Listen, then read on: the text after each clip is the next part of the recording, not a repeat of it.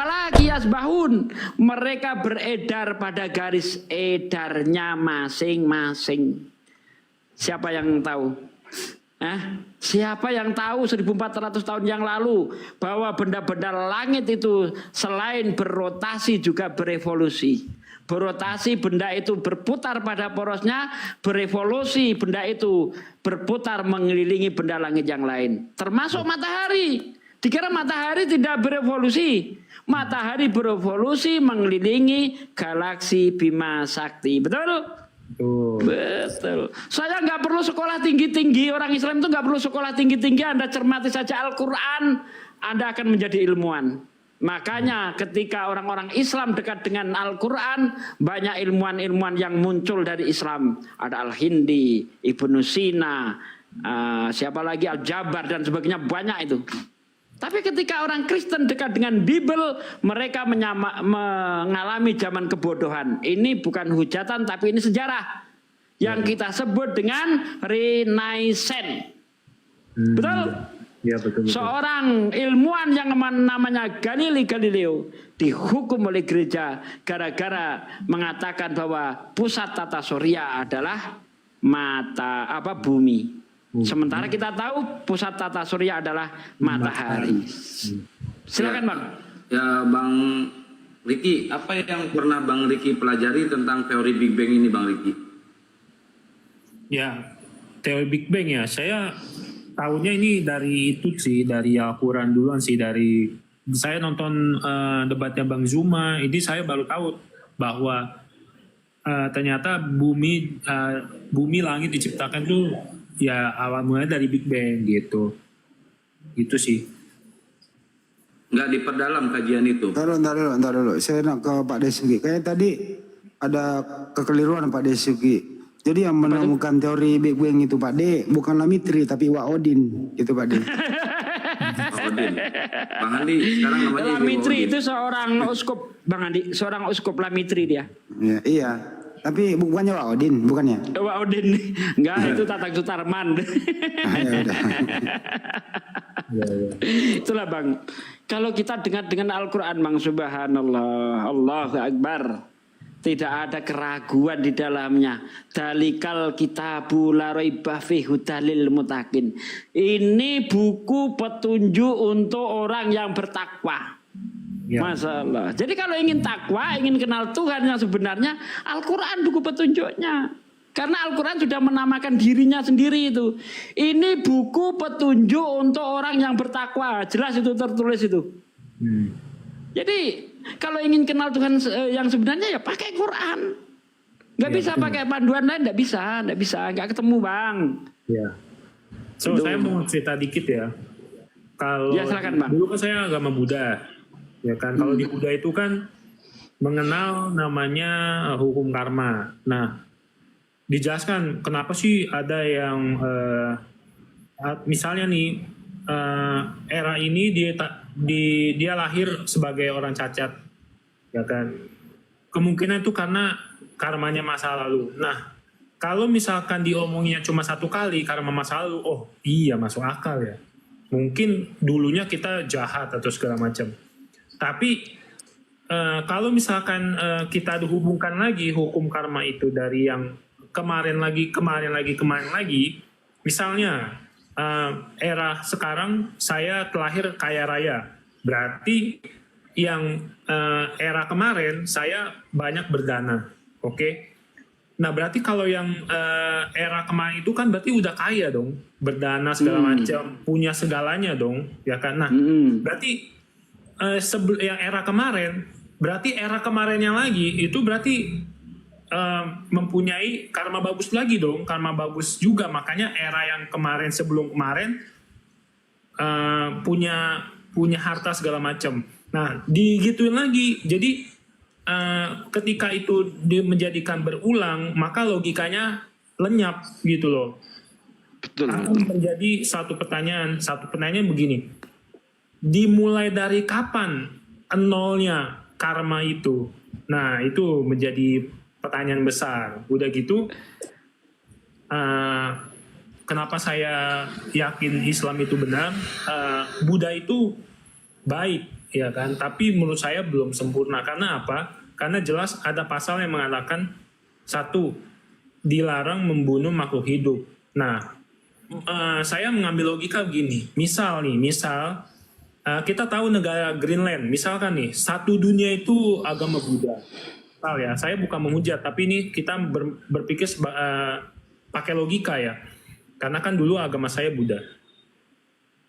Misal satu dunia ini agama Buddha dan semuanya itu ikut ajaran Buddha, ya kan?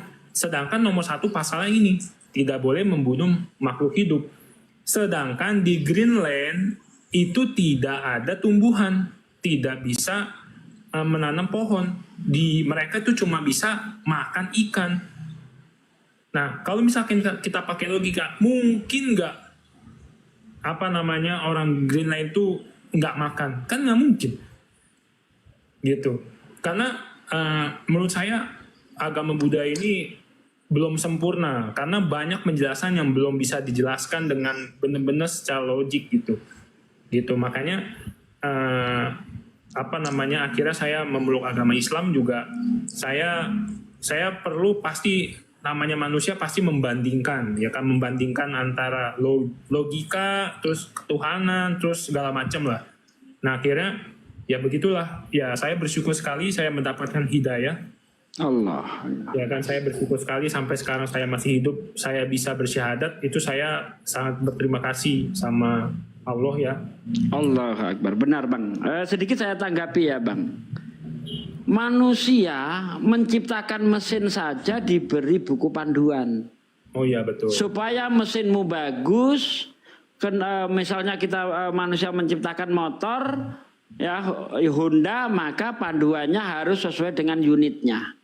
Iya kan? Apalagi manusia. Manusia ini kalau kita ibaratkan mesin, ini mesin yang paling kompleks, mesin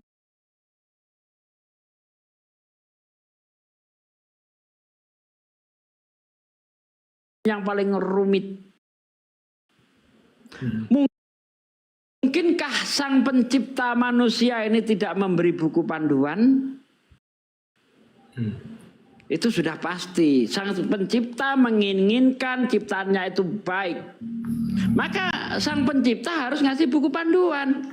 Iya betul. Nah, kalau buku panduan itu bukan dari sang pencipta lalu mau dipakai, pasti hasilnya nyalah-nyalah. Tidak sesuai dengan kodrat, tidak sesuai fitrahnya manusia.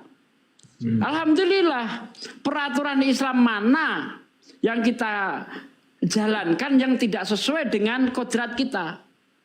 Coba buktikan kepada kita, aturan mana yang akan bertentangan?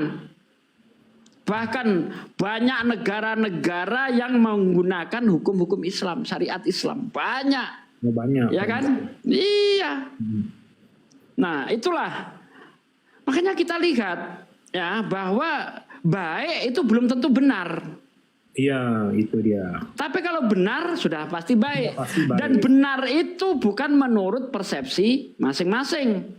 Benar tentu menurut yang menciptakan kita. Kalau menurut yang menciptakan kita benar, maka itu kebenaran yang mutlak.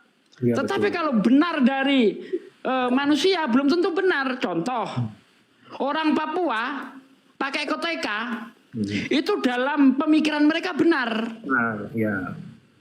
Tetapi apakah bagi kita orang Jawa itu benar? Tidak. Tidak, ya. Iya kan? Di Afrika sana tanda kasih sayang itu meludahi muka orang misalnya kan.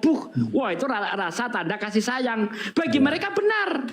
Di Indonesia kau meludahi orang muka orang bisa dibunuh kan? Betul, betul. Jadi benar menurut manusia belum tentu benar menurut Allah Subhanahu wa taala. Jadi benar yang mutlak adalah kebenaran menurut Tuhan. Dan itu dituangkan di mana? Dituangkan oleh Allah melalui para nabinya. Ya, pada zamannya Musa, kebenaran Tuhan diajarkan, ya, diajarkan. Kemudian Al-Quran itu adalah kebenaran yang mutlak yang akan dipakai oleh manusia sepanjang zaman. Kalau kitab-kitab terdahulu itu sifatnya lokal, ya, maka Al-Quran itu sifatnya universal.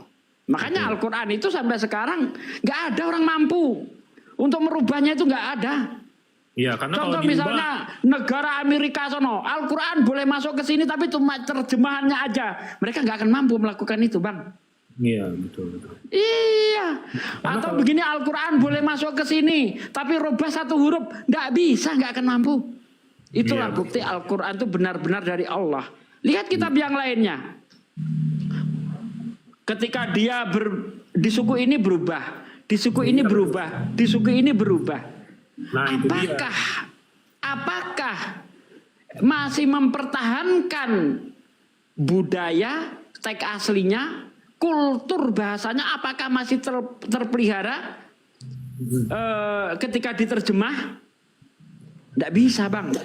Contoh ya, ini saya kasih contoh yang mudah aja. Orang Jawa itu kalau bilang jauh, jauh, itu tidak sebegitu jauh, Bang. Tapi kalau dia mengatakan orang Jawa secara lisan jauh, berarti udah tidak terhingga itu. Ya kan? Sekarang diterjemah ke dalam bahasa Inggris long. Ada kena ndak ini rasa bahasanya itu? Kena ndak? Nggak Ya, bisa, long. Bang. Nggak kena. Nggak kena. Makanya itu ketika kita mempelajari bahasa Arab itu juga selain mempelajari hurufnya, mempelajari artinya, juga harus tahu tata bahasanya. Rasa bahasa juga dipelajari yang kita sebut balagoh. Ya, tata bahasa kan nahu sorob, balagoh. Nah, itu mempelajari bagaimana cara merasakan bahasa itu, ya kan? Misalnya seperti tadi yang saya katakan adoh itu bahasa Jawa kan jauh itu adoh. Tapi kalau orang Jawa bilang aduh, itu sudah jauh banget. Kalau adoh itu masih bisa kita jangkau, nggak seberapa jauh. Tapi kalau aduh itu udah jauh banget, Bang. Diterjemah ke bahasa Indonesia jauh, nggak kena bahasanya, Bang. Nggak kena. Makanya itu teks asli, rasa bahasa itu terpelihara di dalam Al-Quran. Sehingga ketika kita baca Al-Quran ngerti kita, begitu, Bang. Iya betul. Karena kadang kalau misalkan saya berdebat ada orang Kristen yang lempar ayat gitu kan. Kadang saya mencari penerjemahannya beda nih di website A sama B. Jadi saya terjemahin aja langsung Arabnya gitu. Nah, kalau misalkan terjemahin Arab kan nggak bisa bohong lagi tuh. Betul. Gitu. Ya, betul. Bang, saya lupa tadi selama 3 kali debat dengan Gurunda Juma sebelum Abang Sahadat, apa yang didapat sama Abang nih setelah debat dengan Gurunda Juma selama 3 kali itu? Sebenarnya saya nggak debat sih, Bang. Saya cuma diskusi aja. Saya menanyakan ayat Bible yang kurang jelas gitu kan. Saya tanya ke Bang Juma, terus saya ada nanya soal pantangan kalau misalnya saya kan punya guguk di rumah. Kalau saya mualaf nanti kalau misalkan kejilat itu bisa gak dibersihnya pakai air sabun gitu, atau memang harus 7 kali dibilas sama pakai tanah gitu. Itu aja sih, Bang gitu. Terus mudah-mudahan nanti Bang Juma cepat naik ke sini ya biar ngobrol langsung sama Gurunda ya, karena Abang udah masuk Islam gegara, salah satunya diskusi dengan Gurunda juga kan. Ya itu salah. Wah mantap, Masya Allah. Terus memang kalau misalkan saya kan dari Buddha, memang kalau misalkan dipelajari, kan saya kan kalau misalkan mempelajari kristologi kan juga berarti kan harus belajar Tanakh juga kan, karena Tanakh itu kan yang di copy paste sama Septuaginta ya kan. Jadi saya pelajari ternyata di dalam kitab suci agama Buddha juga Sang Buddha mengatakan begini, akan ada Maitreya baru yang akan datang yang akan mengajari manusia gitu, dan sangat jelas Buddha ini begini bilangnya, pengikut saya puluhan, sedangkan pengikut Maitreya yang akan datang itu puluhan ribu gitu loh. Nah kalau misalkan Oke, misalnya kalau misalkan Buddha itu ajarannya sempurna, mungkin nggak sih sang Buddha itu mengatakan akan ada Maitreya baru? Tidak mungkin. Berarti jelas ajarannya belum sempurna. Dan kalau misalkan Buddha ini refernya, sang Buddha ini nunjuk ke siapa sih sebenarnya? Kalau kita coba refer ke Yesus, mungkin nggak sih Yesus kita tahu pengikutnya paling banyak cuman ratusan, bukan puluhan ribu, ya kan? Udah gitu 12 Bang, 12. 12 ya kan, yang paling dekat kan 12 ya kan, paling dekat 12. Oke lah kita Yang sejaman itu. 12. Ya yang sejaman ya 12. Nah, saya berpikir coba kita bandingkan ke Nabi Muhammad. Nabi Muhammad saat hidup, buset dah, itu pengikutnya bener itu puluhan ribu. Berarti Ratusan, apa yang Bang. Nah, kenapa? Ratusan ribu. Ratusan ribu ya kan, bahkan melebihi apa yang udah dinubuatkan di dalam kitab suci Tripitaka gitu. Makanya udah gitu di Bible juga, kalau misalkan kita lihat di Bible, apakah Bible itu sempurna? Mari kita lihat, kalau misalkan sempurna, tidak mungkin lagi Yesus mengatakan akan ada roh kebenaran yang baru, ya kan? Udah gitu di Tanakh juga mengatakan hal yang sama, akan ada Mesias baru, ya kan ya. Ya kalau misalkan saya baca, Mesiasnya ternyata Dajjal, ya kan. Mesiasnya si orang Yahudi ternyata Dajjal gitu. Makanya jelas lagi di Tripitaka mengatakan begini. Sang Buddha mengatakan Maitreya yang baru ini akan mengajarkan ajaran baru. Berarti kan bukan Buddha lagi tuh. Ya kan, selepas itu denominasinya berbeda tapi kan akarnya tetap Buddha. Berarti kan bukan Buddha gitu. Makanya setelah saya baca sekian banyak kitab suci, bahkan saya pernah nonton Zakir Naik punya debat sama orang Hindu ya. Bahkan di Veda juga mengatakan hal yang sama kayak di Bible, di Tripitaka, ya kan, akan ada Mesias baru. Nah, cuman saya nggak mendalami Veda ya, karena itu jauh banget.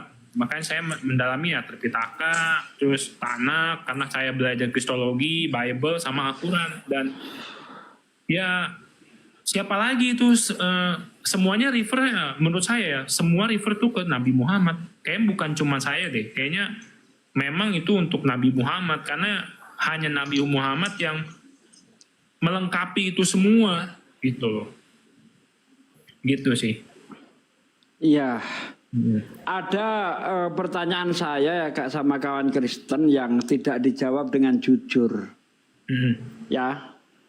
Itu terkait dengan Ulangan 18:19. Di situ dikatakan barang siapa yang tidak mendengarkan nabi itu, barang siapa yang tidak mendengarkan firmanku yang diucapkan nabi itu dengan Bismillah, Bismi Anoki dalam bahasa Ibrani, dalam bahasa Arab Bismillah, daripadanya akan aku tuntut pertanggungjawaban. Dan di dalam Kisah Para Rasul 3 ayat 23 dikatakan akan terjadi pada umat ini, siapa yang tidak mendengarkan nabi itu akan dibasmi dari umat kita. Ini Kisah Para Rasul itu setelah Yesus terangkat, ya. Tapi di ayat itu dikatakan akan terjadi. Kisah Para Rasul 3 ayat 23, ya. Dan akan terjadi bahwa ya, semua orang yang tidak mendengarkan nabi itu akan dibasmi dari umat kita. Ini siapa ini? Kemudian nabi yang menyampaikan firman Tuhan dengan bismillah ini siapa? Itu belum ada orang Kristen yang bisa jawab itu. Harus ada pembuktian. Kalau ada di Bible, nabi mana yang ketika menyampaikan firman Tuhan dengan nama Tuhan dulu? Siapa? Kita cari bareng-bareng, ayo. Saya nggak mau deh ke Nabi Muhammad dulu. Tapi mari kita lihat siapa ini. Loh, Pak Dhani ini kepancing ini kok malah hilang. Saya ingin Pak Dhani menjawab ini. nabi itu, ya itu satu nabi loh, karena barang siapa yang tidak mendengarkan nabi itu, bukan nabi-nabi itu, tapi nabi itu artinya tunggal. Barang siapa yang tidak mendengarkan nabi itu, daripadanya akan aku tuntut pertanggungjawaban. Jadi Tuhan akan menuntut mereka yang tidak mendengarkan nabi yang menyampaikan firman Tuhan dengan nama Tuhan. Bismillah, Bismi Anoki dalam bahasa Ibraninya. Di Kisah Para Rasul 3 ayat 23, dan akan terjadi semua orang yang tidak mendengarkan nabi itu ya akan dibasmi dari umat kita. Ini ayat ini setelah Yesus terangkat. Artinya akan ada nabi yang akan melakukan hal itu. Siapa dia? Ini belum ada orang Kristen jawab ini.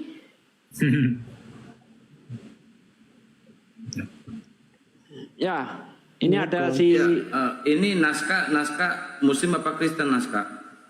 Muslim bang, aku mau ini mau kirim video bisa nggak? Kak Kirim bang. video apa bang? apa bang? Video penistaan agama.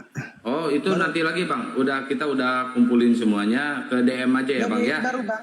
Baru ini baru. Iya ke DM aja bang, ke DM aja ya. Oke ya bang. Oke, Udah, kita turunin aja ya. Aku DM nanti abang ya. Siap.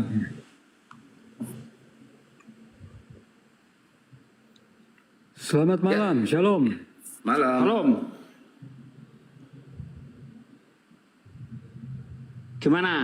Mau jawab pertanyaan saya? Jadi apa pertanyaanmu? Ulangan 18:19. Nabi yang ketika menyampaikan firman Tuhan dengan nama Tuhan itu siapa? Silakan tunjukkan ayatnya. Ulangan 18:19. Kemudian Kemudian nanti itu- Bang Riki juga mau debat silakan ya. Lanjut dulu Pak Kemudian Dik. itu korelasinya dengan Kisah Para Rasul 3 ayat 23. Karena di ayat 22 itu bukankah Musa itu ya? Bukankah telah dikatakan Musa, Tuhan Allah akan membangkitkan bagimu seorang nabi dari saudara-saudaramu sama seperti aku, dan dengarkanlah dia dalam segala sesuatu yang akan dikatakannya kepadamu. Dan akan terjadi bahwa semua orang yang tidak mendengarkan nabi itu akan dibasmi dari umat kita. Itu korelasinya. Ulangan 19 ayat 18. 18-19 jangan dibalik-balik. 19 18. Ya? 19 18 ya? 18-19 dibalik-balik nih orang. 18 19. Seorang nabi akan kubangkitkan bagi mereka dari antara saudara-saudara seperti engkau ini. Aku akan menaruh firmanku dalam mulutnya, dan ia akan mengatakan kepada mereka segala yang kuperintahkan kepadamu. 19. 19. Orang yang tidak mendengarkan segala firmanku yang akan diucapkan nabi itu demi namaku, daripadanya akan kutuntut pertanggungjawabkan. Itu Ayat siapa? 20. Ayat 20. Tetapi seorang Ayat nabi 20 itu berbicara nabi palsu. Kenapa kamu takut saya baca ini? Loh, enggak, saya enggak takut. Jadi Tetapi dia seorang bentar nabi. bentar. Dengar dulu. Ulangan 18 dari ayat 15 sampai ayat 19 itu bicara nabi yang akan dibangkitkan. 20 dan seterusnya itu bicara tentang nabi palsu. Ya. Nah, sekarang pertanyaan saya di 19 itu mengkerucutnya itu di 19. Ciri-ciri nabi itu dikerucutkan di 19. Ya, langsung ditunjuk nabi itu. Ya, ciri-ciri nabi itu ketika menyampaikan firman Tuhan dengan nama Tuhan, Bismi Anoki, dalam bahasa Arab Bismillah. Nah, itu nabi siapa? Jangan ke 20 dulu, 20 itu nabi palsu, nanti kita garap. Oke. Sejak kapan nabi dari Arab, sedangkan Al-Jasiyah ayat 16, dan sungguh kepada Bani Israel telah Saya kami belum berikan ngomong kitab soal Taurat, bentar kekuasaan, dulu, dan kenabian. Peri, bentar dulu. Kita belum mengkerucut kepada Nabi Muhammad. Ini masih mencari siapakah Nabi itu. Makanya saya persilahkan Anda untuk menunjukkan bahwa itu Nabi itu adalah Yang ada di Bible silahkan Jadi buktikan. saya mau katakan itu bukan Muhammad. Itu aja Oke, jawaban siapa? saya. Oke, siapa? Saya tidak bisa jawab, tetapi itu bukan Muhammad. Namanya Muhammad. Kalau Muhammad baca ayat terus. Tetapi orang Nabi yang terlalu berani untuk mengucapkan kan demi tadi Nabi, tadi sudah perkataan yang saya tidak katakan. diperintahkan Bentar untuk Ferry, dikatakan gantian, benar, jangan rocos. atau yang Jangan rocos, sudah macet, sudah. Gurunda, assalamualaikum warahmatullahi wabarakatuh. Iya, bentar itu Ferry, bukan bentar Muhammad, Ferry. brother. Tadi sudah Itu saya bukan kata, Muhammad. aduh, bisa gantian enggak? Kalau enggak turun aja deh. Ya, tapi itu bukan Muhammad. Ya Jangan iya, diam memaksakan. dulu. Bentar, Ferry diam dulu, Ferry diam dulu sebentar. Mau dijelasin dulu sama Ustaz Sugi. Sebelumnya, Gurunda, assalamualaikum warahmatullahi wabarakatuh. Loh, masih jauh dari perangkat. Lanjut dulu, Bang. Tadi sudah Ustaz Sugi. saya katakan, pertanyaan saya ini belum ada yang bisa jawab. Mereka hanya mengatakan itu bukan Nabi Muhammad. Oke, siapa dong? Kan begitu. Karena ini nubuatan. Nubuatan itu harus terpenuhi. Kalau tidak terpenuhi berarti Tuhan pembohong. Ayo kita gali dulu siapa dong? Kalau nggak ada ya udah macet di situ kan? Oke. Nah, ciri-ciri Nabi itu dalam Kisah Para Rasul 3 ayat 23 ya dikatakan di situ, dan akan terjadi semua orang yang tidak mendengarkan Nabi itu akan dibasmi dari umat kita. Berarti ketika ayat itu ditulis, kejadian itu belum terjadi karena akan terjadi.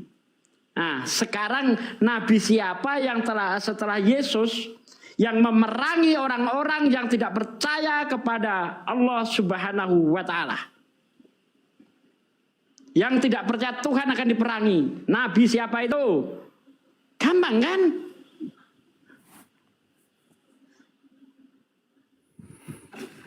Ayo. Ini jelas sekarang nih. sekarang boleh jawab, Ferry. Quran surah Al-Jasiyah ayat Aish. 16, dan sungguh kepada Bani Israel telah kami berikan kitab Taurat. Ini Saya kemana-mana orang ini. Nggak bisa diajak dialog ini. Orang dari dulu pemakan babi begini doang, nggak bisa dia apa-apa. Apa ini? Nggak bisa Kau bahasa jawab Indonesia. dulu. Ini jelas. Nah, iya. Mending Ferry diam aja dulu, Ferry turun dulu, Ferry. Kita mau ini ya, ada Ya udah kita mantan bicara lawan. sama ini mualaf aja deh. Ya, Agak mantan nyambung lawan dia. debat Gurunda Juma sekarang udah login. Gurunda, monitor Gurunda. Bang Duta Akuarium, benar enggak yang saya katakan tadi, Bang? Pertanyaan saya ini belum ada yang bisa jawab. Mereka malu-malu mengaku itu Nabi Muhammad karena ego, karena kebodohan. Betul. Assalamualaikum warahmatullahi Waalaikumsalam warahmatullahi wabarakatuh. Waalaikumsalam. Ini lawan debat Gurunda sekarang udah login Gurunda. Oh enggak Teman pernah debat debat. saya kemarin Diskusi ya, lawan diskusi. aja. diskusi sudah syahadat. Sudah.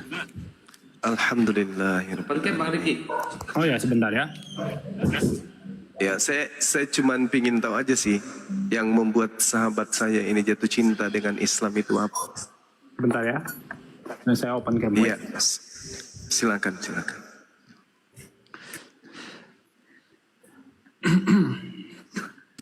Tema itu memang bikin nonton mencret. Masya Allah. Ya Bang, monggo. Saya standby dulu. Ya.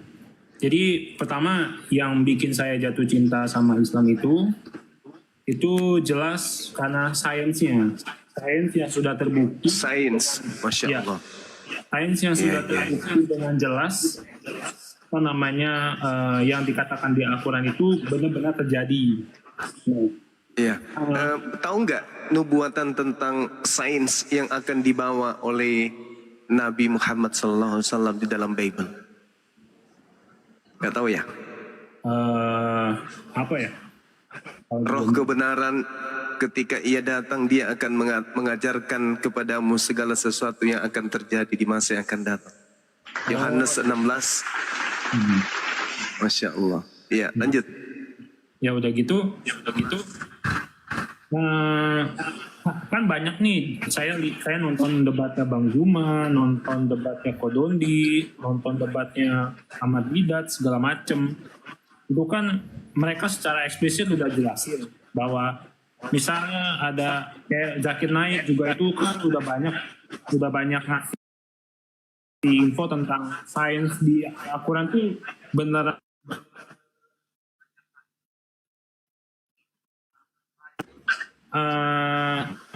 Kayak misalnya bumi itu bulat seperti telur onta, udah gitu semakin tinggi di atas semakin sesak, gunung itu seperti asap, Big Bang, embrio, udah gitu hanya sidik kulitnya jari. merasakan sakit, sidik jari. Nah itu kan saya cuma nonton tuh, cuma lihat. Izin sebentar Pak Riki, Gurunda agak feedback suaranya Gurunda. Maklumi aja, aku lagi di Dubai, Bang. Oh iya lupa. Iya. Ya, lanjut. Ya udah gitu. Saya kan sering banget debat sama orang Kristen. Nah, saya ini kan mempelajari kristologi juga udah lama, udah 6-7 tahun gitu. Saya cuma suka aja debat sama mereka gitu, karena saya selalu penasaran apa sih jawaban mereka itu tentang ketuhanannya mereka sendiri gitu. Nah, yang saya bingung, mereka ini selalu menganggap yang debat sama mereka itu adalah Islam. Nah, udah gitu dilemparin lah saya ayat Al-Quran gitu. Nah, ini sama sekali saya belum pernah dengar. Saya belum pernah lihat sainsnya itu dibicarakan ke koma-koma lain atau di tentang di YouTube lain gitu. Jadi orang Kristen ini lempar ayat begini. 1400 tahun yang lalu, masa iya sih ditulis di Al-Quran bahwa sperma itu keluar dari tulang sulbi, terus gunanya testis buat apa?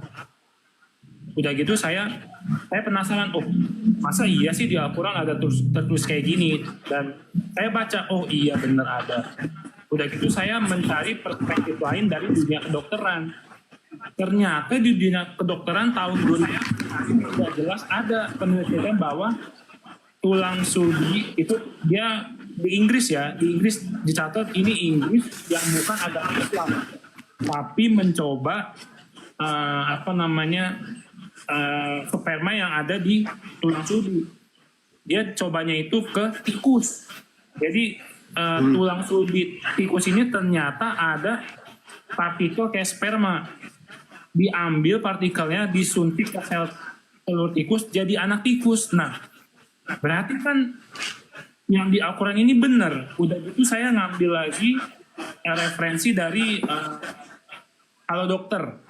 Ternyata di Halo Dokter bilang begini, kalau ada cacat atau ada kerusakan di tulang sulbi atau tulang punggung, maka akan terjadi pengurangan produksi sperma, kualitas sperma terganggu, suhu testisnya juga terganggu. Jadi semua itu jelas di Al-Quran, bahkan udah ditulis duluan sebelum ada penelitian. Nah, dari situ saya ketampar tuh, wah ini hidayah besar buat saya nih.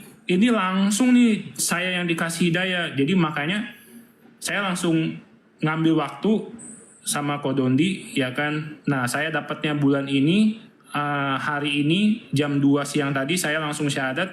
Ya saya tidak mau lagi nunda-nunda gitu. Jadi udah saya dikasih lihat langsung hidayahnya, mau ngapain lagi saya tunda? Dan emang udah terbukti gitu loh, bahwa apa yang udah ditulis di Al-Quran itu semuanya benar. Gitu sih Bang. Masya Allah, subhanallah. Luar biasa. Ya itulah Bung. Namanya siapa sih? Riki. Ya. Nah inilah yang ditinggalkan kemudian para nabi kepada kita, informasi tentang mukjizat, dan satu-satunya mukjizat yang dibutuhkan manusia pada zaman ini dan pada hari-hari kedepannya sampai hari kiamat itu adalah ilmu pengetahuan. Dan ilmu pengetahuan itu tercakup kemudian tersimpul di dalam Al-Quranul Karim, sehingga pakar Al-Quran mengatakan bahwasanya 93% cakupan daripada ayat suci Al-Quran itu adalah ajakan kemudian untuk berakal, untuk berfikir. Dan segala sesuatu aspek yang menjadi temuan kemudian dalam kehidupan kita sebagai manusia, itu cakupannya semuanya tersimpul di dalam Al-Quranul Karim. Jadi mujizat yang dibutuhkan manusia pada hari ini bukan bela lautan, bukan membangkitkan orang mati, tetapi adalah ilmu pengetahuan. Yang dibutuhkan sampai hari kiamat nanti adalah ilmu pengetahuan, temuan-temuan akal manusia yang pada umumnya itu sudah tersimpul di dalam Al-Quranul Karim. Besok hari ketika ada temuan baru kemudian barulah kita tersadar, oh sudah dinyatakan dalam Al-Quran 1400 tahun silam. Itulah keistimewaan dan itulah mujizat satu-satunya yang ditinggalkan kemudian, yaitu Al-Quranul Karim. Apa itu? Ilmu pengetahuan yang dalam dasar pijakan awalnya adalah Iqra bismi rabbikal ladzi khalaq. Bacalah dengan nama Tuhanmu yang menciptakan. Jadi segala sesuatu yang ada pada hari ini ditemukan oleh ilmuwan, itu dasar pijakannya semuanya sudah tersimpul dalam Al-Quran. Subhanallah. Tapi Al-Quran itu hanya sampai kepada orang yang berakal. Orang berakal yang hanya bisa sampai kepada Quran. Mereka yang menutup diri itu tidak akan sampai kepada Al-Quran. Saya kira begitu. Ya sahabatku, mudah-mudahan istiqomah. Rapatkan dirimu saudara dengan orang-orang yang beriman, yang rajin sholat, yang rajin ibadah. Oke? Itu nasihat saya. Ya, Bang Riki, kalau boleh tahu dulu diskusi sama Gurunda ngebahas apa, Bang Riki? Dulu saya cuma nanya soal ayat Bible yang di mana si Yohanes ya nusuk cucukin jarinya ke tangan Yesus, ya kan? Udah gitu, apalagi ya? Oh, tentang apa namanya yang Yesus ditangkap, kok nggak salah itu doang sih. Coba membahas yang kurang jelas. Terkait penyaliban gitu. Terkait penyaliban. Iya gitu. Aku ingat.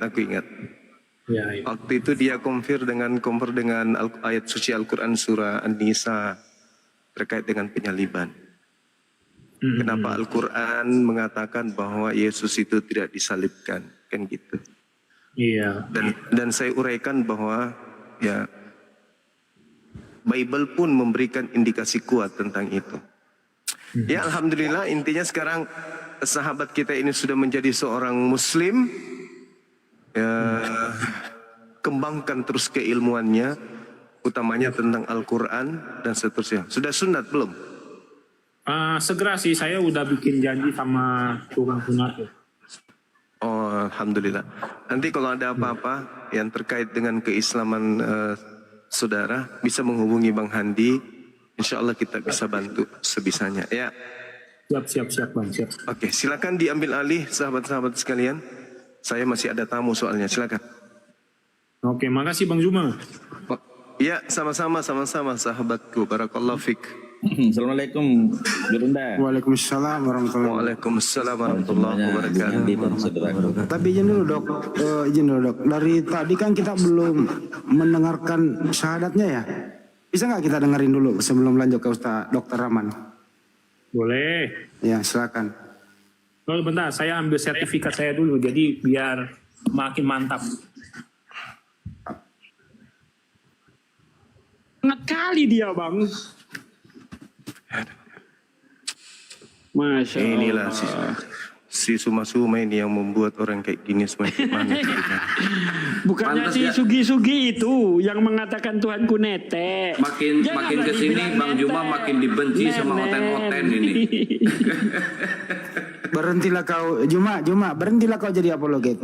Jadi mualaf semua orang agar-agar kau. Masya Allah, subhanallah. Wah, keren.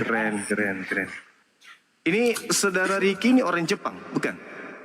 Bukan, orang Chinese Medan. Oh, Chinese Medan. Oh, sakitnya hatinya. Kupikir tadi sepupuan dengan Bang Handi, bukan ya? Seperjuangan. Oh, seperjuangan. Iya. Oke, silakan syahadat, ingin dengar kita. Oh ya, tanpa dituntun apa saya sendiri? Sendirilah. Ada musik, Bang Ustaz Sugi musik. Bukan saya. Oh bukan. Gurunda kalau saran saya sih pengennya, saya rindu banget dengar Gurunda Juma menuntun syahadat. Merdu banget kalau Gurunda yang menuntun. Ya, coba ya.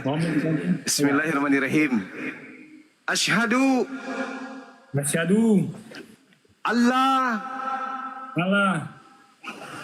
ilaha illallah wa asyhadu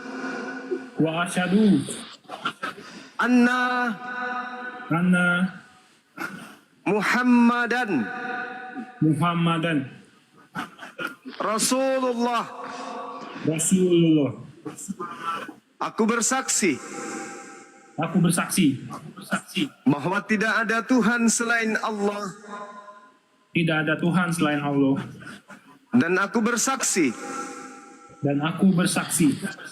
bahwa Nabi Muhammad adalah Rasul utusan Allah. Subhanallah, Masya Allah. Takbir. Allahu Akbar. Jayalah Islamku, jayalah Indonesiaku. Masya Allah. Yang Yesus utusannya belum Gurunda. Sahabat, ambil alih dulu sementara, silakan. Yang Yesus utusannya belum Gurunda. Nggak usah itu, dia kan bukan dari sana. Oh iya betul. Gimana sih? Saya tadi Kalau dengar di abang sebelah. ini tinggal di Medan sekarang, Bang? Bukan, di Jakarta. Nah, di Jakarta. Tadi saya dengar di sebelah mengatakan gini. Juma, Sugi berhentilah kau. Semua orang menjadi mualaf gara-gara kau. Nah, udah bagaimana itu? Bagus dong. Makin banyak yang berjalan kebenaran gitu. Masya Allah. Ya, biar beliau yang jawab. Beliau tahu jawaban. Kalau banyak yang mualaf berarti mereka semua pakai logika, pakai akal, semua berpikir gitu. Bahwa menerima memang Al-Quran itu kitab suci yang paling benar, yang benar ya.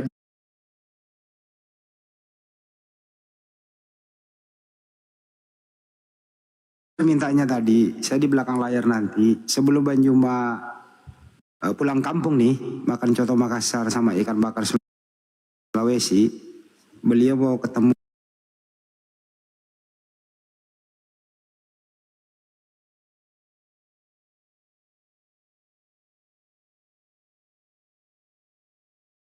Boleh. Saya jawab sendiri boleh. Ya di belakang layar kita teleponan nanti ya. Kalau ngomong kayak gitu tuh di belakang layar aja, nggak usah ada saya di sini. Bikin nggak enak aja. Ada yang cemburu nih ya. Jadi nanti saya calling Bang Andi ya. Iya, nomor aku sama Akang. Kang, nomornya. Iya, nomor Riki ada ya Kang? Ada. Ya udah Akang aja yang teleponin lah. Bang Kiannya tinggal chat saya aja. Soalnya tadi kita udah chatting sama saya, udah chatting sama Bang Kian. Bang Kiannya tinggal. Itu sunatnya diurusin Bang Andi. Di Jakarta kan sunat tuh nanti repot dia. Udah tolong diurus lah. Udah di tackle sama Kodoni dan kawan-kawan. Oh ya udah kalau gitu. Aman. Masih. Saya sih tadi ingin kalau dia mau sunat itu saya mau ikut. Saya pengen ambil bagian dikit aja pakai solder.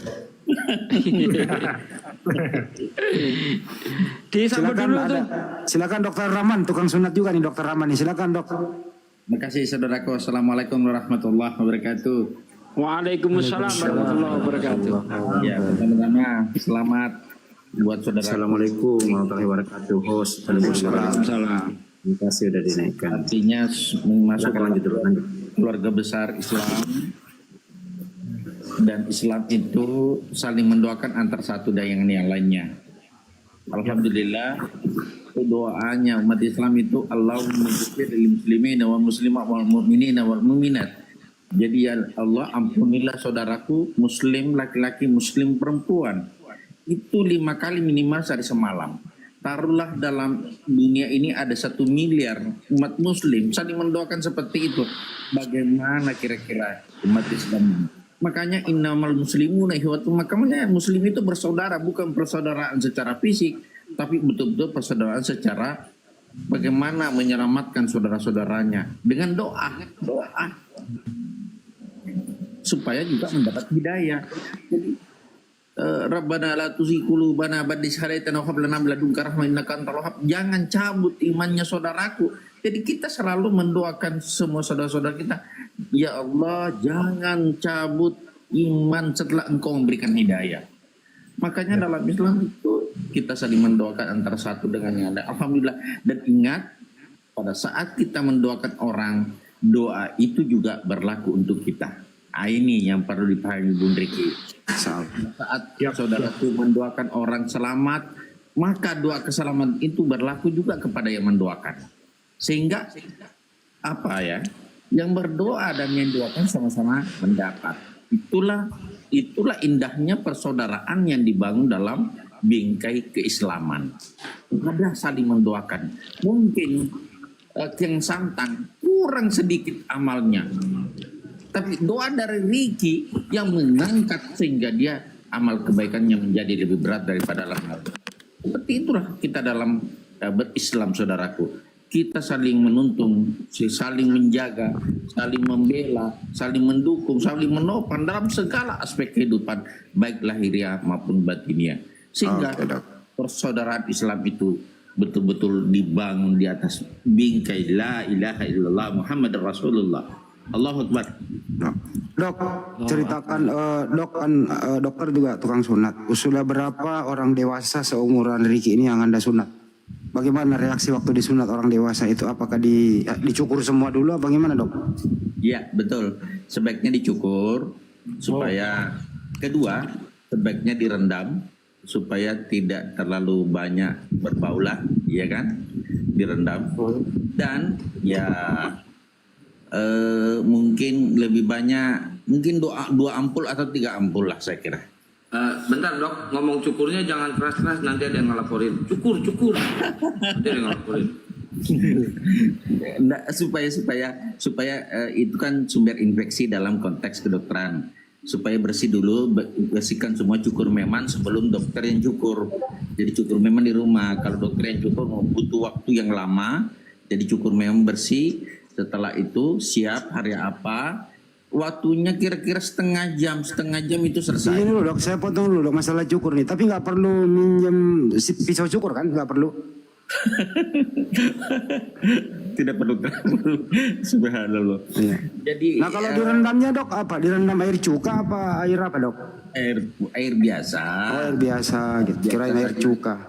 Direndam sebelumnya, direndam supaya lebih mudah kita. Tapi tidak direndam juga tidak apa-apa. Yang penting bersih ya, bersihkan supaya enak lah kita bekerja.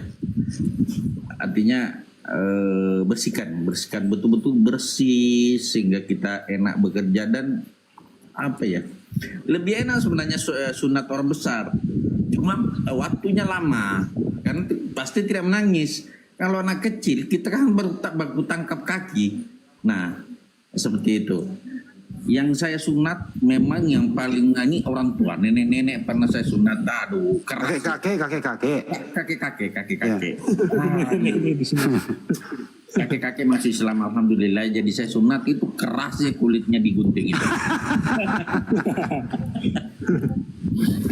Aduh, termasuk keturunan Chinese juga saya pernah sunat satu. Ada nggak dok yang pernah dokter mau sunat melarikan diri? Oh, enggak. Nggak ada ya? Yang masalah memang ada yang pernah saya sunat 1 minggu sudah mau nikah. Oh, Waduh. Dan saya bilang, aduh tidak bisa dipakai. Terus saya tidak bisa jamin. saya tidak bisa jamin sembuh 1 minggu tidak bisa. Dok, itu yang umur segitu, dokter kan pernah nyunat yang umur segitu, kira-kira ada bau nggak, kecium bau nggak dok? Ada orang tertentu yang tidak pernah cuci, saudaraku. Wih. kok saya aman, saya cuci terus. Bau sangit ya dok, bau sangit. Satu ruangan itu tutup. Makanya saya ingatkan sama Riki, cuci jangan sampai satu ruangan pakai masker. Waduh, enggak bang, amit-amit. Nah, ada pernah saya dapat satu, tidak pernah cuci dia, kotor dia caranya. Begitu saya gunting, aduh, kenapa jadi begini? Akhirnya saya ambil alkohol 1 botol, saya siram alkohol 1 botol itu habis. Nah, Ten, dengerin Ten tuh, Ten. Cuci makanya, Ten. Jangan cukur aja, cuci sekalian. Bau, tahu. Oh, saya aman sih. Saya cuci tiap hari, saya sabunin. Nah, itu tindaku. Luar dalam. Oh, berarti bersih yang Bang Riki ya? Mana coba lihat kalau bersih. Artinya sebelum disunat, kalau sudah bersih untuk sementara artinya walaupun sudah bisa sholat karena sudah tidak ada najis. Tetapi kan supaya menjaga itu najis muncul sedikit saja di situ kan sudah tidak sah wudhu kita. Nah, ini pentingnya perlu bersih, perlu disunat supaya kan kotoran itu tumbuh sedikit saja sudah menjadi najis buat kita, saudaraku, sehingga tidak membuat wudhu kita tidak sah. Nah, inilah perlunya kalau misalnya lambat mungkin berapaan saja lupa untuk cuci. Kalau kita sudah disunat setiap kencing pasti cuci, ya kan? Dibersihkan, kita dibersihkan. Tapi kalau tidak sunat kan keliling harus dibersihkan harus keliling. Misalnya tiba-tiba masih ada melengket 1 biji seperti biji padi di. Nah, itu kalau ada yang lengket ini gosok aja pakai ini sikat kawat, Dok. Waduh. Begitu saya lagi berkisah, dengarkan baik-baik. Ini penting didengarkan ini, masalah sunat. Saya dulu pernah wawancara teman saya namanya, ini saya samarkan, namanya Mary, suaminya namanya David. Dia di luar Islam dia. Seiring dengan waktu karena musibah suaminya meninggal namanya David. Terus kemudian Mary ini dalam perasaan ditinggal suami, kemudian dia memeluk Islam. Dia mualaf. Dalam perjalanan hidupnya sebagai muslim dengan status janda yang terhormat, menikah sama Wak Odin. Saya samarkan juga nama Wak Odin gitu ya. Mulai nih. Hiduplah suami istri yang baik. Bang Andi mulai. Enggak benar, ini serius.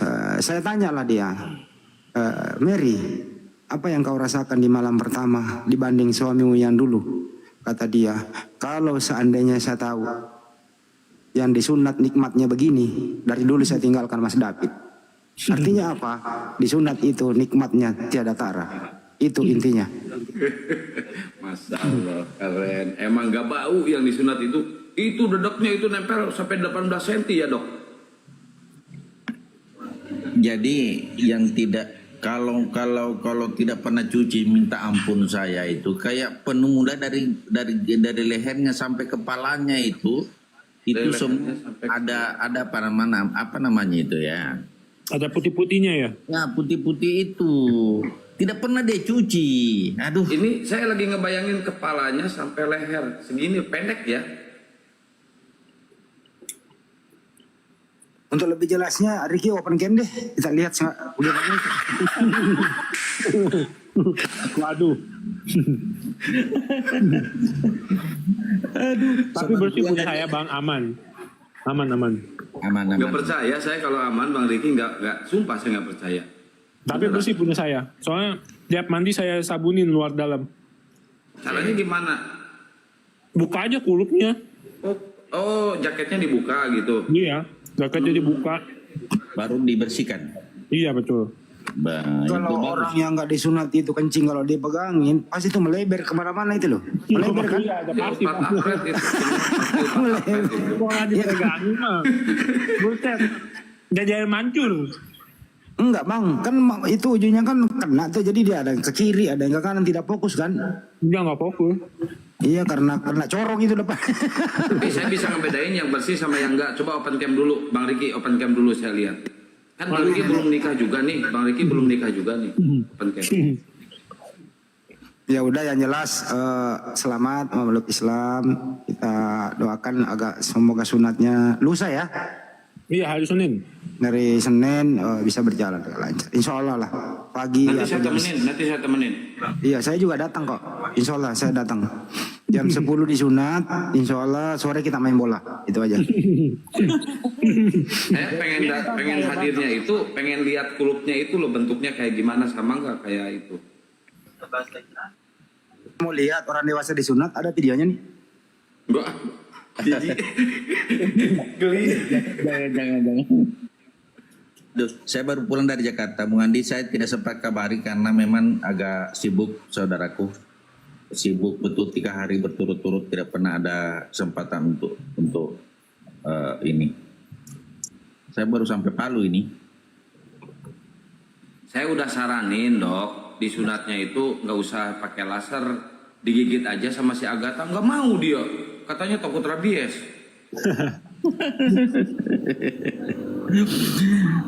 Sekarang enak. Sekarang terserah Ricky mau sedikit di model atau bagaimana, terserah lah.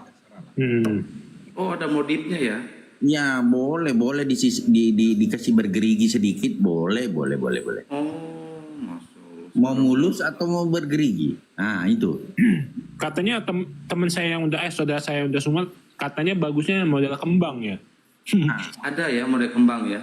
Boleh digulung di situ, dia agak sedikit digulung di ujungnya itu sehingga membengkak sedikit di belakangnya kepala itu agak sedikit lebih besar. Boleh. Nah ini Bang Handi waktu ngantar nyunat ya?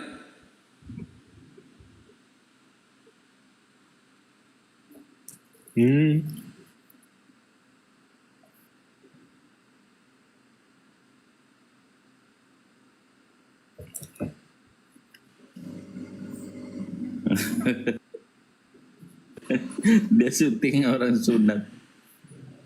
Ya, seperti itu. Jadi dikasih kain keliling, betul-betul barang itu saja di tengah. Jadi steril semua di sekeliling. Steril keliling, barang itu saja dikerja dan ya semua alat-alat sudah siap di samping dan sebagainya.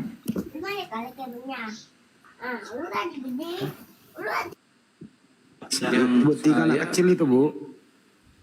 Iya Bu, ada anak kecil Bu, nanti kena ini ya Bu ya, di bawah dulu ya Bu. Saya dulu pakai bengkong Pak Dokter. Saya dulu pakai bengkong. Pakai apa?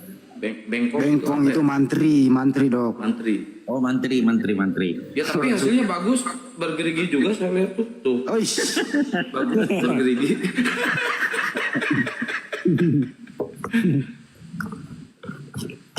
Saya juga mantri dulu kan, jarang dokter zaman dulu. Waktu itu belum ada pisau Dok, pakai bulu. Saya punya nenek ini tukang sunat Bung Handi, tapi masih pakai pisau. Nah, yang dia punya keahlian itu taunya itu bagaimana menghentikan darah dengan ilmunya ya. Apa ya? Saya punya nenek itu punya kemampuan yang melebihi rata-rata. Kalau dia dia pakai sedikit dari anunya, kemudian dia usap itu luka, langsung berhenti.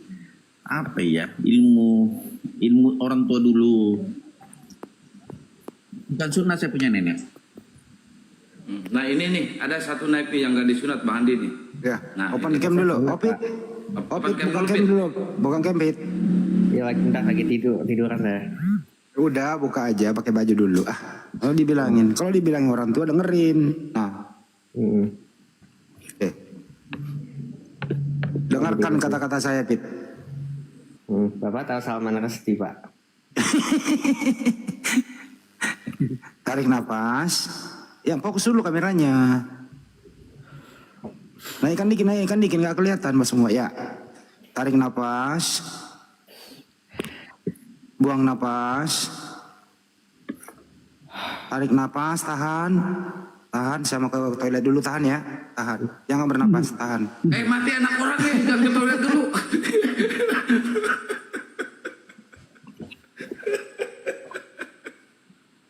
Ya, Opit belum disunat? Udah, Pak. Udah, benar, serius. Benar, serius. Mana coba buktiin kalau udah? Ya udahlah, udah dari kelas 5 SD kali. Kenapa disunatnya? Ya buat kebersihan. Oh kebersihan, berarti bukan syariat agama kan? Bukan.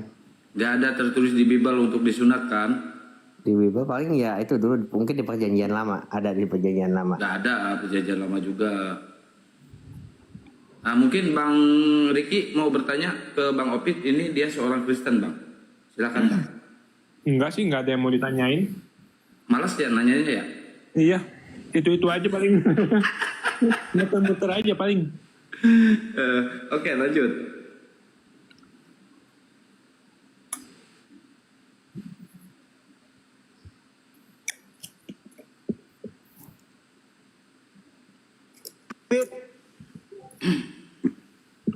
Opit, kamu masih sering ke gereja? Pit? Gereja ya lumayan sering sih. Tapi kamu masih Kristen apa sih kamu? Katolik apa? Protestan? Protestan saya Pak. Keluarga Protestan semua? Iya Protestan semua saya Pak. Jadi Tuhannya kamu siapa, Pit? Yaitu Tuhan Yesus dalam nama Bapa, Putra dan Roh Kudus. Kok Tuhanmu 3 sih? Satu Pak, itu satu Tuhan dan 3 pribadi. Hah? Itu namanya Tritunggal. Oh, Tritunggal. Tritunggal Bro Riki katanya. Tritunggal ya. Ya nggak apa-apa lah ya, cariin aja si Opit. Pak Andi Selebes udah pernah baca buku karya itu The Satanic Force karya itu Salman Rushdie? Belum ya? Enggak. Udah pernah baca belum? Aku malas baca ya, nggak bisa membaca gua, gimana itu? Nggak apa-apa, bagus. Kira-kira apa di luarnya?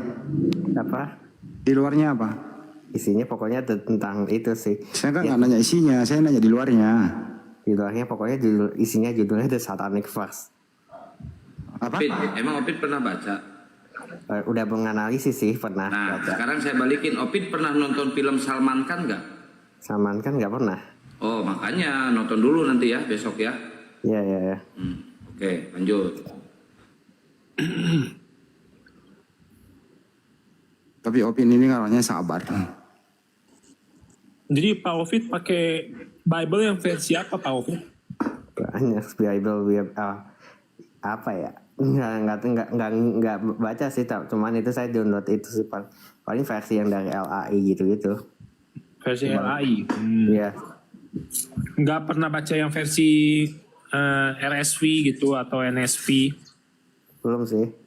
Oh, harusnya dibaca Pak. Iya, Baca RSV aja dulu. Nah, karena di RSV itu sangat jelas mana yang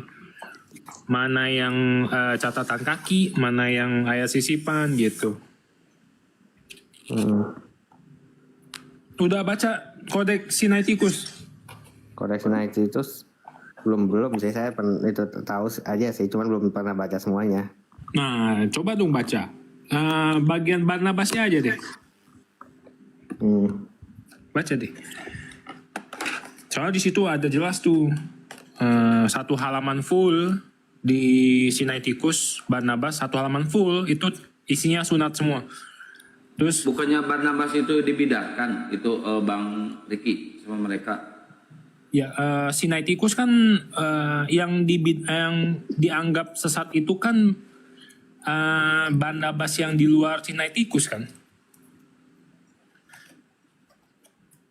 Opit nggak ketinggian itu, nggak ngerti dia.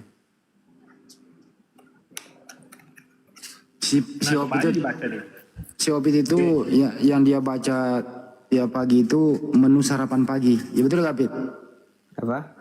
Sarapan pagi? Iya, menu sarapan pagi kan? Ya, enggak sih, saya paling ya minum doang kalau tiap hari.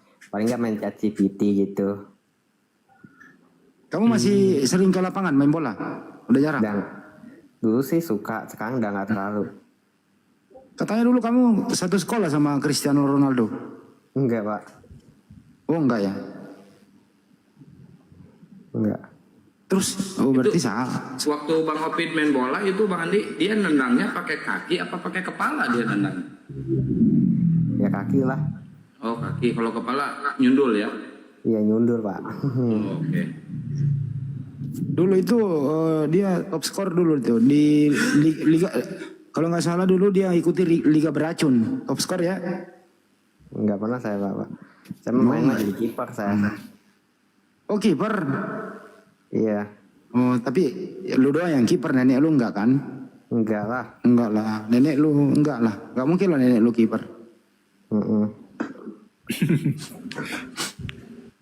Ya udah Bang Oto lagi tuh, yang mualaf Bang Oto. Kenapa Anda mualaf Bang Oto? Berbagi dong, silakan. Bang Goto silakan. Bang Goto dari tadi standby. Ayo berbagi. Iya. Jaringan saya ini merah, kadang bagus nih. Makanya saya. Tapi kalau begini jelas ya. Jelas. Oh iya, saya kan sudah berkali-kali jelaskan. Iya Bang Goto, siapa tahu bisa mualafkan opini setelah Bang Duta Aquarium. Jadi saya sudah berkali-kali jelaskan sebenarnya, bahkan ada beberapa video saya. Terakhir kan saya podcast dan video itu saya sudah jelaskan. Jadi begini, ada beberapa alasan sebenarnya yang paling fundamental ya. Kalau kita lihat dari kedua agama ini ya, terutama Islam itu dengan Kristen. Sebenarnya kalau kita pelajari ya secara baik-baik ya, karena ukuran saya itu mempelajari dari kitab Tanakh atau dari perjanjian lama Kristen. Sebenarnya akhir dari perjalanan ya sebuah keyakinan itu Islam. Itu kesimpulannya sebenarnya. Jadi kalau kita belajar terutama epistemologinya ya, Rasulullah Muhammad Sallallahu Alaihi Wasallam itu sebenarnya dia sudah dinubuatkan sudah lama sebenarnya, bahkan bukan dalam perjanjian baru. Beliau ini dinubuatkan sejak zaman Abraham, tapi di sini saya lihat memang secara literally ya tidak dijelaskan secara eksplisit itu dalam perjanjian lama. Karena kita tahu bahwa Bible yang sekarang ini kan yang terutama yang Protestan ya, ini sudah direvisi dan sudah dimodifikasi berkali-kali menurut saya. Bahkan saya pelajari sejarahnya ini sudah kurang lebih yang nulis ini sampai dia masuk ke Indonesia itu sudah kurang lebih 10 orang yang nulis ya. Itu bukan dari abad ke-4 tapi justru dari abad ke-15 ya, abad ke-14 ya. Mulai dari John Wycliffe itu yang waktu masih Katolik sampai munculnya saja di ke Protestan itu Martin Luther sampai ke William Tyndale itu ada John Oz di situ, ada William Coverdale. Jadi memang sudah banyak yang berubah menurut saya. Ini hanya saya mau bilang begini bahwa Islam itu adalah keyakinan yang menutup itu. Nah, dia awal, dia juga akhir. Jadi kalau kita hubungkan dengan kitab Wahyu ya, yang berkata itu ada yang awal dan yang akhir, dan siapa itu Isa. Sebenarnya ini juga mencakup semua. Ketika Islam dikatakan bahwa dia yang awal, dia juga yang akhir. Jadi dia yang menutup sebenarnya. Nah, kalau kita mau jelaskan rentetan sejarahnya ini kan terlalu panjang, mungkin dia sampai pagi tidak selesai. Tapi yang jelas begini, Islam ya Rasulullah itu sudah dinubuatkan dari kitab Kejadian. Dia sudah ada ini. Hanya memang secara eksplisit tidak dijelaskan gitu. Kenapa saya masuk Islam? Karena saya menggunakan akal. Karena saya juga seorang yang menyukai filsafat ya. Saya mempelajari ontologi, epistemologi, aksiologi, bahkan sampai stoikisme saya pelajari. Memang Rasulullah ini adalah penutup gitu. Sudah tidak ada lagi orang suci di bawahnya atau orang sekelas nabi setelah beliau ini. Saya pernah jelaskan sedikit ini ya. Mulai dari Kejadian 17:20, Kejadian 26 sampai dia turun ke Kidung Agung 5:16 sampai turun lagi ke Yesaya 29:12, turun lagi ke Yeremia 28:9, turun lagi ke Yohanes 14:27, turun lagi ke Matius 21:43, turun lagi ke Yohanes 14:27. Jadi sebenarnya kalau kita pelajari baik-baik, kata Isa itu kan ada kata Isa. Isa kan pernah bersabda begini bahwa aku ada sebelum Abraham ada. Kan seperti itu. Nah itu yang menjadi landasan sebenarnya, landasan ukuran kita asal kita pintar berpikir. Masalahnya saya lihat teman-teman Kristen ya, memang dominasi doktrin itu sudah mendarah daging. Jadi doktrin ini bagi mereka adalah satu hal yang utama, bukanlah bukanlah sesuatu yang yang harus disingkirkan, kan begitu. Jadi doktrin bagi mereka ini adalah hal yang harus mengalahkan rasionalisme. Makanya saya katakan begini, Kristen itu bukan kehilangan rasionalitas, bukan ya, tapi dia kehilangan rasionalisme. Nah, kalau rasionalitas itu kan pikiran yang berdasarkan logika ya. Tapi ketika kita bicara rasionalisme, ini alat ya untuk mengetes pengetahuan atau untuk mengetahui pengetahuan itu benar atau tidak, kan begitu, itu rasionalisme ya. Jadi Kristen tidak kehilangan rasionalitas, tapi mereka kehilangan rasionalisme. Kenapa? Karena doktrin-doktrin bapak-bapak gereja ini yang membuat mereka rusak nih. Betul. Mereka sudah tidak lagi mengambil tolak ukur dari kitab yang sebenarnya menjadi pondasi kitabnya. Betul. Dan pondasi kitabnya ini kan adalah perjanjian lama ya. Mesti diambil tolak ukur dari sini. Ini tidak. Yang dia ambil tolak ukur justru doktrin tuh, terutama doktrin Tritunggal ya.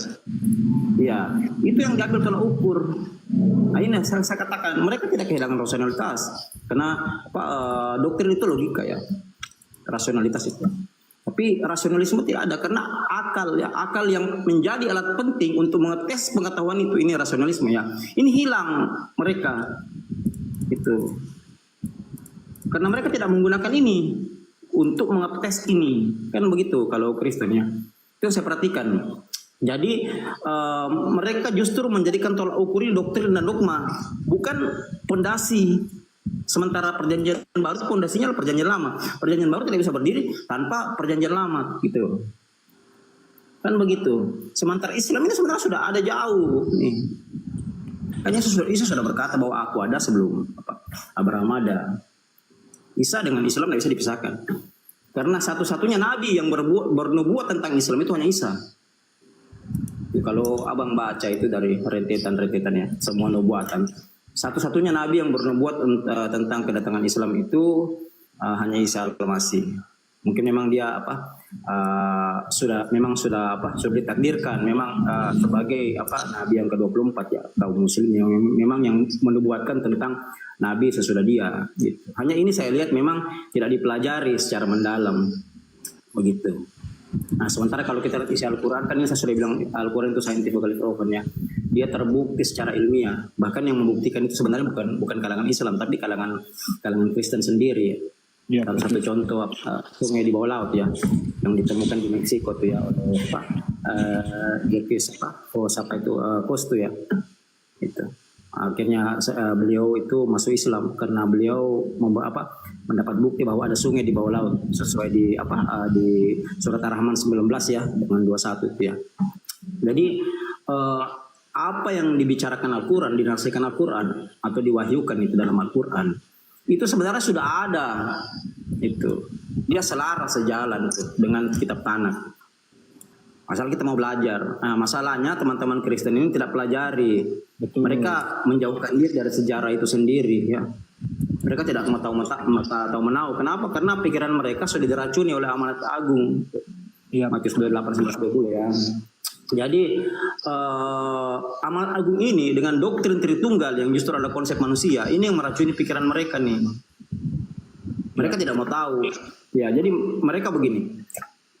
Mereka itu tidak mau terima kalau ada nabi itu di luar dari bangsa Israel.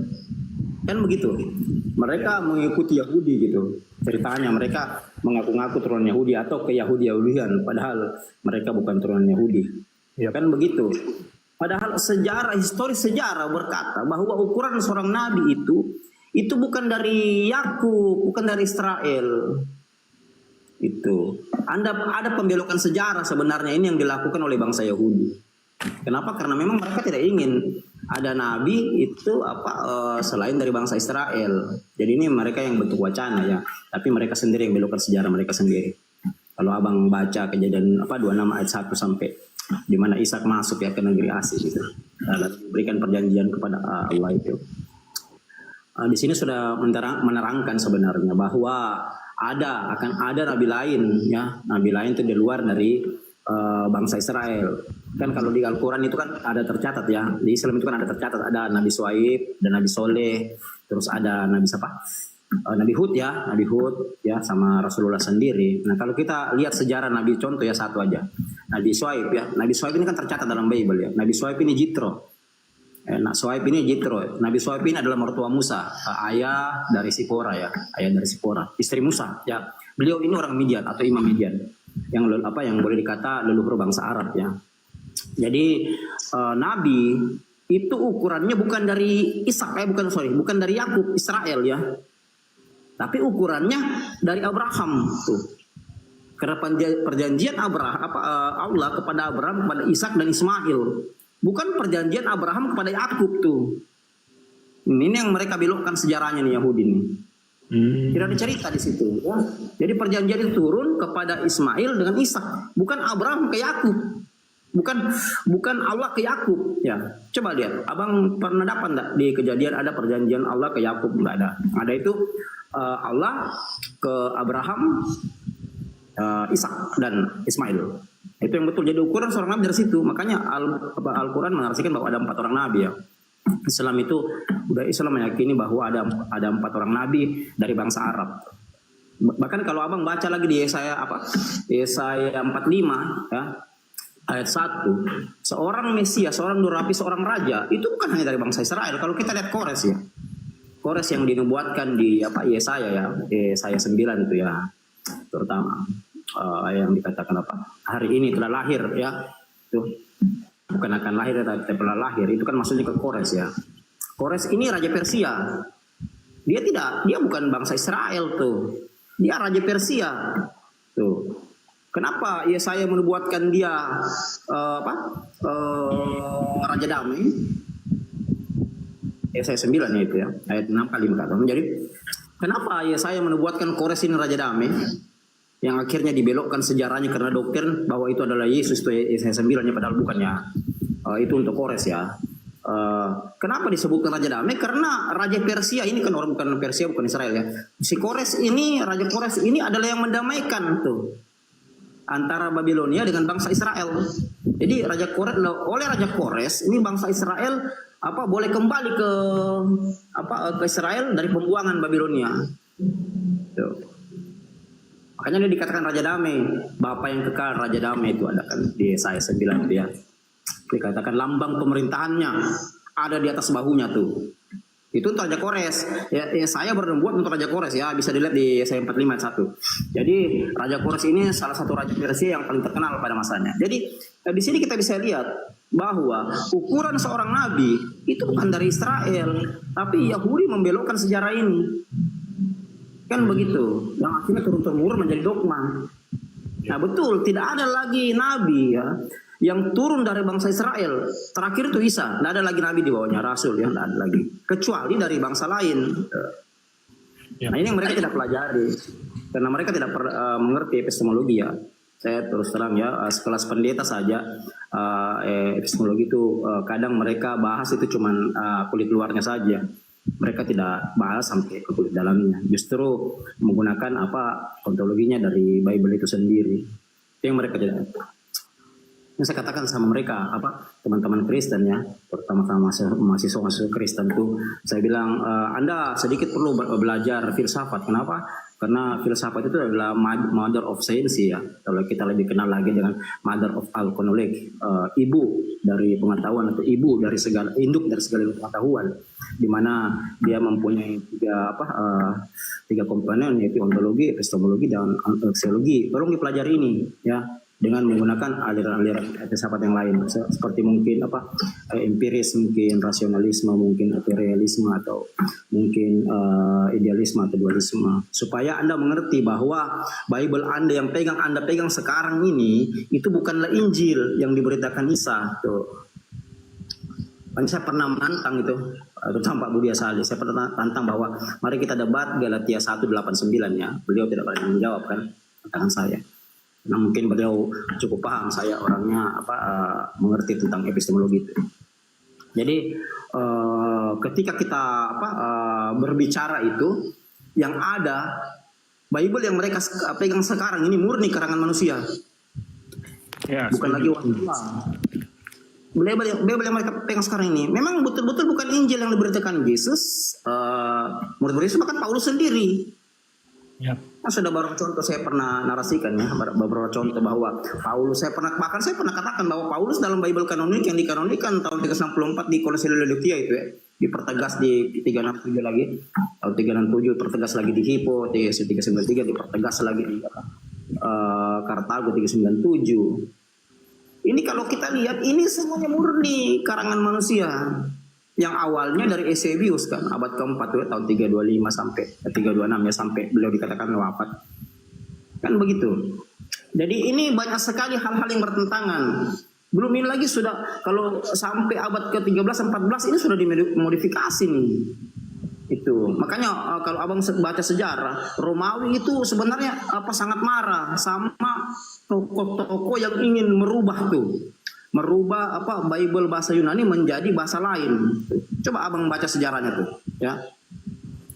Semua tokoh-tokoh yang mencoba merubah bahasa sebelum muncul Protestan ya, dari bahasa Yunani ke bahasa lain ya, Ceko, Hungaria, Inggris dan yang lain, itu semua mati dibunuh. Tuh. Katolik sangat tidak mau dulu ya. Kalau Bible bahasa Yunani dirubah ke bahasa Inggris tuh. Kita bisa lihat contohnya William Tyndale. Ya. William Tyndale ini terusan dari John Wycliffe ya, yang beliau ini mati di salib ya, baru dibakar dulu. Karena kenapa? Beliau mencoba merubah Bible bahasa Yunani ke bahasa Inggris. Akhirnya beliau diganti, kan didapat, beliau lari dapat. Tapi setelah adanya Ratu Elizabeth ya, Ratu Mary Jo menentang Ratu Elizabeth ini yang mendukung, yang melindungi mereka pada saat itu terjemahan. Akhirnya tahun 1611 ada KJV ya, Raja James itu ya, Indian versionnya. Jadi ini kita bisa ambil kesimpulan bahwa Bible ini sudah ada kepentingan di dalamnya, kan begitu. Nah, itu yang betul ya, terutama kepentingan politik. Bahkan kalau Abang bicara belajar perang salib tuh, rentetannya sampai peristiwa pembantaian Magdeburg, ini Bible ini sudah dipenuhi dengan intrik politik, sudah dipenuhi dengan prasangka politik. Jadi dipakai memang untuk memperluas wilayah jajahan. Tuh, saya pernah bilang bahwa aksiologinya di situ tuh Bible tuh. Ya, mungkin Jadi, Bang Opit mau membantah, silakan Bang Opit. Ini Bang Opit yang mana nih? Ini Opit Jeremy ini dari Kristen dia. Yang mana nih? Tidak ada, saya tidak lihat Bang. Opit Jeremy di bawah. Iya Pak. Kalau dilihat sih emang saya bilang kalau dari saya tidak lihat ya. Silakan kalau mau dibantah ya. Kalau dari penulisan emang tidak ngerti sejarah, jangan bantah kalau ngerti sejarah. Pak, saya akui. Cuman kalau kita lihat dari siapa lagi namanya tuh yang mahasiswa Kristen yang Bible itu tidak sudah pertama debat dengan saya tuh. Kita bahas sejarah, dia pakai buku bahasa gimana sih? Gini, kalau dari sisi ya silakan kalau ada yang mau bantah sebelum selanjutnya. Bible memang ada banyak perubahan Pak untuk ngikutin zaman, tapi kalau kalau dari maknanya itu saya ini kadang bagus, kadang tidak nih. Kan itu tidak ada yang diubah Pak, maknanya masih sesuai dengan kesimpulannya Bible begini. Sebelumnya. Bible itu the group of notes ya, kumpulan Bang Goto, suaranya ketutup-tutup nih sama Bang Jeremy. Emang suara Bang Jeremy nggak kedengaran sama Bang Goto? Tidak Bang, tidak. Oh, atau gini, Bang Goto turun dulu terus naik lagi biar sinyalnya bagus Bang Goto. Ini sinyal kayaknya nih. Nah gitu. Nah silakan bantah dulu Bang Jeremy. Ini kalau saya pelajarin ya Pak, emang saya akui kalau Bible itu banyak perubahan katanya dari beberapa tahun ke tahun. Itu karena untuk menyesuaikan bahasa yang sekarang sama bahasa-bahasa di masa lalu Pak. Emang itu benar, itu betul supaya itu kata-katanya tuh lebih mudah dimengerti. Tapi kalau Bapak perhatiin dari sisi sejarah, makna Bible tuh selalu mengikuti sejarah di abad pertama. Tidak ada yang diubah. Misalnya maknanya kenapa Yesus disalib itu karena dia mengakui mencetakkan diri dengan Allah. Itu tetap maknanya tetap kayak gitu. Memang kalau secara bahasa emang Al-Quran saya akui lebih itu lebih lebih suci, lebih bagus. Cuman kalau kita ngomong dari sisi sejarah historis Pak, Al-Quran itu kelihatan Pak, mohon maaf, itu ditulis manusia, dan bahkan ada loh penelitian yang mengatakan kalau Al-Quran itu sebenarnya ditulis untuk kepentingan politik. Contohnya dari filsuf muslim namanya Ibnu Al-Farandi, terus Salman Rushdie, terus beberapa peneliti itu, dan Salman Rushdie ini alumni dari Cambridge University. Beberapa lagi juga yang meneliti Quran yang bilang itu dikarang untuk kepentingan politik, contohnya adalah Fateh Syakron dan Michael Hook itu. Gitu Nah, sih. ini kan dari hasil ini ya. Mungkin ada yang mau membantah, silakan. Dan Kata itu Bang mereka Opit, alumni Al-Quran dari ini kampus-kampus dunia. ada unsur politiknya. Kata Bang Opit, ini mungkin dari hasil chat GPT dia. Silakan, mungkin Bang Duta mau membantah, silakan. Sebenarnya kalau gampang aja sih, kalau misalkan ini dibuat untuk politik, ya kan, bagaimana bisa membantah tentang kebenaran sains yang udah dibuktikan di Al-Quran? Gitu aja, simple. Kalau misalkan ditulis untuk politik ya, karena kalau misalkan ditulis untuk politik, buat apa itu ada sainsnya dibuktikan secara akurat di Al-Quran? Gitu aja, coba dijawab. Itu karena ngikut dari beberapa kan mengatakan itu ditulis untuk ngambil dari Alkitab, mohon maaf Pak. Itu kan Dari ada Alkitab itu kan banyak juga ayatnya yang sesuai dengan saya bacakan ya. Dan bahkan diakuin kampus-kampus top dunia. Coba tolong tentang embriologi, di mana di Bible ditulis? Bentar, sabar. Embriologi ya, bentar, sabar ya. Bang Duta, hati-hati nih, dia pakai chat GPT, Bang Duta. Oh, pakai ChatGPT. Nih, Mazmur 139 ayat 15-6 tentang perkembangan janin. Tulangku tidak terlindung bagimu ketika aku dijadikan tempat yang tersembunyi. Ini diakui oleh penelitian di Stanford University tentang pengembangan janin menggunakan teknologi USG, menunjukkan bagaimana janin berkembang dalam Mazmur berapa? Ayat ini. Mazmur berapa? 39 ayat 15-16. Mazmur 39 ayat 15-16.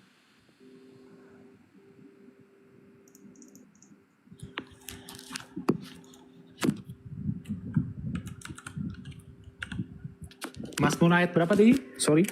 139 ayat 15 ayat 16. 139.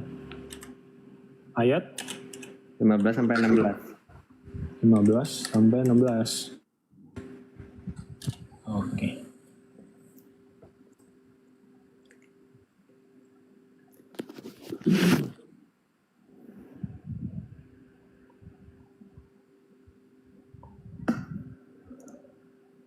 Bentar ya, kita mesti baca konteksnya dulu. tulang-tulangku tidak terlindungi bagimu ketika aku dijadikan di tempat yang tersembunyi dan aku diletakkan di bagian-bagian yang paling bawah. Apa maksudnya ini? Bentar ya, saya bentar, sabar. Itu menjelaskan itu saya pernah catat, nanti saya cek dulu. Apa sih? Apa hubungannya sama sejarah? Itu nggak ada hubungannya. Wah, Opit lu, gua sunat lu. Gua sunat lu. Membuktikan kebenaran perkembangan janin, Pak. Penelitian di Stanford University tentang penggunaan tentang perkembangan janin menggunakan teknologi USG. Jadi lu pikir janin dibuat dari keju? No, bukan gitu. Bentar dulu. Keju itu buat roti enak loh, bukan bikin anak.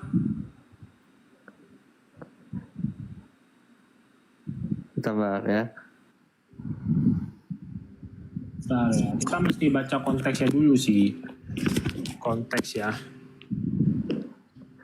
Karena kalau misalkan kita baca nggak pakai konteks nih, bahaya. Berarti nih istilahnya comot-comot ayat. Kayaknya otak lu kepikiran martabak bangka ya, Opit? Enggak, saya belajar itu, Pak. Tenang aja, dari beberapa kampus top dunia tentang Alkitab dan Al-Quran mana yang lebih sesuai sains. Kalau emang Al-Quran sesuai sains, Pak, kenapa pemenang Nobel di Islam itu nggak nyampe 5%, Pak, sedangkan Kristen di atas 60%. Tanya. Apakah sains itu menggunakan Bible? Banyak Pak, itu ada 20 ayat saya baca nanti. Apakah para sains menggunakan lampu misalnya Thomas Alva Edison menggunakan Bible? Dalilnya Bible di mana? Udah, wilayah yang sesuai itu kan ada 20 ayat yang sesuai nih. Nanti saya kasih dibacain deh. Coba alisan ayat 2, kita bisa lihat bagaimana antara ayat Anda dengan ayat Al-Quran. Jadi terciptanya janin itu antara percampuran sperma dan ovum. Ya begitu di kejadiannya sekarang. Apa yang Mazmur tadi itu? Tulangku tidak terlindung bagimu ketika aku dijadikan di tempat yang tersembunyi dan aku direkam di bagian-bagian bumi yang paling bawah. Apa maksudnya ini? Sebenarnya Ya, ini nggak menjelaskan embriologi sih. Ini menjelaskan janin aja, letak janin aja, tapi nggak menjelaskan terbentuknya bayi itu dari embriologi. Ini nggak sama sekali menjelaskan ya. Karena orang juga tahu kalau dari dulu bayi itu letaknya di mana.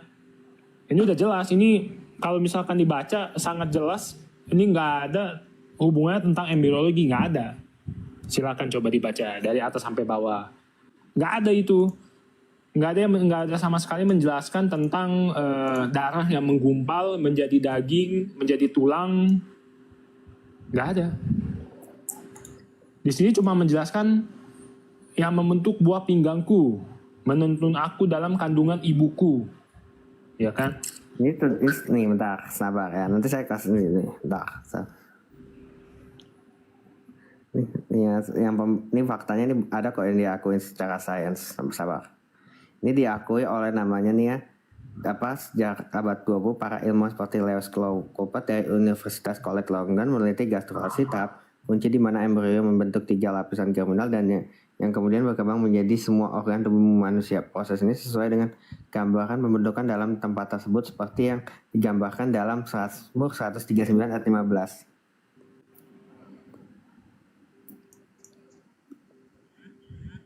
Iya, tapi di situ ada nggak menjelaskan tentang embriologi? Nggak ada. Nggak ada, Bang. No. Nggak ada sama sekali itu. Coba buka surat 70 ayat 2. Nah, itu lengkap. Itu maksudnya. Itu langsung sperma dan ovum. Iya, itu baru masuk. Gini. Kayak saya rasa tanpa Bible pun, tanpa Bible, ya kan, orang zaman dulu juga udah tahu gitu loh. Apa namanya, letak janin itu di mana gitu loh. Tapi yang menjadikan janin itu apa itu kan Bible tidak menerangkan, hanya di Al-Quran yang menerangkan. Itu jelas.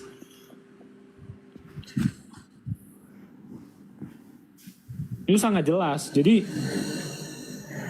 tanpa Bible pun yang ini sih udah pasti tahu gitu loh. Nggak usah pakai Bible juga orang dulu juga udah tahu. Masalahnya yang sangat jelas di Al-Quran tulis itu dulu orang nggak ada yang tahu kan air mani itu bisa membentuk segumpalan darah yang akan menjadi daging, nanti menjadi tulang dan segala macam menjadi lintah yang mengambil makanan dari ibunya segala macam, kan itu nggak ada di Bible. Itu loh. Mungkin cuma satu itu doang, tapi bukan berarti kalau lebih banyak Alkitab loh Pak. Alkitab itu udah ada 20 ayat loh yang sesuai dengan sains dan udah diakui bahkan sampai kampus top kayak MIT, Harvard. Ya, saya kan pernah berarti yang soal embriologi sama yang tadi Anda jelaskan ke Mazmur itu nggak nyambung kan? Nggak ada sambungannya kan? Berarti batal kan? Enggak, itu nyambung Pak. Itu udah diakui nih, bentar ya. Saya sabar aja nih ya. Bang, siapa yang tadi bawa ini? Bang Ovi, saya pernah jelaskan ini. Jadi begini saja kesimpulannya Bang Ovi ya. Saya kan pernah bilang begini, bahwa Al-Quran itu meluruskan, membenarkan, dan menyempurnakan. Dalam Bible itu, khususnya penciptaan manusia, itu memang ada beberapa ayat yang menyinggung itu. Tapi dia tidak sempurna. Betul, tapi tidak sempurna. Al-Quran, coba begini. dalam perjanjian baru soal penciptaan manusia tidak ada. Yang ada dalam perjanjian lama. Makanya saya katakan bahwa Al-Quran itu berbanding lurus dengan perjanjian lama atau kitab Tanak ya, kita perjanjian lama Kristen ya. Karena ukurannya itu dari sana. Ketika perjanjian lama di Mazmur tadi ya, di Kidung Agung ada juga di pengkhotbah ya tentang penciptaan manusia. Itu di sana tidak dijelaskan secara sempurna. Kapan dia sempurna? Nanti di Al-Quran. Tapi coba abang lihat perjanjian baru. Sampai tulisan Paulus. Adakah yang menyempurnakan? Tidak ada. Ini makanya saya bilang abang perlu belajar ontologi, perlu belajar epistemologi, perlu belajar aksi. Gini aja gitu loh. Bang Ovi mendingan coba belajar dari kitab aslinya dulu perjanjian lama Tanakh gitu. Karena jelas perjanjian lama itu kan dari Tanak, ya kan. Nah perjanjian lama itu dulu Tanak yang diubah ke Septuaginta gitu loh. Jadi harus belajar Tanak dulu. Begini mungkin Bang Duta, saya jelasin dulu. Jadi begini, perjanjian lama ya atau Septuaginta, perjanjian lama Kristen itu adalah kitab Tanak Yahudi. Yang diambil dicaplok ya oleh Romawi pada saat itu. Jadi kalau abang memperkuat ya, abang memperkuat dalil abang bahwa ini adalah kitab Kristen, abang menjadi tolak ukur, itu Anda salah. Itu kitab Yahudi. Pendirinya Kristen itu kan dari orang Yahudi, Pak. Yesus Kristus itu kan orang keturunan Yahudi. Paulus, Petrus itu kan keturunan Yahudi. Saya ngerti.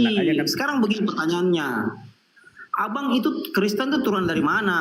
Kan seperti itu. Sementara Yesus sendiri tidak pernah mengatakan.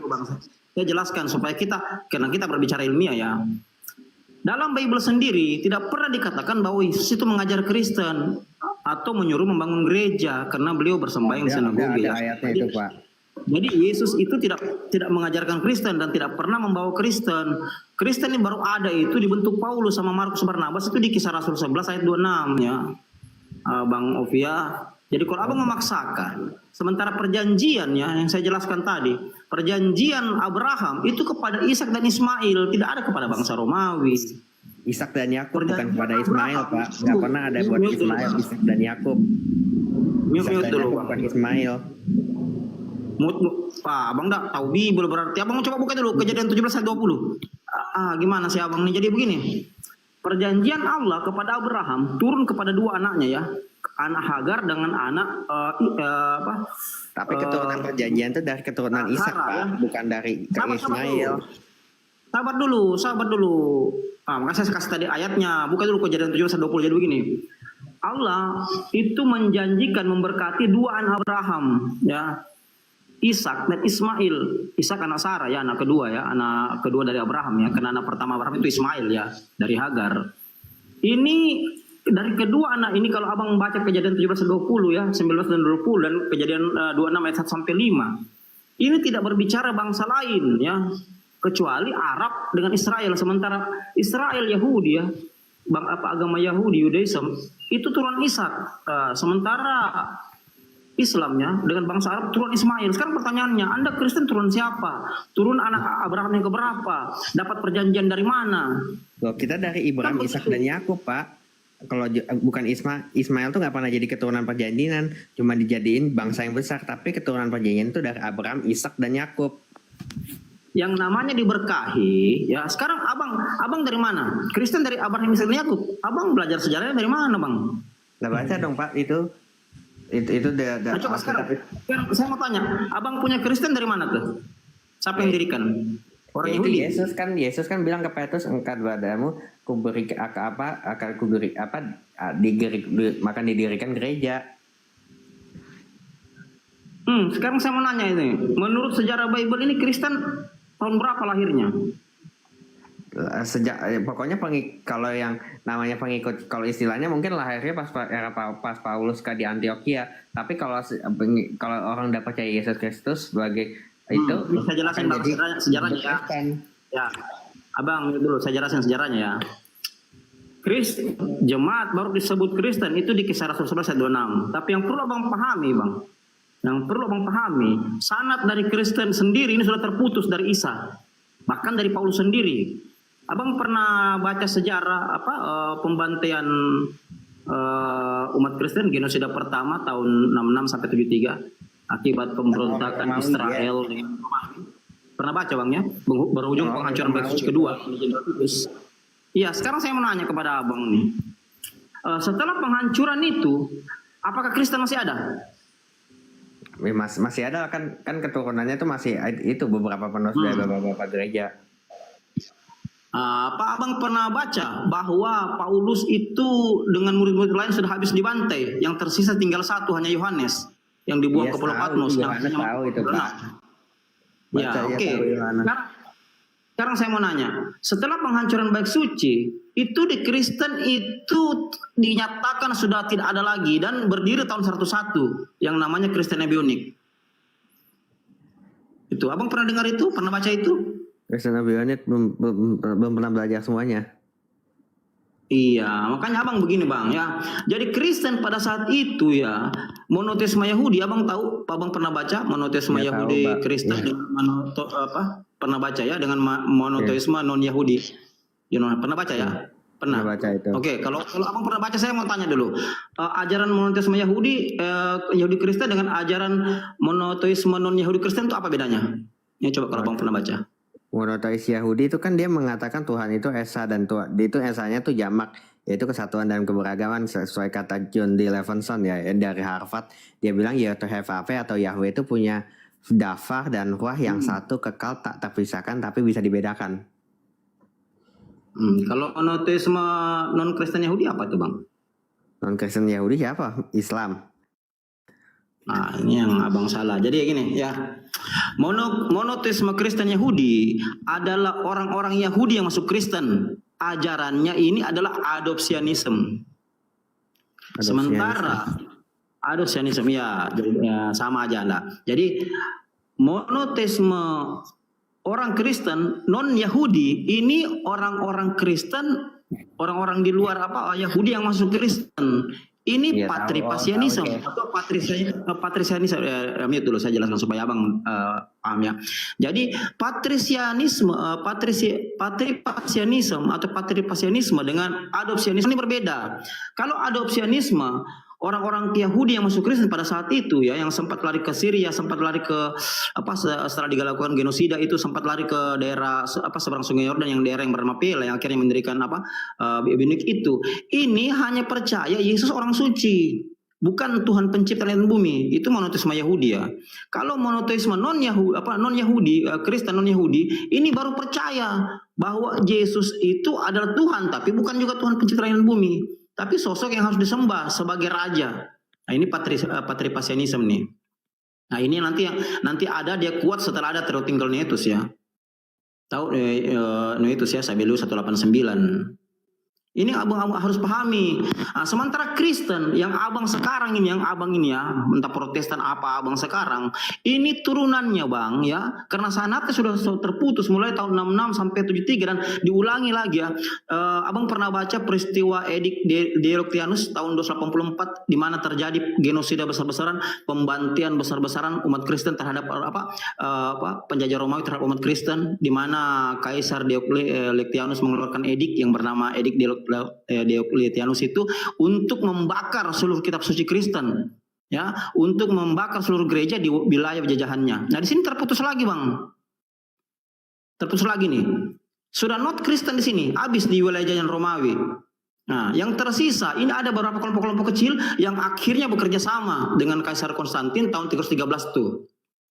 Abang pernah baca Ethic of Milan atau Delik Milano? Abang tahu nggak isinya?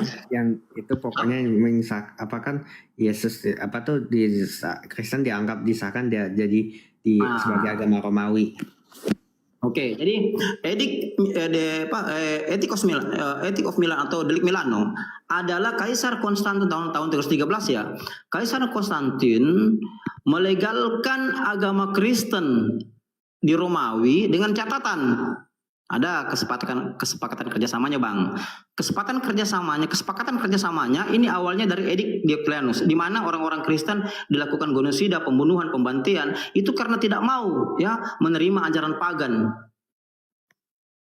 Jadi orang-orang yang lolos di pembantian ini, kelompok-kelompok kecil ini bekerja sama dengan Kaisar Konstantin membuat kesepakatan. Dan dengan keluarnya Delik Milano, maka kesepakatan itu terjadi bahwa saya melegalkan agama Anda masuk ke Romawi, ya, diajarkan di Romawi dengan catatan budaya budaya pagan harus masuk ke dalam budaya Kristen. Apa budaya pagan itu? 25 Desember. Hari raya Dewa Mitras dan hari raya Dewa Saturnus atau Dewa Pertanian. Sejarah Bang, ya Abang tidak bisa bantah. Silakan Abang cari literasinya dengan klik di Google Edict Diocletianus. Jadi sudah 2 kali terputus di sini Bang. Jadi kalau Abang katakan bahwa Kristen Abang ini awalnya turunan dari Yahudi, nonsen. Turunan Kristen Abang ini disahkan tahun 380 oleh Kaisar Konstantin, ya, dalam hal ini Kaisar Theodosius, ya. Ini sebagai agama resmi Romawi, dan Bible yang Abang pegang turunannya dari tulisan Eusebius. Jadi tahun 380 disahkan agama Kristen Katolik, dan kitab suci Bible yang baru yang dicetak oleh Eusebius, yang ditulis oleh Eusebius atas perintah Kaisar Konstantin, ini menjadi agama resmi Romawi. Jadi ini pusat nih awal pertama kali Kristen ini. Mulai dari Bizantin, ya, Ortodoks, mulai dari yang lain itu Oriental, apalagi Koptik dan yang lain. Awalnya semua dari sini Bang, pengesahan ini. Itu bahkan sampai Protestan tahun 1917 itu. Itu yang perlu Abang mengerti. Jadi kalau Abang katakan bahwa Kristen Abang sekarang ini turunan dari Yahudi, Abang salah Bang. Abang nggak ngerti sejarah menurut saya. Nah itu mungkin Bang. Kalau Abang bilang misalnya Kristen itu bukan gak keturunan Yahudi, Abang salah semua, karena para rasul itu orang Yahudi semua Bang, ya. Itu yang harus Abang camkan. Dan juga kalau Abang bilang karena hanya 25 Desember, bentar tunggu dulu Bang, saya mau bantah dulu ya. 25 Desember itu cuma tanggalnya itu Bang. Tapi Yesus disembah sebagai Tuhan itu udah ada sejak sejak abad pertama. Bahkan para murid itu rela mati martir untuk membela keimanan mereka. Jadi kalau Abang bilang Yesus itu ada dituhankan di abad ketiga atau abad keempat oleh orang Romawi, itu Abang salah besar. Itu yang pertama. Itu Tadi sih. saya sudah jelaskan Bang, ya, antara adopsionisme dengan patripasianisme. Kayaknya Abang tidak mengerti, ya. Tidak ada cerita bahwa Yesus itu disembah sebagai Tuhan pencipta langit dan bumi, baik patripasianisme dengan adopsionisme. Semua itu tunggu dulu Bang. Abang bilang nggak ada Bang. Tunggu dulu. Yesus itu disalib karena dia menyetarkan diri dengan Allah Bang. Sekarang begini. Coba Abang baca di Bible Abang yang sekarang, ya, walaupun Bible sudah dikanonikan, sudah dirubah-rubah. Coba Abang cari, ada di situ Yesus pencipta langit dan bumi? Nah coba Abang. Ada Bang. Cari Bang. Di Kolose 1. Ada, coba. Mana? Dia pencipta Bang langit dan bumi. Dia mengatakan, dia mengaku. Nah, itu Yesus Pak, murid-muridnya Pak Paulus. Abang pakai logika sedikit Bang. Ayo coba. Ada sabda Yesus yang mengatakan bahwa dia mengaku akulah Tuhan pencipta langit dan bumi. Yang ada, dia adalah Tuhan, adalah Mesias. Tuh. Sedangkan masuk di Indonesia. Yohanes 13 ayat 13 sampai 14 Bang. Nah, tuh Abang itu saja Yohanes 13 ayat 13. Abang kalau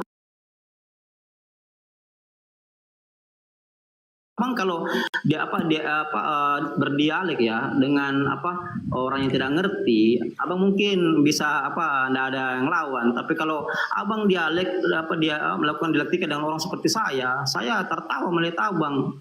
Abang bilang Yohanes 13:13, tepat katamu, akulah guru dan Tuhan. Itu bukan Tuhan di situ, Tuhan. Dari kaidah bahasa Ibrani apa Bang? Adonai Bang. Semua kata Tuhan dalam Bible Indonesia itu awalnya dari kata Tuhan. Tuhan dirubah menjadi Tuhan. Coba berpikir, ya. Saya ajar sedikit frasa bahasa, ya. Ngerti frasa Bang?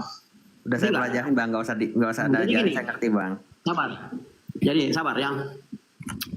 Kalau dikatakan guru dengan Tuhan, ya, mana cocok? Guru dengan Tuhan atau guru dan Tuhan? Kalau Abang katakan cocok guru dengan Tuhan, berarti semua guru adalah Tuhan. Yang cocok itu guru Tuhan guru Bajang, Tuhan guru Abdul Somad, itu cocok. Tidak ada Tuhan guru Abdul Somad, Tuhan guru Bajang. Ini melabrak kaidah bahasa. Kenapa dikatakan Tuhan di situ dalam Bible Bible Indonesia? Ini awal katanya dari etimologi kata Tuhan, bahasa Melayu. Itu pun bukan Tuhan pencipta langit dan bumi, artinya pemilik dan penguasa. Dari Lydekker turun ke Stafford Raffles tahun 1814. Masuklah dalam Bible menjadi Tuhan. Padahal awal kalau abang buka Bible Vatikan, ya silakan abang buka Vatikan VA. Itu di situ bukan tepat katamu akulah guru dengan Tuhan. Bukan itu bang artinya. Di situ dalam Bible Vatikan VA itu junjungan, master junjungan, bukan God. Abang kan dalam bahasa Yunani kalau ditransfer ke Ibrani apa itu jadi Adonai. Adonai itu apa? Salah satu gelar Tuhannya Israel. Israel itu kan manggil Tuhannya itu kan sebetulnya Hashem, Adonai. Buka dulu lah Bible Vatikan tuh. Baru Bible Vatikan. Saya mau percaya Bible Protestan sama Bible Vatikan yang duluan. Kan begitu. Jadi dalam Bible Vatikan tidak ada cerita semuanya Yesus itu Tuhan, tidak ada Tuhan. No, ada banyak itu. Coba buka Bible Vatikan. Jadi tidak ada cerita Tuhan di situ. Awal kata dari Tuhan bukanlah pencipta langit dan bumi. Coba abang belajar sejarahnya dulu supaya ngerti ya, supaya ngerti. Elai saja menggunakan istilah-istilah Islam masuk ke dalam Bible itu hanya mengikuti konsep C6, C1 sampai C6, di mana Bible harus masuk ke salah satu daerah yang harus mengikuti tradisi budaya setempat atau kultur budaya lokal tuh. Dia harus ikut itu supaya mudah diberitakan. Makanya kata Nabi, kata Allah, kata Rasul semuanya diambil tuh dari Islam karena Indonesia ini mayoritas Islam. Ah, kata siapa bang? Gitu loh bang. Kata Allah itu udah ada loh bang sebelum Islam lahir. Saya tahu bang, kata Allah saya tahu. Sabar abang ya. Saya tahu bahwa Allah itu orang Kristen sudah gunakan. Masalahnya sekarang Allah itu adalah proper name dari bahasa Arab. Tuhannya orang Arab. Sekarang pertanyaannya kenapa diprotes? Karena Anda orang Kristen ya sudah menggeser jadi dari proper name menjadi generic name. Yang dipermasalahkan itu bukan kata Allah. Terserah itu Allah mau ada sebelum Islam ada, sesudah Islam tidak masalah. Itu bukan masalah bagi orang Islam. Yang masalah bagi orang Islam adalah Allah nama proper name Allah itu digeser menjadi generic name. Itu masalahnya. Di mana Allah yang kami tuh bahwa cuma satu. Abang nih gimana sih? Abang ngerti Bible enggak? Coba buka dulu 1 Tawarik 6 ayat 16 supaya abang paham nih. Jadi di mana pergeseran makna dari proper name menjadi generic name itu yang diprotes. Di mana Anda membanyakkan Allah bagi kami orang Islam ya yang awal katanya dari bahasa Arab itu Allah cuma satu. Itu yang betul. Tapi ketika tiba Kristen ini merubah, penulis Bible merubah maknanya. Abang pernah baca kitab Tanakh asli? Tanakh udah pernah, saya udah pernah Nah, sekarang saya mau nanya abang, sama nggak dengan perjanjian lama Kristen? Perjanjian lama cukup sama persis. Sama persis.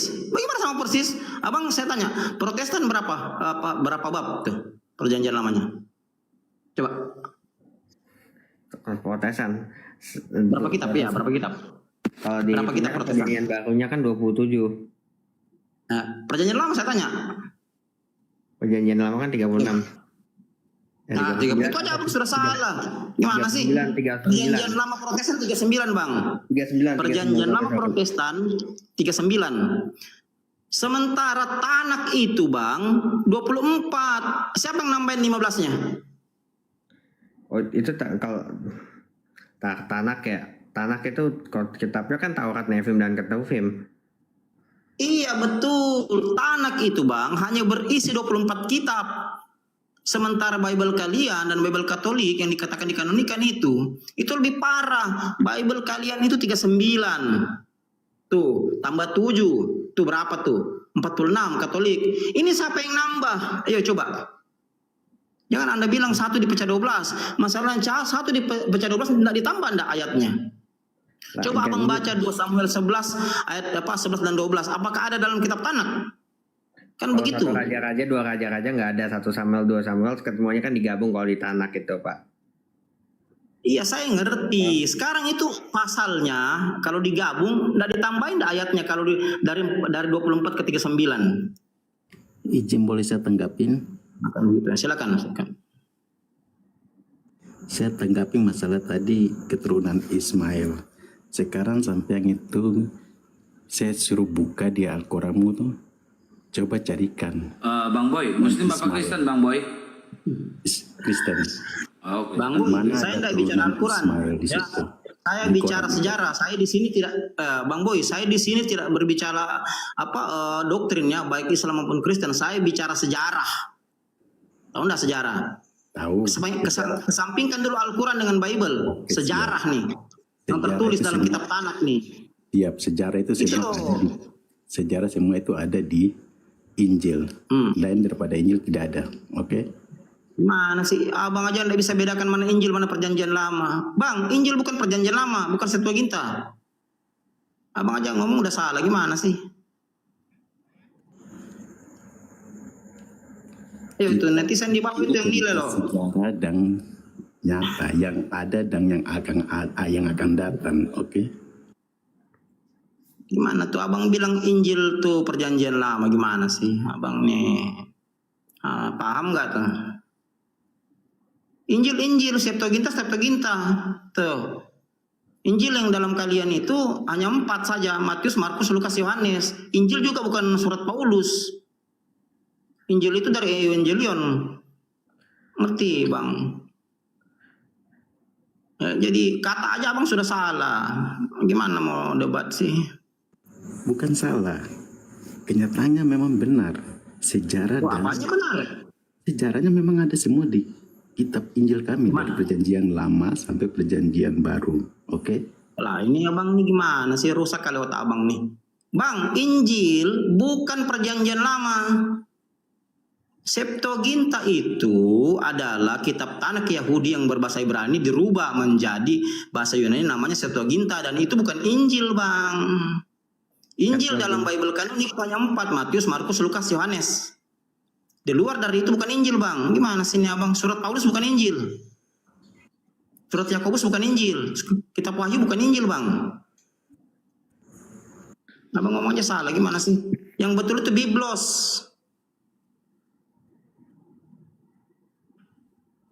Aduh Bang, kalau nggak paham kaidah bahasa atau nggak paham nih sejarah, mending abang diam dengerin, saya jelasin supaya abang bisa membandingkan gitu loh.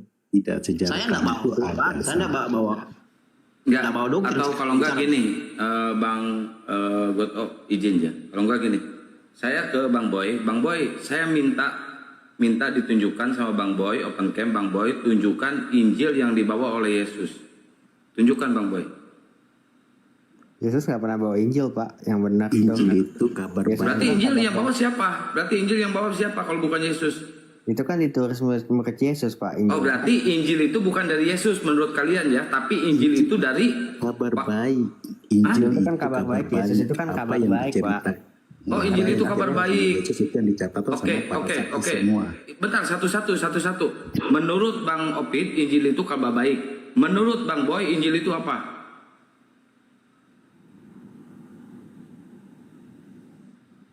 Kabar baik. Kabar baik juga sama. Menurut Anda, penyaliban itu kabar baik atau kabar buruk? Itu kan menggenapi Kejadian 3:15, Pak. Menurut Anda, penyaliban dan pembunuhan Yesus di tiang salib itu kabar baik apa kabar buruk? Penyaliban dan kematian Yesus. Kabar baik apa kabar buruk? Jawab dulu. Itu kabar baik, Pak. Kabar baik. Menurut Anda, pembunuhan terhadap Tuhan kabar baik? Otak di mana, woi? Lanjut Bang Goto. Udah jelas nih. Pak. Sebelum Yesus disalibkan itu sudah diceritakan. Udah. Menurut Anda, pembantaian terhadap Tuhan kalian itu kabar baik menurut Anda ya? Biar netizen yang di bawah yang menilai ya. Silakan lanjut Bang Goto.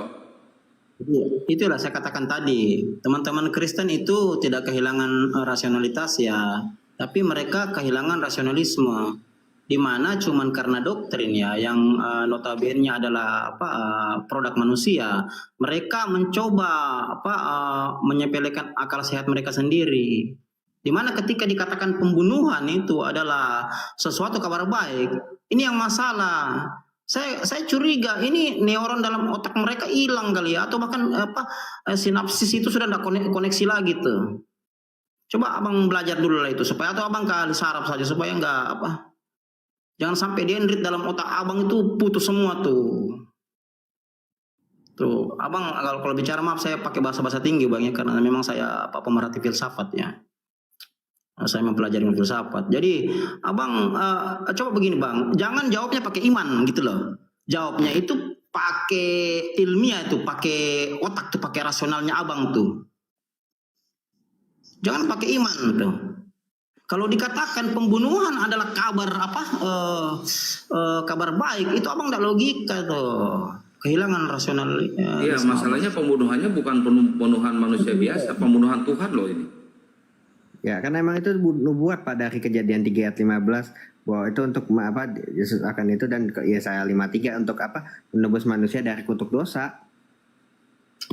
Abang berbicara Yesaya 53, coba abang baca dari ayat 1 sampai terakhir. Itu di mana tuh? Ada hubungannya dengan bahkan Lukas 24 ayat 46, kalau abang baca itu Kejadian sampai Maliaki tidak ada ayat 2 Lukas 24 ayat 46 itu nubuatan palsu ya, ayat palsu. No, itu nubuatan untuk Yesus kalau kalau pakai logistik, pakai kalau pakai logistik ya makanlah kita. Kalau pakai logistik, logika bukan logistik. Ngomong aja udah salah kau. Yesaya 53 itu berbicara tentang tentara yang kalah ya.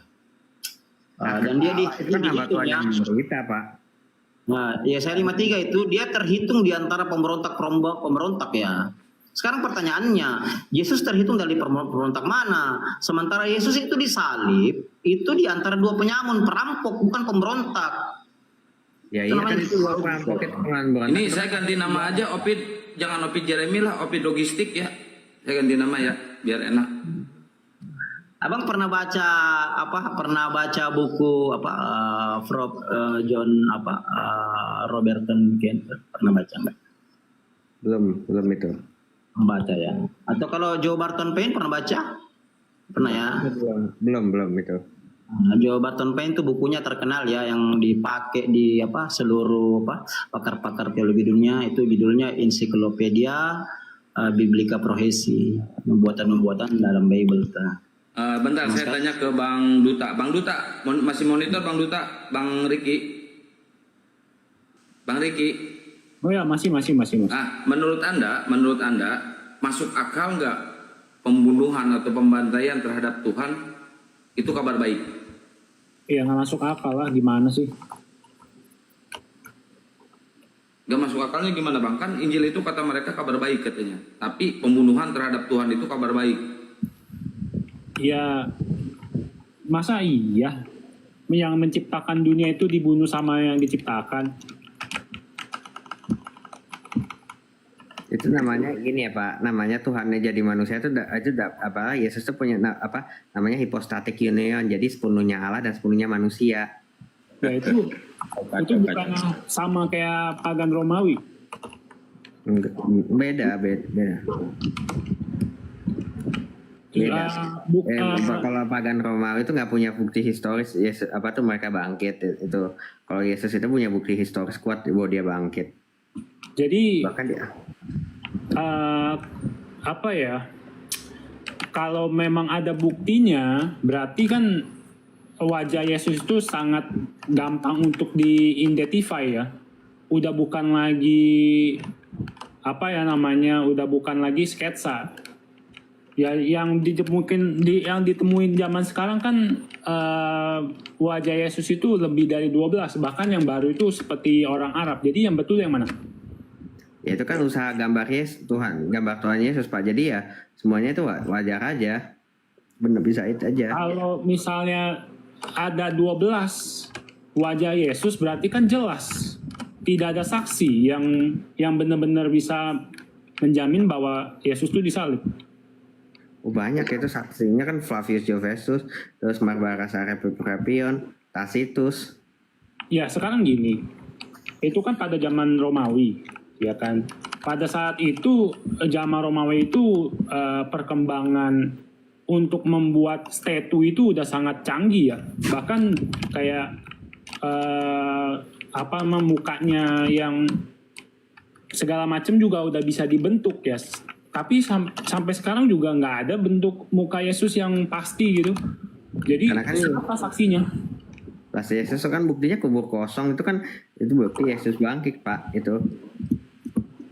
Terus sampai saat ini mayat Yesus nggak bisa ditemukan deh.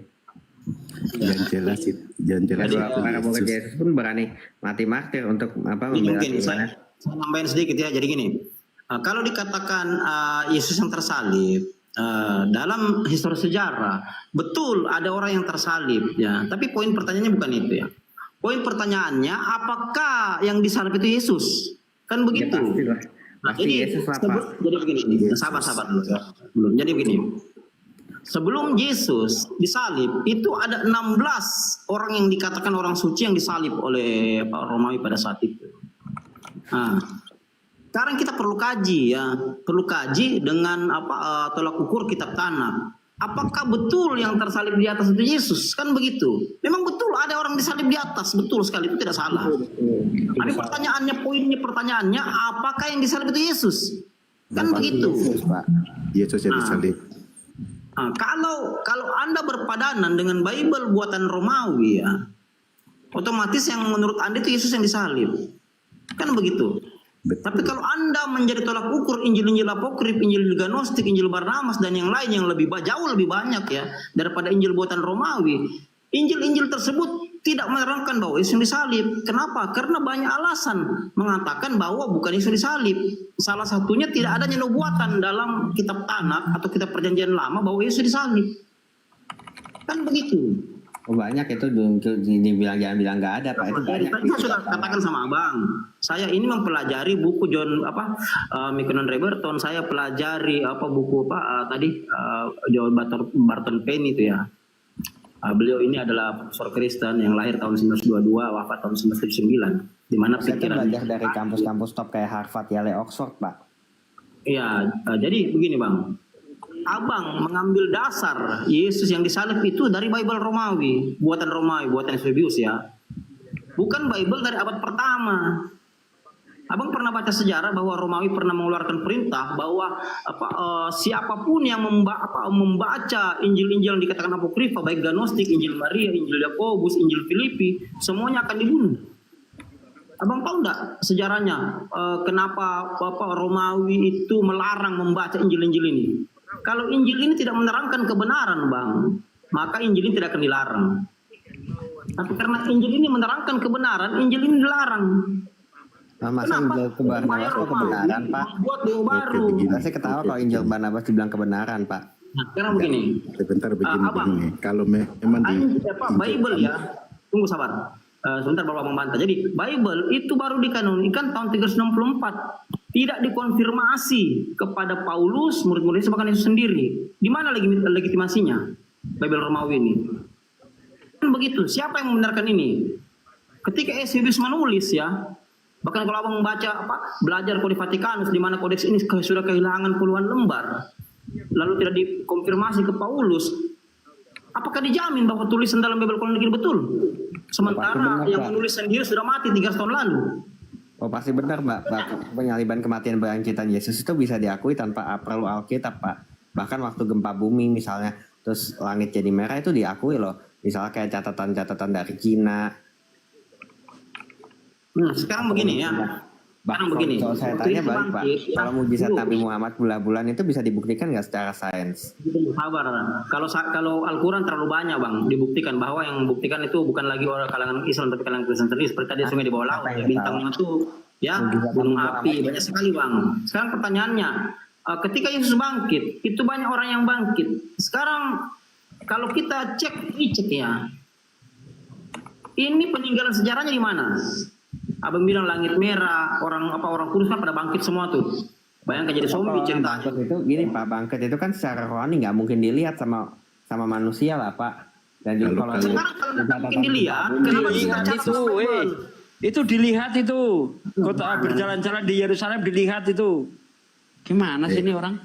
Kalau Yesus disalibkan itu benar dan apa adanya, ada historinya.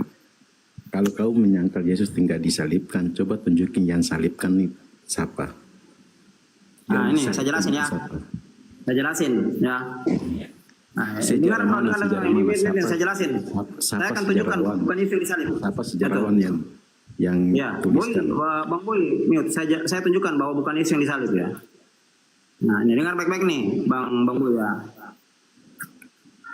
Ada beberapa alasan yang kuat bahwa Yesus tidak disalib melainkan orang lain, ya. Nah, saya jelaskan dulu, ya, supaya Abang mengerti. Yang pertama, Doa Yesus, ya. Yesus ini adalah orang yang paling dikasih oleh Allah. Diserupakan. Nah, tunggu sabar. Iya, sebentar saya jelaskan. Bagaimana saya mau jelaskan kalau abang bicara? Saya akan jelaskan alasannya dulu. Kenapa bukan Yesus yang disalib ya? Silakan. Tunggu, saya jelaskan dulu. Baru saya jelaskan nubuatannya ya. Yang pertama doa Yesus ya. Yesus orang lain saja berdoa pakai namanya, dalam namanya dikabulkan. Umatnya saja berdoa dalam namanya dikabulkan. Apalagi beliau sendiri. Dalam Matius 26:39 ya. Beliau berdoa semalam-malam, bahkan keringatnya sudah berubah menjadi darah. Dia katakan ya Bapakku, jika sekiranya cawan ini berlalu padaku, tapi kehendakmu yang jadi. Jadi Yesus tidak ingin penyaliban ini terjadi. Ini satu ya doanya, ini perlu kita pahami bersama. Orang lain saja berdoa pakai namanya dikabulkan, apalagi dia sendiri, itu satu. Yang kedua, menurut tradisi Yahudi tidak bisa menyalibkan orang yang berdosa. Nonsen, bullshit, tidak ada ya cerita Yahudi menyalibkan orang yang tidak berdosa. Sementara surat Pontius Pilatus kepada Kaisar Tiberius bahwa tidak didapatinya satupun kesalahan Yesus. Tuh. Jadi menurut Pontius Pilatus dia tidak mendapati kesalahan. Sementara menurut tradisi Yahudi tidak boleh menyalibkan orang yang tidak bersalah. Tuh, makanya dia katakan, saya tidak mau Pontius Pilatus katakan, saya tidak mau menanggung darah dari kesalahan orang ini, dari darah orang ini. Itu dua, ya. Jadi alasan orang Yahudi menyalibkan orang karena dia bersalah, sementara tidak bersalah, itu dua. Yang ketiga, Yesus ini mempunyai karunia yang luar biasa. Dia bisa menghilang, dia bisa berubah rupa. Dia sangat sulit untuk disalib, apalagi dia tidak disalib di Matius 26:39 ya. Dia tidak mau, dia mau pencobaannya berlalu. Yang ketiga, yang empat, yang terakhir. Kenapa orang Yahudi tidak pernah percaya bahwa yang tergantung di kayu salib itu Mesias? Kenapa orang Yahudi kalau orang Kristen sembahyang itu selalu diludahi? Sampai sekarang orang Yahudi katakan bahwa Kristen itu agama pagan. Abang tahu nggak alasannya? Alasan pertama yang paling mendasar, paling fundamental dalam bangsa Yahudi, dia tidak percaya kalau seorang laki-laki dari kota Nazaret, lahir kota Bethlehem, dari kota Nazaret, itu tergantung di kayu salib. Setelah tergantung di kayu salib, dikasih turun, mati, bangkit, lalu jadi Tuhan. Itu alasan yang paling fundamental. Yahudi tidak percaya sama Yesus, sama orang Kristen. Makanya dia katakan Kristen agama pagan. Kenapa? Karena dia mencoba merubah nubuatan kitab Tanak. Dalam nubuatan kitab Tanak tidak ada manusia jadi korban tebus dosa manusia. Tidak ada. Dijelaskan sudah jelas ya. Yeskel 18 ya.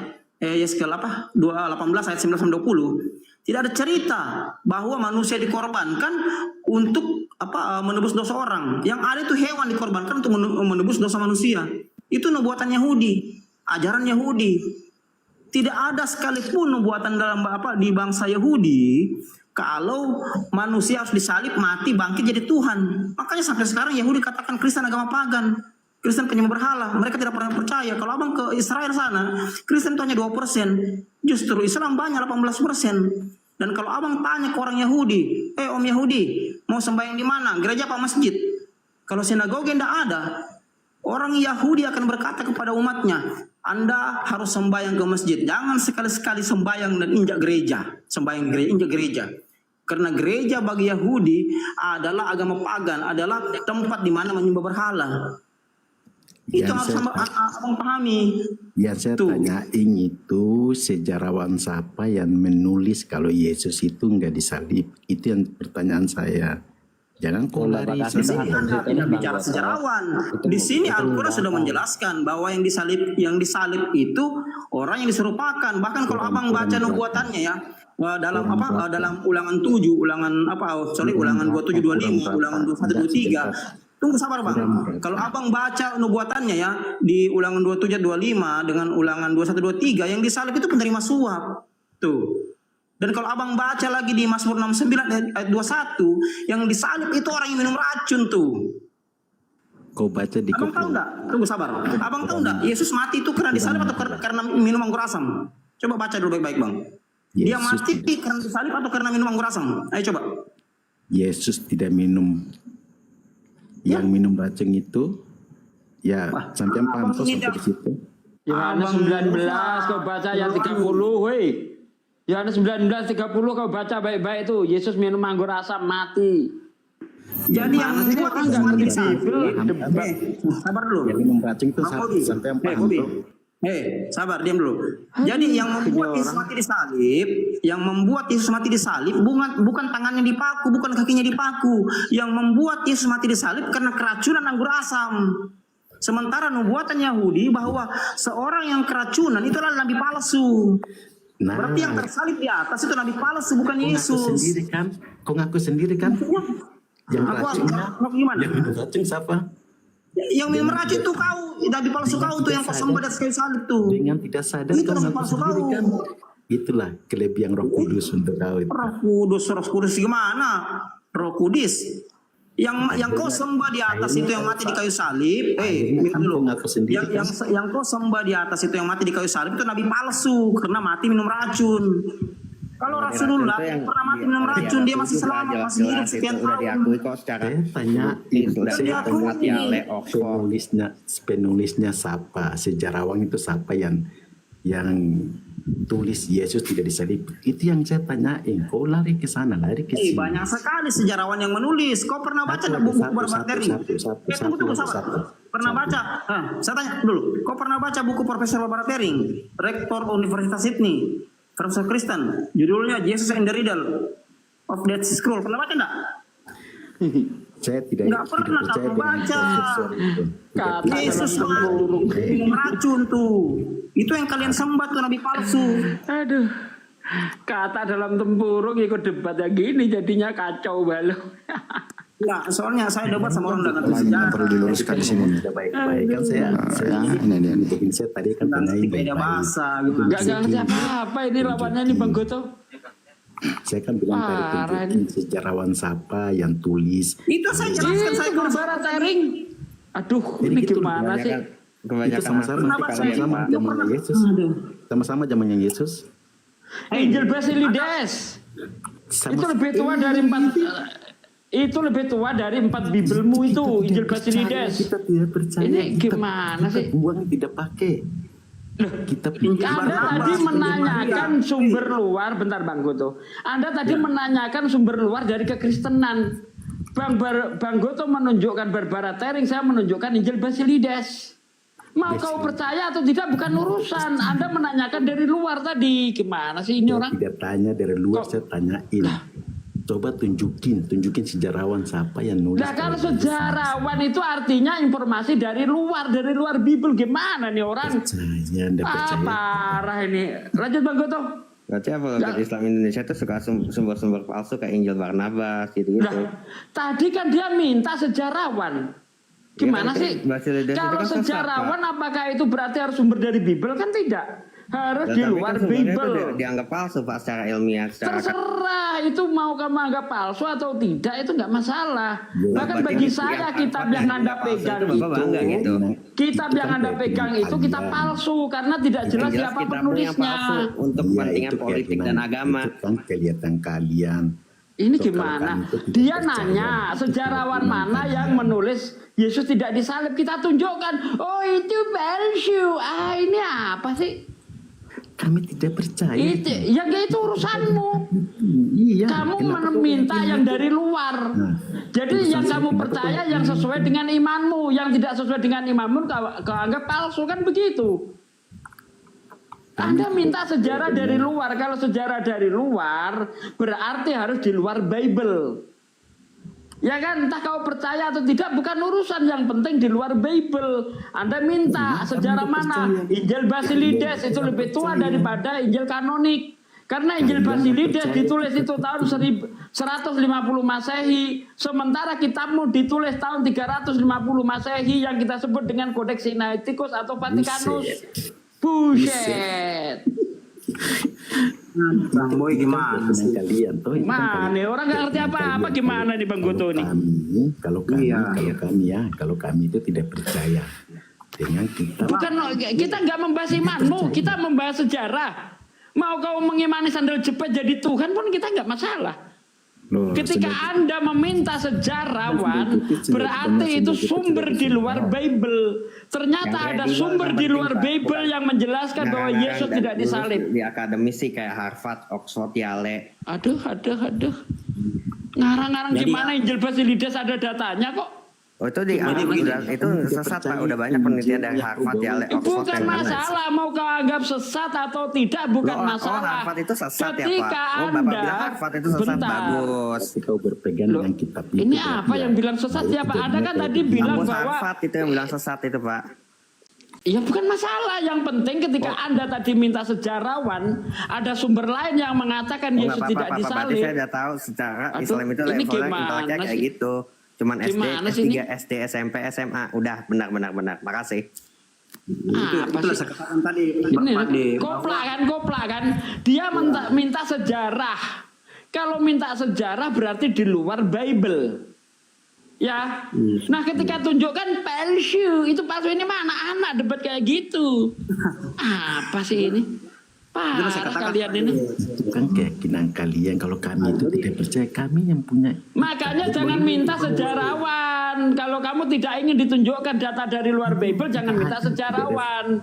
Sementara sendiri kalau saya lihat cerita di Bible antara penulis yang satu dengan penulis yang lain cakar-cakaran. Mau bukti? Ya, mau bukti. Cakar-cakaran kayak tulisannya. Ya. Oke, saya tunjukkan. Menurut Yohanes 18, ya, orang-orang yang mau menangkap Yesus tidak kenal Yesus. Perhatikan itu. Menurut Lukas 22 ayat 52 dan seterusnya, yang menangkap Yesus kenal Yesus. Menurut Yohanes 18, yang mau menangkap Yesus adalah penjaga-penjaga yang disuruh oleh imam-imam.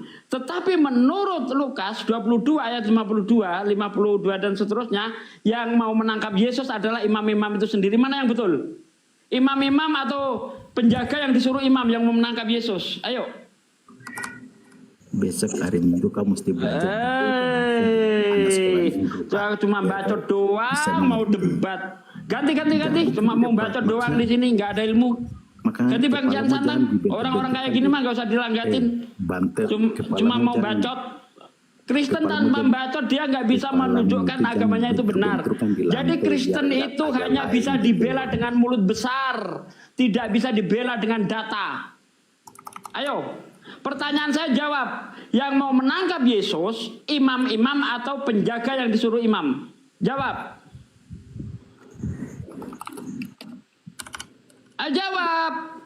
Jangan macet. Cukur. Bukan mencet kau kalau aku mau kasih tahu kau. Ya udah, ayo. Sini cepetan ayo. Saya jawab, tapi sebentar saya kasih tahu. Ayo jawab cepetan. Iya sebentar. Saya ngasih tahu dulu. Palamu itu jangan dibentuk. Dasar keturunan celeng. Apalah ini? Cerdas. Ini harusnya kemana sih? Orang kayak gini kok dipelihara sih? Buang kecomberan ngapa? Nggak ada ilmunya? Ya kau aja.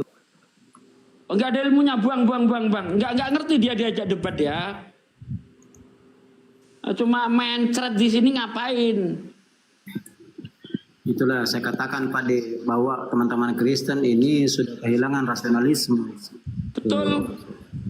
Karena doktrin sudah kalahkan akal sehat mereka. Ketika mereka minta data, itu banyak sekali data yang menolak itu penyaliban Yesus, mulai dari Injil Ebionik, Injil Basilidean, Injil Maria, Injil Thomas, Injil Filipi, semua menolak itu penyaliban Yesus. Tadi saya sudah jelaskan tadi.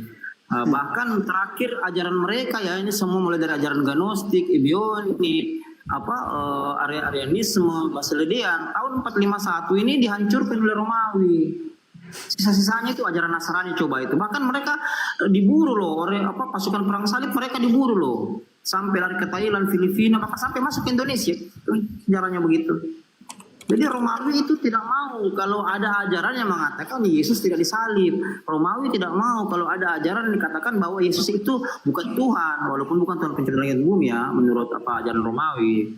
Yesus itu hanya teos, dewa ya bagi mereka, karena mereka membentuk dewa baru karena budaya kultur Yunani itu Romawi selalu membentuk dewa baru dari manusia. Ini menurut Herodotus ya, penulis sejarawan Romawi sendiri ya, termasuk Picatus ya. Jadi Bentar, ini Bang Jerry sama Bang Rudi Muslim apa Kristen? Bang Jerry.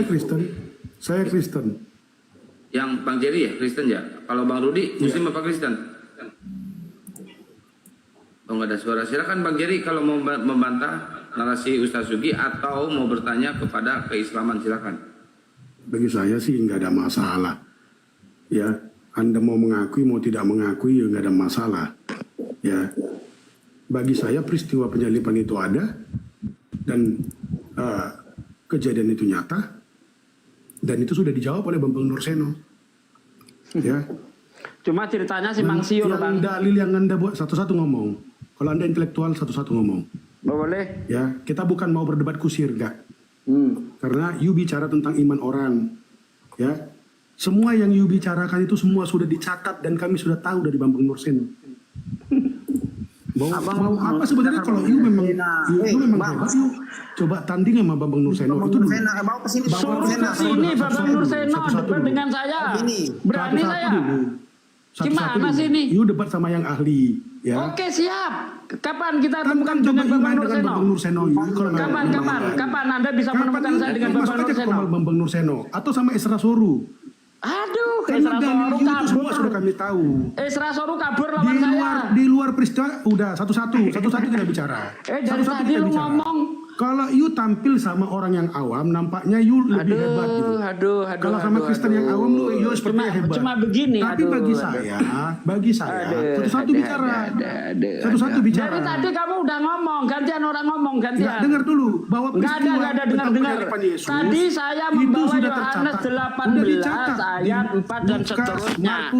Di situ yang mau menangkap Yesus adalah penjaga-penjaga yang disuruh oleh imam-imam.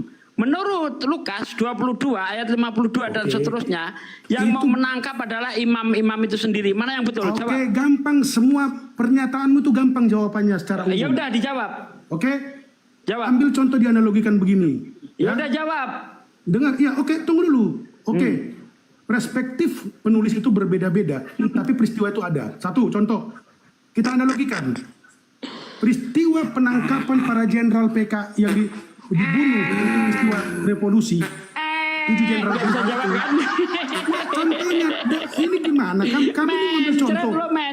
Kalau mau pertanyaan saya simpel. Dengar dulu. Yang mau menangkap imam-imam atau yang penjaga yang disuruh imam? Jawab. Nggak usah kemana-mana, nggak usah muter. Makanya dengar dulu. Muter.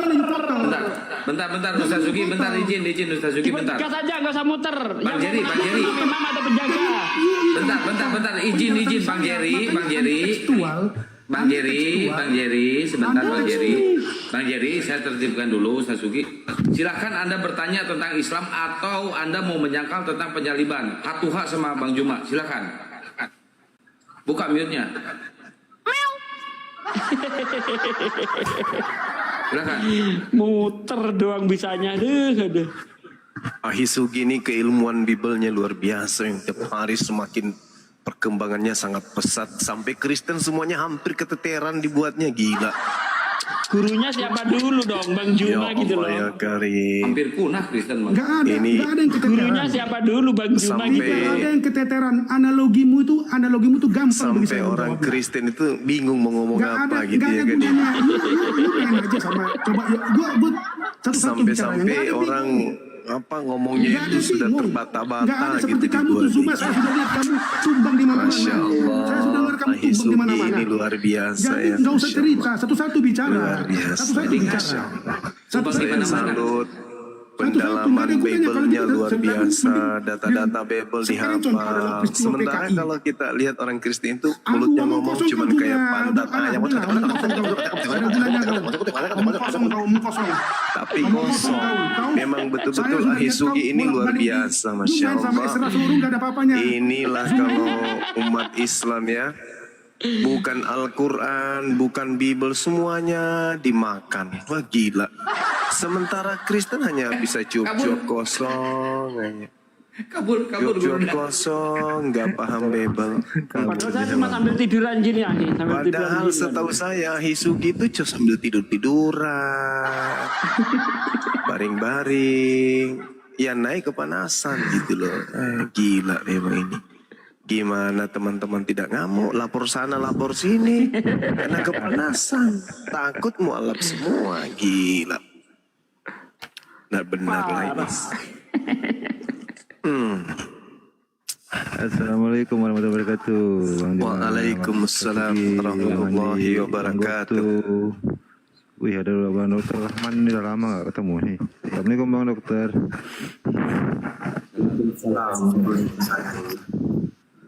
Ten, naik lagi Ten, sini Ten, naik lagi. Yang cerdas yang naiknya ya, yang cerdas jangan Tadi naik. kenapa dia turun? Itu tadi uji mental aja sampai dia turun jatuh. Takut atau apa? Udah framing langsung kabur. Bang Juma katanya kalah debat di mana-mana katanya. Ya, gak apa-apa, gak masalah. Padahal banyak yang mualaf karena nonton debat Bang Juma itu yang benar. Jejak digital itu nggak bisa dibohongi. Betul. Ya kalau saya menang terus kan kasih nanti gereja tutup.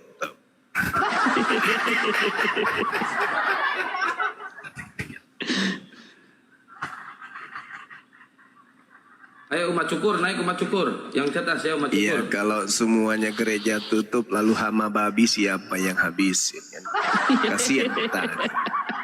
Racun sekarang itu susah, mahal lagi.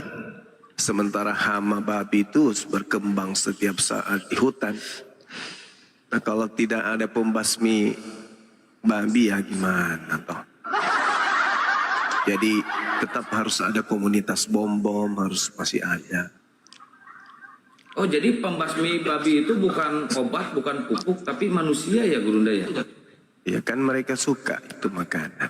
Oh oke. Yesus memasukkan setan ke dalam perut babi. Ini luar biasa. Mereka justru memasukkan babi ke dalam perut mereka. Sekaligus berarti sama iblisnya dimasukkan ke perutnya ya Gurunda?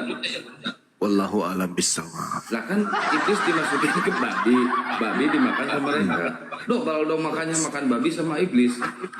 Kalau dulu ya sama Nabi Sulaiman, iblisnya itu kan kadang menyatakan diri, menampakkan diri, diperintah-perintah kemudian oleh Salomo kan gitu ya.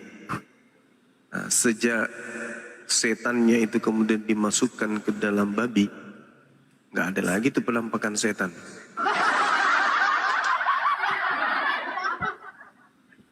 Penampakan setannya sekarang melalui manusia. Iya kan ya? Setannya berkeliaran menyesatkan pengajaran para nabi. Sulaiman tadi juga Bang Juma. Nah Ya itu kan? dia makanya. Itulah luar biasanya. Allahu Akbar, Masya Allah. Kalau setan itu menyembah nggak makhluk gondrong ya setan? Ini jujur, saya serius nanya. Nyembah tapi pura-pura. Oh gitu. Ya. Iblisnya gitu nyembah gitu. Ngerasukin orang dulu lah biar nampak tipuannya. Oh. Iya. Oh, kayak yang Kenapa itu saya bilang itu hanyalah sebuah tipuan? Karena ketika cuma berduaan iblis nggak takut sama Yesus, bahkan diotong-otong, ya kan, dipindah ke bumbungan bait Allah, diotong lagi naik ke gunung. Jangan menolak. Kita bahas ini aja, limbat yang rambutnya gondrong. Apain bahas agama mereka? Ini limbat ini dengar-dengar kalau dicukur rambutnya pakai gunting nggak bisa katanya ya. Serius kah itu? Iya benar, nggak mempan Gurunda kalau dicukur sama gunting nggak mempan. Kalau guntingnya ini Ratu Entok yang potong, bisa nggak? Bisa, tapi harus pinjam dulu ke Raja Asyur itu gunting cukurnya. Wah parah ya. Sakti benar orang itu, sakti betul. Sakti berhenti. Iya kan ya? Sakti Mandraguna itu. Yang jadi permasalahan sekarang ini adalah apakah Nabi Musa sembahannya itu gondrong kan gitu. Saya jadi penasaran. Saya baca ulang lagi literasi-literasi yang saya baca sama-sama kuliah, filsafat Islam, filsafat umum, ilmu Riyadus Shalihin, Kitabul Maram, Bulughul Maram, Safinatun Najah. Tapi saya tidak temukan para nabi terdahulu itu sembahan mereka itu berupa burung merpati atau makhluk atau manusia gondrong, itu nggak ada saya temukan. Di mana saya bisa dapat itu ya? Adanya komunitas yang menyembah di mana sembahannya itu memang jelas nyata tertulis berambut panjang. Setahu saya dari kecil kalau ada film horor belum pernah kulihat ada setan botak. Tuyul gimana sih? Hah? Tuyul. Itu tuyul beda dong. Iyalah. Selamanya kayak genderuwo. Rambutnya botak atau gondrong itu? Gondrong. Gondrong. Tarsan Betawi? Gondrong. Gondrong juga. Sundal bolong juga sama. Sundal bolong. Bolong kan dia. Cuma yang bolong juga. Kalau sundal bolong bukan telapak tangannya, punggungnya Gulunda. Oh gitu. Gondrong juga, gondrong juga. Gondrong gitu. Wewe gombel gondrong. Gondrong juga. Malampir. Giginya yang gondrong bukan? Gondrong. Malampir gondrong juga. Kuyang. Gondrong juga. Apalagi nih? Susana. Gondrong juga. Si manis jembatan botak. Semanis jembatan Ancol. Gondrong juga. Suster ngesot. Gondrong sama. Mbak Kunti. Gondrong. Alamak. Kalau di tempat saya itu Parakang gondrong juga. Nah, ini yang saya tidak tahu ini popok. Ini popok gondrong atau botak atau cepak atau kayak mana rambutnya. Kecuali pocong nggak nampak rambutnya itu nggak jelas itu pocong. Yang bahaya ini pocong ini. Vampir gondrong. Vampir gondrong juga. Gondrong. Oh gitu. Berarti suster ngesot, kemudian genderuwo, mak lampir, siapa lagi? Susana, sundal bolong. Apa lagi? Sundal bolong. Apa lagi? Wewe gombel. Ya, gombel. Malampir. Tuh, ya, logika si Taufik itu sama semua gondrong. Sama. Satu circle itu semua ya? Iya. Oh. Yang aneh gini, Anggi, kemarin saya kan gini biasa kan. Cukur. Ada cewek, wah Kristen naik kan. Kau menghujat Tuhan kami Yesus. Oh berarti Tuhannya Kristen udah berubah jadi si Atok ya? Jangan monolog, jangan bahas agama orang, nggak bagus. Ya, kita bahas aja kuntilanak. Bang, kalau nggak gondrong kan nggak serem bang. Kalau dicukur rapi nggak serem, kurang serem bang. Oh gitu. Nah ini yang bahaya ini. Ada nggak pernah lihat film setannya Kribo? Nggak ada. Gondrong semua. Kalau setan-setanan film setan Afrika, setannya rambutnya gimana? Belum tahu, belum pernah lihat. Gondrong tapi kriwil, ininya kayak ini. Itu maksudku. Itu maksudku. Ada yang ketinggalan tadi. Grandong juga gondrong. Oh grandong gondrong juga. Sak gigi-giginya gondrong ya, Siapa? Sak gigi-giginya gondrong kalau grandong. Oh iya. Ini sekarang lagi viral ini laki-laki gondrong ini. Saya rencana saya nggak mau potong rambut juga saya ini. Selama 1 tahun aja udah gondrong saya ini. Wiro Sableng juga gondrong betul. Iya kan sablang ya? tapi sablang itu sedeng dulu, ndak gini sablang itu. Hah? Sablang itu sedeng kayak gini. Oh, sableng itu juga gondrong. Yalah, pokoknya kalau di kami di Makassar ini kan ada istilah maju gondrong, mundur botak. Tapi kalau di Betawi itu jadi lawakan gigi lu gondrong kalau orang Betawi. Oh gitu. Iya, Ini gigi lu kayaknya gondrong. bagus kalau kelihatannya ini bagus kalau apologet Islam Indonesia lakinya gondrong semua. Iya. Ya kan ya? Gimana dok? Kita kompak gondrong nggak nih? Boleh? Iya. Hah? Boleh? Kompak gondrong Boleh kita. ya? Iya. Nanti saya bikin ininya gondrong loper. Gitu ya? Iya, gondrong loper. Ajak Pak Lamsen ikut gabung di API yuk, biar dia gondrong juga.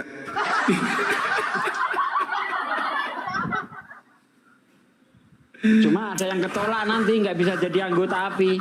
Bang Ian rambutnya botak nggak bisa gondrong dia. Ih, bagus kalau Bang Ian yang gondrong, bagus. Bagus. Jadi pinggir-pinggirnya aja kan.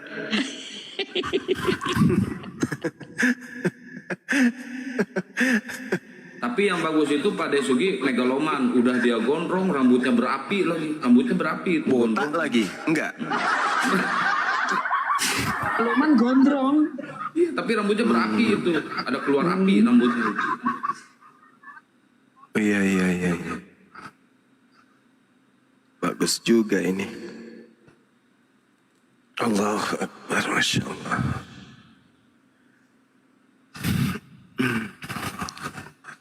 Ini Bang Duta masih belum ngantuk Bang Duta. Ya ini lagi trending topik ini apa sekarang? Belum, bentar lagi paling. Yang trending topik ya cukur.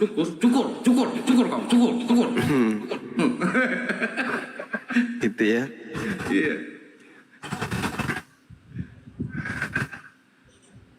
Masya Allah. Luar biasa Indonesia kita ini ya. Disangkanya bakal menang kali mereka tuh disangkanya. Sampai viral yang komen juga di bawah. Rekod. Ada yang lucu loh, yang video yang saya kirim ke grup, ada nggak yang nonton? Yang di API Pusat itu, ketawa saya tadi sendiri nonton.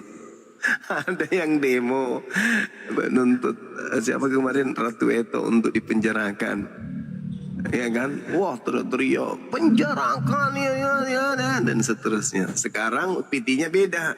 Gara-gara tidak dibayar. Oh, itu bayaran. Iya. Gara-gara nggak dibayar protes dia. Ada. Dibohongin katanya, dibohongin, disuruh demo, dijanji mau dikasih donasi, tidak ada, bohong. Jangan-jangan itu yang demonya Muslim lagi nggak tahu, dibohongin juga. Ya tapi kulihat ada juga yang pakai jilbab, tapi biasanya kan pakai jilbab itu kan bagi mereka biasa. lucu aja. Dia Bunda nuntut. Nora juga ya dilaporkan ya. Iya Bunda Nora. kan? Iya dilaporkan juga. Ya bebas sih. Mau laporkan siapapun bisa, laporkan saya boleh, silakan aja. Tapi kita diskusi berarti ya, diskusi offline berarti kita. Bagus lagi diskusinya di kantor polisi, ya kan ya, bagus itu. Lebih keren lagi nanti debatnya di gedung pengadilan, di ruangan pengadilan, debat sama pengacara mereka. Iya. Hakimnya ntar bingung, ini yang benar yang mana ini katanya, yang gondrong apa yang botak nih? Mudah-mudahan pengacaranya paham Bible sih. Kalau menurut saya sih nggak ada pengacara yang paham Bible. Ini maksudnya ini. Iya. Besarin lucu loh ini. Siap-siap tertawa ya, semuanya tertawa. Ulang. Dan menyuruh saya mau juga sentuh ya. Jadi kami cukup membuat laporan untuk Seartika yang telah menipu saya secara langsung dan menyuruh saya untuk mengiming-iming donasi membawa masa saya. Jadi sekarang saya tidak mau ambil pusing. Kau Seartika dengan Seartika sama singkat jawab perbuatanmu. Kau telah menghancurkan semua anggota sini. Woi bayar woi, kasihan itu emak-emak woi. Bayar woi. Emak-emak disuruh demo nggak dibayar. Bayar woi. Lucu. Seartika.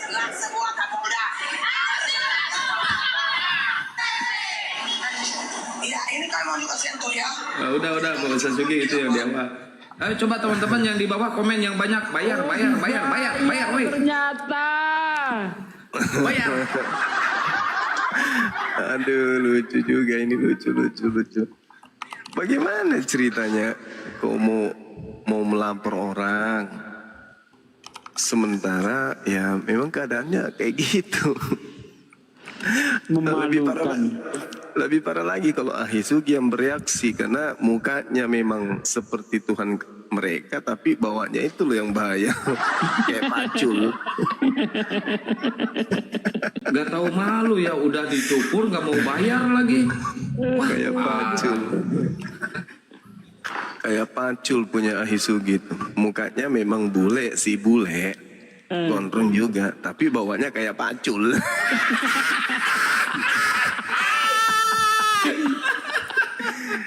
Ini Ahisugi terpaksa harus keluarkan duit banyak ini, karena kayaknya yang kayak gitu-gitu tuh bayarnya mahal, dibelinya mahal. Ahisugi harus beli minimal 5 untuk dibawa ke persidangan. itu kalau per orang diiming-imingi 300.000 kali 100 orang itu udah 30 juta. Ada nggak duitnya itu? Enggak, maksud saya bukan itu, Kang. Nanti Ahisugi pesan, ya kan, mau beli yang kayak gini, ya kan ya. Terus yang pesan namanya Sugi Kristologi. Penjualnya ini apa ini, kok laki-laki pesan kayak gini?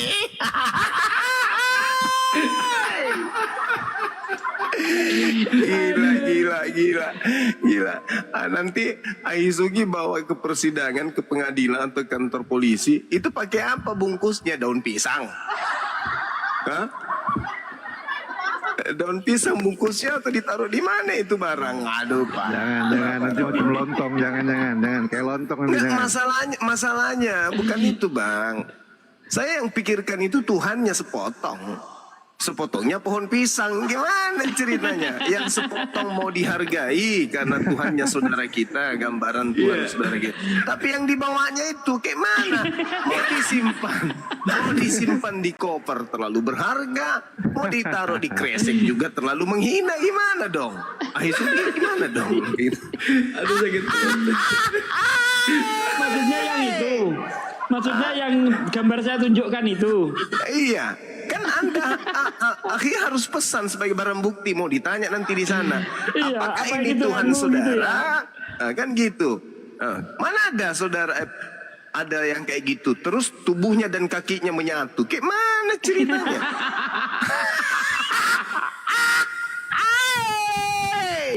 Manras yang gue tanya. Ahisugi kan harus pesan dulu ini itu. kan kita tunjukkan dulu wajahnya kan. Ini Tuhanmu. Oh iya, ya. Coba kita lepas daun pisangnya kan. Ini Tuhanmu. Ya.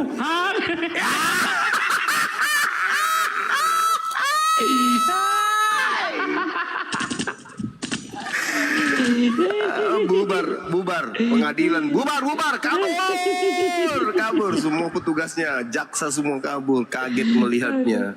Aduh. Sudah begitu ada sekelompok orang lari dari belakang ke depan. Apa yang dia lakukan? Sujud ke lantai. Ternyata dia sujud sama patung yang dibawa oleh Ahisugi. Oh, mama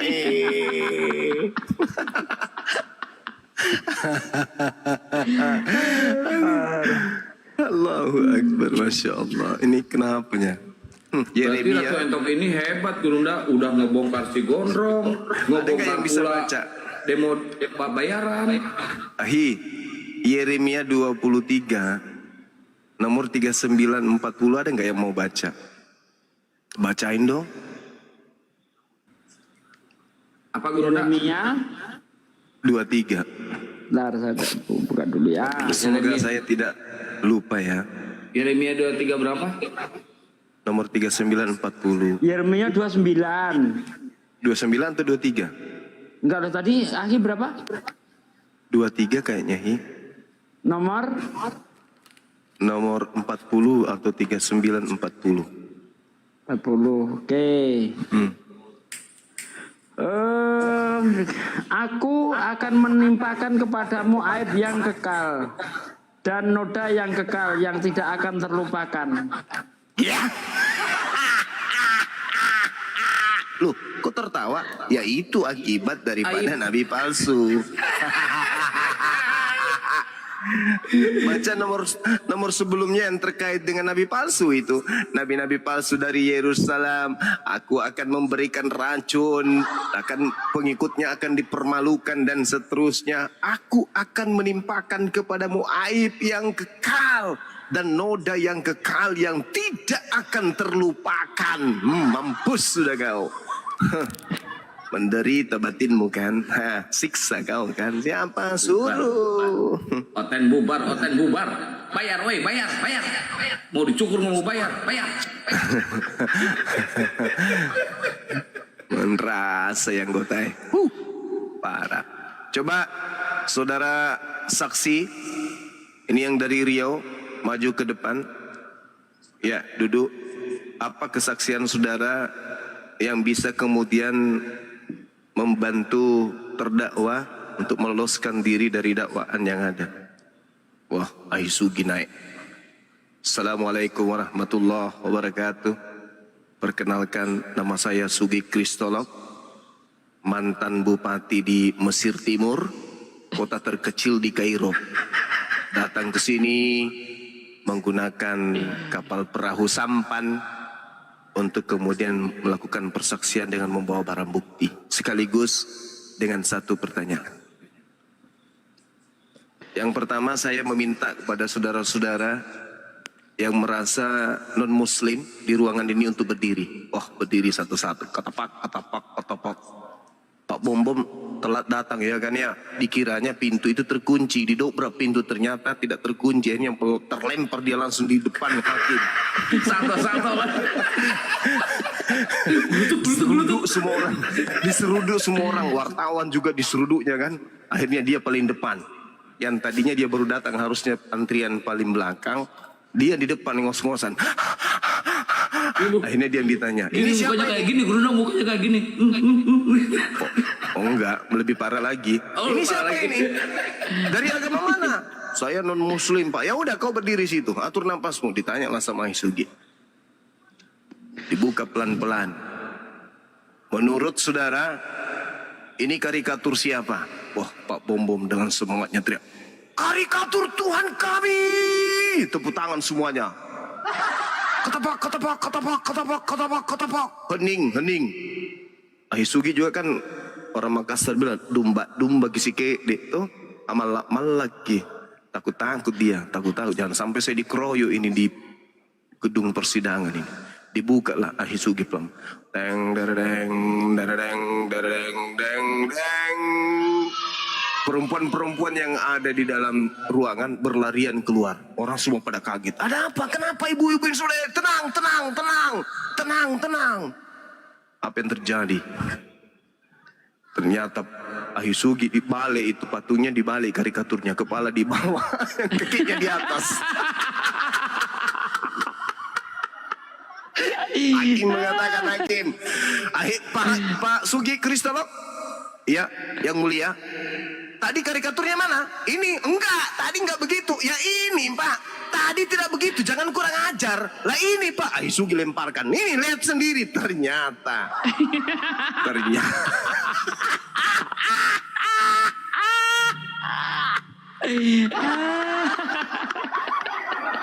Allahu Akbar, Masya Allah. Astagfirullahaladzim, ya Allah ya Karim. Ini betul-betul persidangan yang paling kocak. Setelah Ustaz Sugi datang Bang Handi Gurunda bawa karikatur juga. Ini yang benar fotonya. Pas dilihat, kok mau kasih logika ini bukan foto itunya. Salah bawa foto Bang Handi. Saya mau foto. Aduh, parah. Masya Allah, Masya Allah. Siapa yang salah? Aku atau dia? Dia yang gali lubang, dia yang jatuh sendiri. Bundir. Dia yang bikin, dia juga yang buat, dia juga yang tersinggung.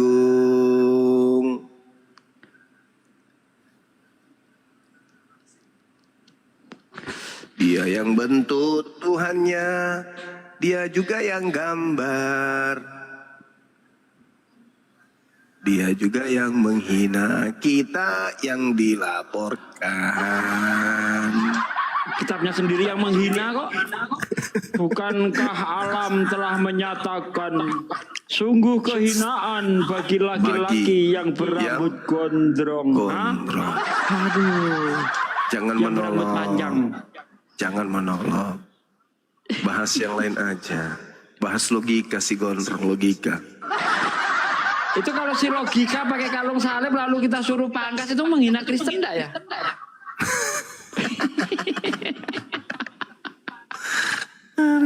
Kalau si logika yang enggak lah Ustaz Sugi. Si logika mah enggak pasti lolos. Bibelnya diinjak sama si logika digini-gini semua.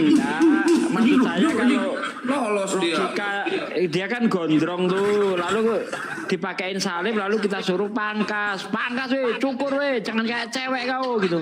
Kira-kira dilaporin enggak ya kita ya? Ada caranya biar nggak dilapori, Satsugi.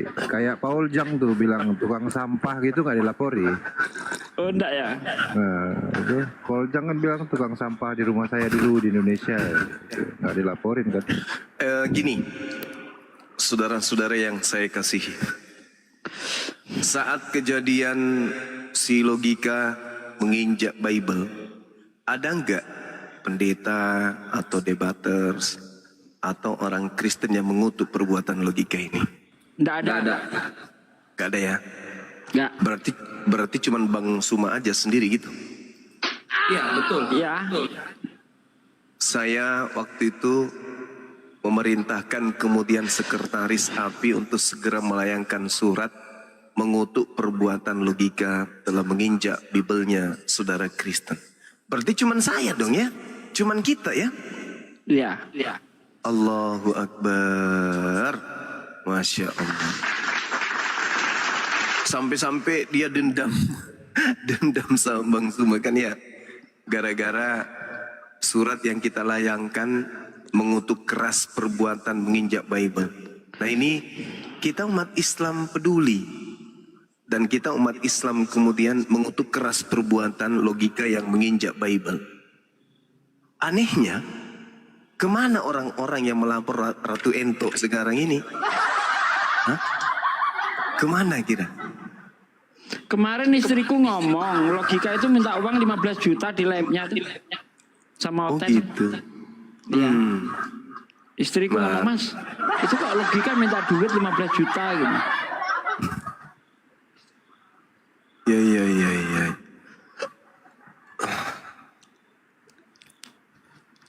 Bahaya juga bukan, Ustaz Sugi bukan minta konten. Gini, saya nonton itu waktu dia sama Bang Faruk kemarin. Dia minta ke Bang Faruk, minta 15 juta. Kalau dikasih, dia nggak bakal menghujat lagi Islam dan Bang Juma. Gitu. Begitu. Oh gitu ceritanya. Iya gitu. Saya nonton. Tanya Bang Faruk. Jadi nggak ada lagi cerita yang dia karang-karang saya perintahkan ninja Bible itu. Nggak ada lagi nongol cerita itu. Nggak ada. Iya. Yang saya dengar Lina Wijaya mau melaporkan Bang Suma karena menginjak baju kaos. Ya, saya ucapkan aja alhamdulillah dan terima kasih. Ya, kalau itu Anda anggap bisa mengangkat marwah agama Anda, silakan aja. Silakan. Saya juga dong dilaporin, kan ya saya yang ludahin. Ya itu dia makanya. Nah, laporin dong. Silakan. Itu hak Anda untuk melapor. Kantor polisi tidak akan mungkin menutup pintu. Silakan aja. Justru video penghujatan Lina Wijaya terhadap Islam ada di saya Gurunda buktinya. Dia mengatakan Nabi Muhammad itu penyesat dan Islam itu menyembah iblis. Masih ada di saya. Dia monolog loh itu. Monolog ya? Monolog gitu. Ada di saya videonya. Jangan dilaporkan. Kita kan ajaran kasih.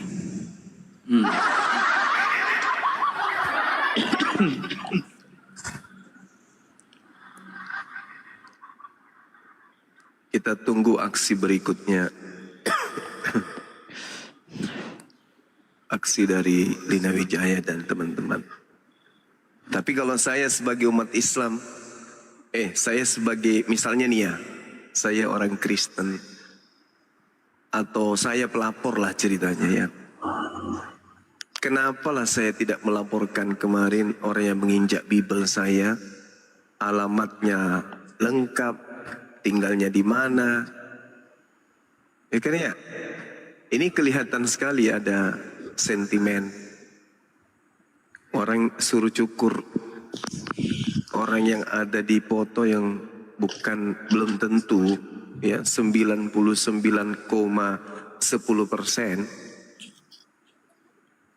itu bukan anak Maria, tapi dilaporin. Orang yang nginjak Bible nggak dilaporin. Aneh sih.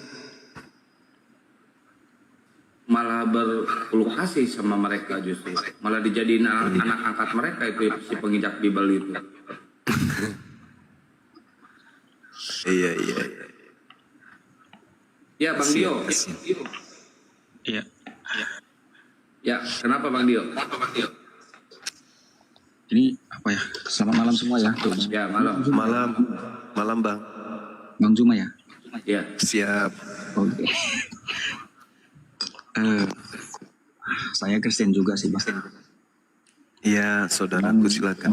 Senang juga sih kalau misalnya kasih dengan abang atau diskusi.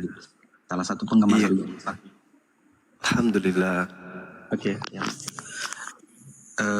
Dari video-video yang sebelumnya saya sudah simpan sih di galeri Bang Juma gitu. Cuman saya mau tanyakan tadi. Iya. Oke. Kita diskusi sederhana gitu kan. Silakan. Injil yang langsung aja Bang Juma ya. Ya.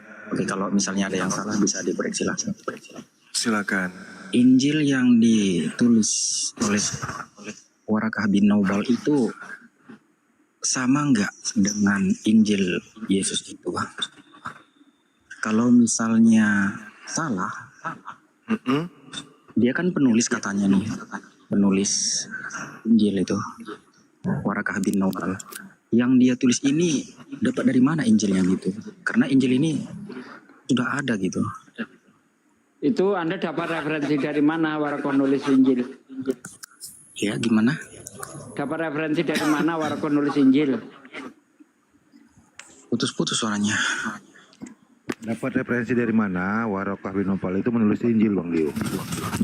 Iya, saya baca di Al-Quran dan di Al-Quran mana cerita tentang Warakah? Nggak ada Bang, kalau di Al-Quran bahas Warakah itu nggak ada. Oh, entar aku ambil ininya, ambil datanya bisa, Bang? Boleh, ambil lah. Oke, ya. Nanti kalau misalnya salah kan bisa dikoreksi. Bang Juma kan lebih paham ya. Sabar.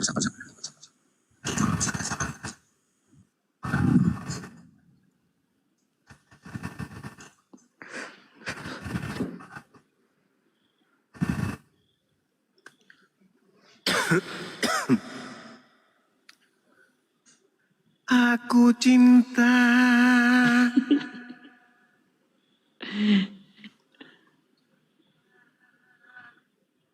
Kamu cinta buatan ingin. Indonesia. Bayar. bayar.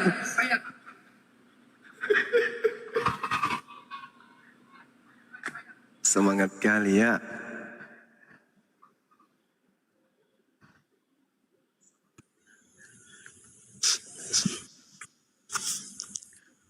Oh, dia di mana pula? Nggak ketemu lah bukunya. Biar aku cari dulu. Kalau di Al-Quran itu nggak ada, Bang. Nggak ada. Iya. Yang kami tahu, kalau berbicara mengenai waraka ini ya, dia adalah seorang nestorian boleh dibilang. Iya. Keluarga dekat daripada istri baginda Rasulullah Muhammad Sallallahu Alaihi Wasallam. Lalu kemudian termasuk orang yang hanif, artinya yang lurus.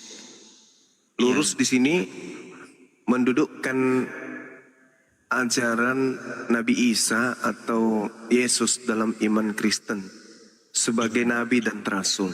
Iya, stop Bang. Itu Isa sama Yesus sama nggak menurut Bang Juma? Sebenarnya kalau Isa itu dihilangkan khususnya di Kristen Indonesia, misalnya tak ada Nabi Isa, maka Yesus ini akan menjadi seorang tokoh yang hampir fiktif. Kenapa? Ini di Kristen Indonesia ya. Karena Nabi Isa lah yang kemudian memperkenalkan istilah Alkitab, istilah Allah. Ya, itu dari Al-Quran semua. Di mana Nabi Isa menyeru tentang Alkitab, menyeru tentang kenabiannya, menyeru tentang kerasulan, menyeru tentang Allah. Nah, jadi kalau berbicara apakah Yesus dan Nabi Isa itu sama, dalam cerita beda, itu pasti. Tetapi ketika kita berbicara mengenai sumber di mana oknum ini berada dan mengajar, maka dia adalah oknum yang sama. Jadi Isa mengajar di tengah-tengah ahli kitab, kemudian beliau lahir tanpa ayah, diberi hikmat kenabian, beliau adalah hamba Allah, lahir dari seorang perawan, dan kemudian dia menjadi pengajar bagi Bani Israel, lahir tanpa ayah. Nah, rupa-rupanya di Kristen juga seperti itu. Islam datang mengajar tentang Nabi Isa, Al-Quran datang mengajar tentang Nabi Isa, untuk kemudian memberitakan tentang keadaan Nabi Isa ketika dia datang ke tengah-tengah Bani Israel. Ditolak oleh kaumnya, selain ditolak, juga kemudian dibuatkan makar. Apa itu? Dibuat bagaimana cara kemudian supaya Nabi Isa ini dicelakai. Nah, tidak hanya sampai di situ. Nabi Isanya diajarkan oleh mereka sebagai Tuhan selain daripada Allah. Nah, ini Al-Quran datang untuk menyampaikan berita kejadian tersebut. Nah, Islam Kristen itu kemudian bertemu. Ternyata benang merahnya kita bisa dapatkan. Al-Quran mengatakan, wahai Isa, apakah engkau yang mengajarkan kemudian kepada mereka untuk menuhankan dirimu selain daripada aku? Rupa-rupanya Kristen datang menyembah manusia yang pernah datang sebagai nabi di tengah-tengah Bani Israel. Artinya nyambung. Yang dikatakan oleh Al-Quran berarti Yesus di dalam pendalaman keagamaan Kristen. Seperti itu, Bang.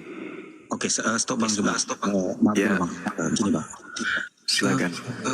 Informasi yang seperti itu tentunya dapat dari sumber pribadi percaya, kan seperti itu. Betul.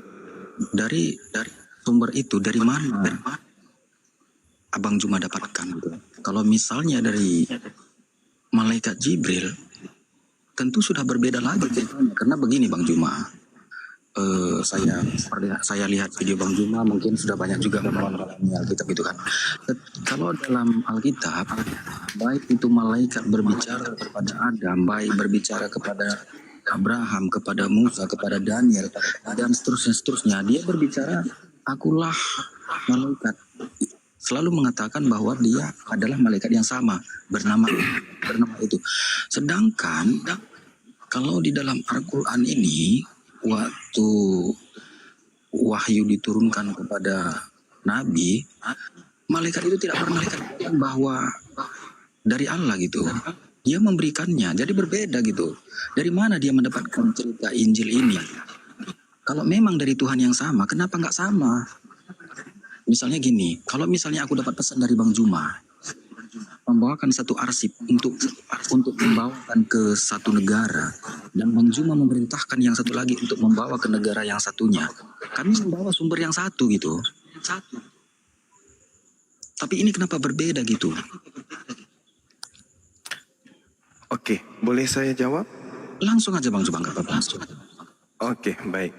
Jadi gini Bung, ketika Al-Quran menarasikan wahyu dari Allah kemudian terkait penyampaian cerita atau kisah tentang Nabi Isa, apa kata Quran?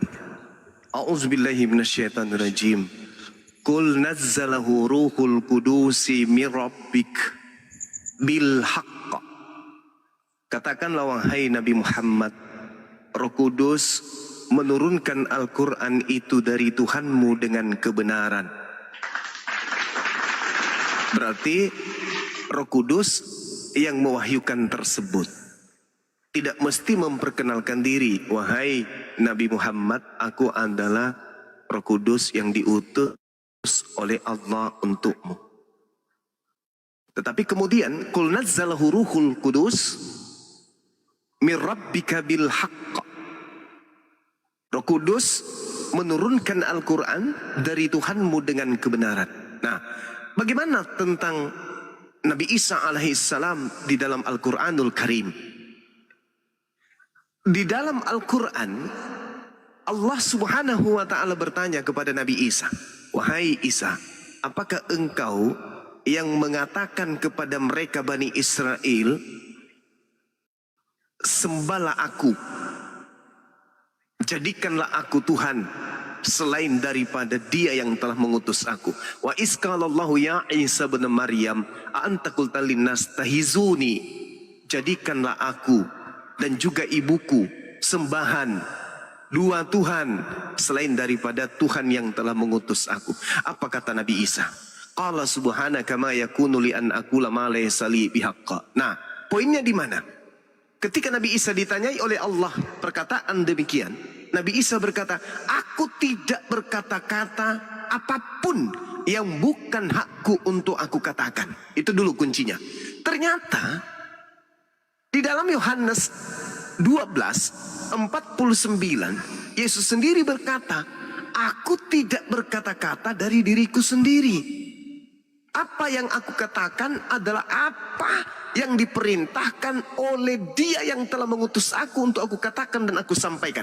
Itu intinya di situ.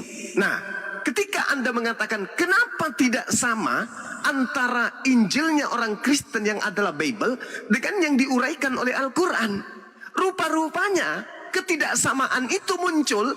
Jawabannya disebabkan karena Bible, kitab kanonik, itu hanya hasil penyelidikan orang-orang yang tidak dikenali. Sedangkan Nabi Isa berkata dalam Al-Quran, aku tidak berkata selain apa yang menjadi hakku. Di dalam Yohanes, menurut penyelidikan Yohanes, dia mengatakan Yesus ini berkata, aku tidak berkata-kata dari diriku sendiri, melainkan apa yang menjadi hakku untuk aku katakan dan aku sampaikan. Berarti uraian Nabi Isa dan ucapan Yesus sama. Bagaimana dengan Lukas? Bagaimana dengan Markus? Bagaimana dengan Paulus? Bagaimana dengan kitab Petrus? Bagaimana dengan surah-surah Paulus? Rupa-rupanya surah-surah ini, itu Yesus tidak memberikan legitimasi kepada kitab-kitab tersebut. Dan Yesus tidak pernah mengenal penulis-penulis kitab-kitab tersebut. Artinya, kalau Anda menilai Al-Quran dengan menggunakan Bible, gak nyambung. Karena Bible bukan Nabi Isa punya, bukan Yesus yang punya. Sedangkan kalau kita melihat uraiannya, Yohanes 17:8, segala firman yang engkau berikan telah aku sampaikan kepada mereka. Artinya, ketika Nabi Isa datang di tengah-tengah muridnya, Nabi Isa menyampaikan perkataan-perkataan. Tidak ada murid yang menulis, tidak ada murid yang menghafal. Tidak ada murid yang menulis, tidak ada murid yang menghafal. Lalu dari mana kitab kanonik ini? Contoh ya, Markus dituliskan tahun 64 sampai 67. Matius dituliskan tahun 66. Ada yang mengatakan tahun 80-an kurang lebih. Petrus dituliskan tahun 65. Ada juga yang mengatakan dituliskan tahun 81 sampai 96. Kalau Yohanes sudah jelas tahun 40 sampai 140. Kalau Lukas tahun 62. Ada yang mengatakan ditulis tahun 80 sampai tahun 85. Kitab Wahyu jelas itu ditulis tahun 90 sampai tahun 100. Lalu dari mana mereka dapat materi-materi ini? Yesus tak ada. Sebelum Yesus terangkat ke langit, firman telah kusampaikan semuanya menurut tulisan Yohanes. Berarti dari mana narasumber menuliskan Lukas, kisah para rasul, Wahyu, bla bla bla bla dan seterusnya? Ternyata bukan dari Yesus. Karena Yesus mengatakan, aku tidak berkata-kata dari diriku sendiri. Lukas, aku berkata-kata sesuai dari diriku sendiri, sesuai dengan apa yang kuterima, sesuai dengan apa yang kutemukan, sesuai dengan apa yang kuselidiki. Begitu juga penulis yang lain. Jadi, ketika kemudian Al-Quran berbicara, itu dari Roh Kudus. Nazzalahu ruhul qudusi min rabbika bil haqq. Yang maha melihat adalah Allah, yang maha mendengar adalah Allah, yang maha menyaksikan adalah Allah. Jadi ketika pemberitaannya dari Allah langsung kepada baginda Rasulullah Muhammad SAW, pasti akurat. Tetapi Lukas menulis, Markus menulis, Paulus menulis. Dari mana kita bisa mengatakan itu akurat? Mereka menulis puluhan tahun setelah Yesus. Mereka tidak maha menyaksikan, mereka tidak maha melihat. Jangankan menyaksikan, melihat pun tidak. Jangankan maha mengetahui, sedangkan mereka menuliskan jauh setelah Yesus tak ada di bumi. Lalu gimana dong? Al-Quran mau disingkirkan dengan menggunakan tulisan-tulisan wartawan? Oh, tak mungkin. Yang benar adalah pemberitaan Roh Kudus. Kul nazzalahu ruhul qudusi min rabbika bil haqq. Nabi Muhammad tidak pernah membaca Torah, Nabi Muhammad tidak pernah membaca Injil. Tapi kenapa kemudian pemberitaan-pemberitaan ini muncul di dalam Al-Quranul Karim? Jawabannya, karena wahyu datangnya dari Allah melalui pemberitaan Roh Kudus. Demikian.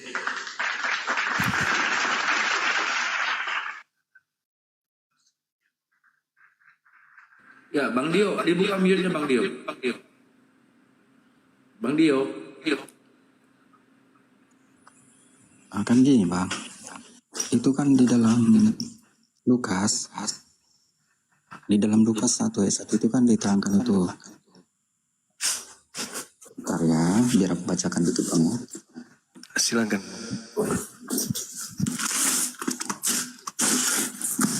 Biar aku bacakan dulu Bang. Seperti yang dikatakan Bang Juma tadi, sumber-sumbernya katanya tidak akurat itu apa ya? Nah, antara coba nanti Bang Juma bahas ini ya. Katanya kan tidak akurat nih. Lukas 1 ayat 1 ya, Theophilus yang mulia. Banyak orang telah berusaha menyusun suatu berita tentang peristiwa-peristiwa yang telah terjadi di antara kita. Seperti yang disampaikan kepada kita oleh mereka yang dari semula saksi mata. Saksi mata Bang Juma ya? Iya. Jadi kenapa Bang Juma mengatakan bahwa tidak akurat? Bang Juma coba selesaikan dulu. Oke, baik. Begini saudaraku. Ketika kemudian ada kejadian yang terjadi, kita jauh dari kejadian ini dan kita mencari titik poin daripada keakuratan pemberitaan. Maka mata rantai pembawa berita harus sampai kepada sumber. Itu pasti. Ini kalau kita mencari kebenaran. Bukan hanya sekedar percaya aja atau menganggap sesuatu itu ya hanya angin lalu saja. Tapi ketika berbicara mengenai keautentikan sebuah pemberitaan karena hal yang penting untuk kita ketahui, apalagi masalah iman, ketika keliru, maka kita hancur. Karena ini iman. Iman berbicara mengenai akhirat selamatnya seseorang. Nah, sekarang kita lihat Lukas 1 yang Anda bawa. Theophilus yang mulia. Pertanyaan pertama, siapa Theophilus ini? Siapa Theophilus ini? Kok dia lebih duluan mulia? Theophilus ini siapa? Pernahkah Yesus menyebut nama ini? Pernahkah Yesus mengenal orang ini? Dan yang penting Anda tahu, ternyata Lukas disusun oleh Lukas hanya untuk seorang bernama Theophilus, bukan untuk orang lain. Bacakan kepada saudara. Theophilus yang mulia, banyak orang yang telah berusaha menyusun suatu berita tentang peristiwa-peristiwa yang telah terjadi di antara kita. Analisa ilmiahnya kemudian adalah pernyataan Lukas itu sendiri. Apa itu? Banyak orang telah berusaha menyusun suatu berita tentang peristiwa-peristiwa yang terjadi di antara kita. Kalau kita ingin mengkaji secara ilmiah, maka kita harus menghadirkan semua tesis yang dihasilkan dari penyusunan berita yang terjadi tentang peristiwa-peristiwa tersebut.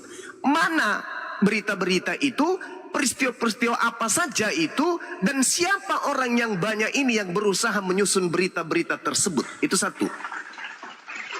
Yang kedua, seperti yang telah disampaikan kepada kita oleh mereka. Mereka ini siapa? Masalah muncul kemudian. Mereka ini adalah dari semula adalah saksi mata dan pelayan firman. Siapa mereka itu dan apa kesaksian-kesaksian mereka? Sejauh mana kebenaran kesaksian mereka? Siapa yang memiliki kedudukan otoritas untuk mensahkan kesaksian mereka bahwa itu benar atau salah? Yang ketiga, karena itu setelah aku menyelidiki, sekarang Lukas menyelidiki. Kapasitas dia sebagai penyelidik itu apa? Hasil penyelidikannya itu disebut apa? Siapa yang memerintahkan melakukan penyelidikan? Apa tujuannya dia kemudian melakukan penyelidikan? Apa orientasi dia melakukan penyelidikan? Kedudukan hasil penyelidikannya ini disebut apa? Sertifikat, tesis, skripsi, atau apa? Yang keempat, aku mengambil keputusan untuk membukukannya dengan teratur bagimu. Mengambil keputusan untuk apa? Kedudukannya apa? Hakim, jaksa, imam, rabi, Mesias kah dia? Presiden kah dia? Gubernur kah dia? Atau dia adalah jaksa? Sehingga dia harus mengambil keputusan untuk membukukannya dengan teratur bagi seseorang bernama Theophilus. Yang kelima, supaya engkau dapat mengetahui bahwa segala sesuatu yang diajarkan kepadamu sungguh benar. Siapa yang menjadi kredit poin plusnya untuk mendudukkan bahwa penyelidikan, susunan, hasil penelitian, dan juga peristiwa dan cerita yang disusunnya dengan teratur ini adalah betul-betul benar. Saudara, kalau menggunakan metodologi Al-Quran untuk mengkaji kitab Lukas ini, mohon maaf, saya harus mengatakan, jangankan duduk menjadi setara dengan ayat suci Al-Quran, untuk duduk sebagai hadis dhaif, lemah pun tidak bisa. Dia hanya bisa duduk setara dengan hadis maudhu, palsu. Kenapa palsu? Pertanyaan-pertanyaan saya tadi, dari mana Lukas tahu siapa saksi-saksi, apa kesaksiannya, apa hubungannya dengan Yesus? Saksi ini pernah bertemu dengan Yesus, di mana dia pernah bertemu, siapa yang melihatnya bertemu, apa ucapan mereka, apa tanggapan Yesus, apa ucapan Yesus, apa tanggapan mereka, apa perintah Yesus, apa jawaban mereka. Itu semua unsur harus terpenuhi supaya Lukas bisa duduk sebagai pemberita yang memiliki sanad sahih dari sang sumber. Tapi sejauh saya belajar, pendeta-pendeta belajar, pastor-pastor belajar, mahasiswa sekolah teologi belajar, tidak ada intrik yang kemudian menjadi asas pembenaran secara logika dan akal sehat berdasarkan ilmu, bahwa Lukas ini betul-betul adalah pemberita yang akurat, sumbernya bersumber dari Yesus. Ada? Sama sekali tidak ada. Inilah yang terjadi saat sekarang.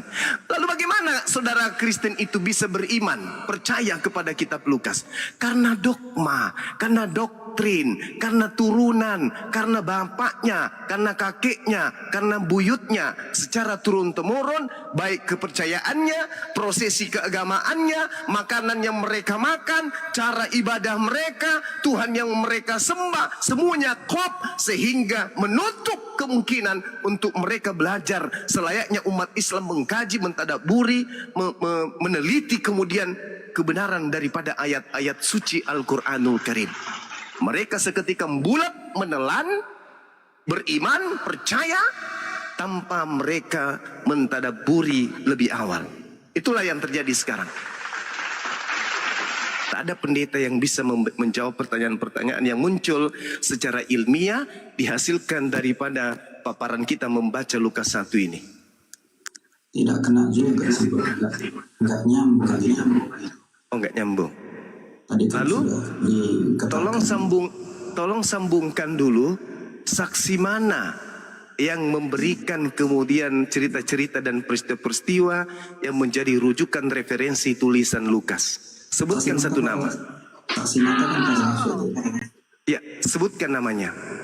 Matius, Markus, Lukas, Yohanes. Di mana itu tertulis? Di dalam kitab Matius, Lukas, itu kan kitab perintah. Matius kalau kita baca, Bung, dari Matius 1 hingga sampai Matius 28 pun tidak akan pernah Anda temukan nama Lukas di dalamnya. Silakan Anda tunjukkan.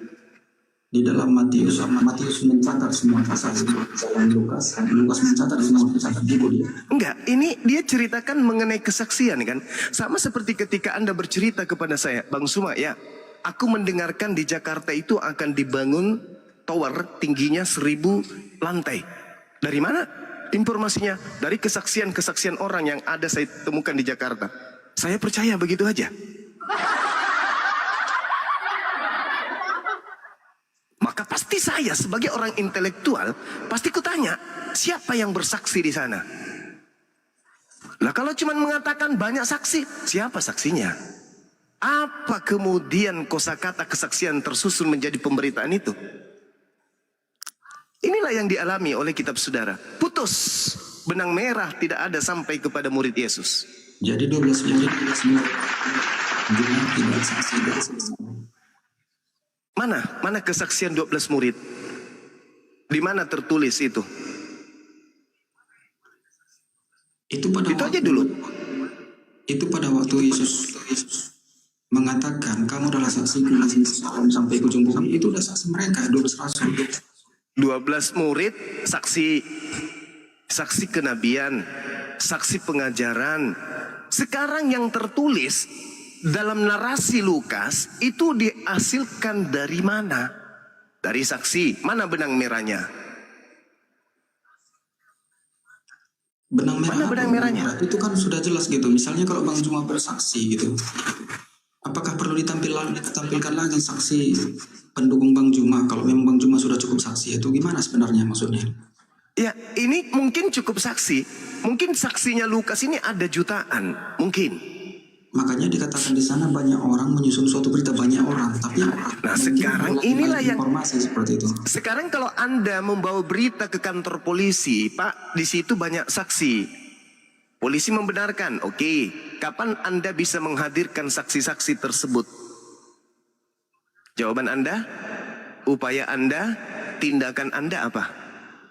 Pokoknya banyak, Pak. Siapa? Banyak, Pak, pokoknya. Udah, polisi akan ketuk palu. Orang ini nggak bisa dipercaya.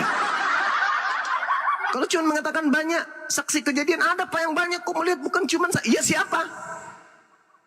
Menyebut nama sekalipun, misalnya yang melihat diantaranya bom-bom yang mana? Tinggal di sini. Coba kau jemput, suruh datang besok. Nah, kesaksian si bom-bom harus seirama dengan narasi yang saudara buat. Kalau tidak, bohong. Nah ini jangankan menghadirkan saksi, jangankan menyebut apa bunyi kesaksiannya, menghadirkan menyebut nama saksi saja kagak bisa. Lalu ini mau dipercaya?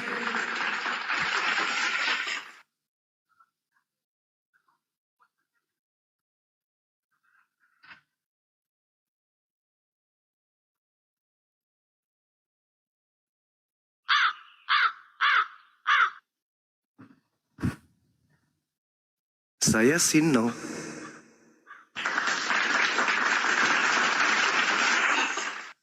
Kecuali kembali kepada gereja.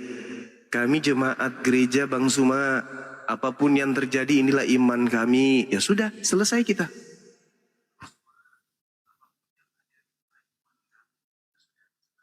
Nah, lalu apa solusinya? Jangan cari solusi. Telaah dulu. Lukas ditulis di mana? Oh, ditulisnya di tanah Yudea misalnya, atau di Galilea misalnya, atau di Yerusalem. Oke, tahun berapa ditulis? Apa kemudian pandangan orang yang hidup tahun sekian?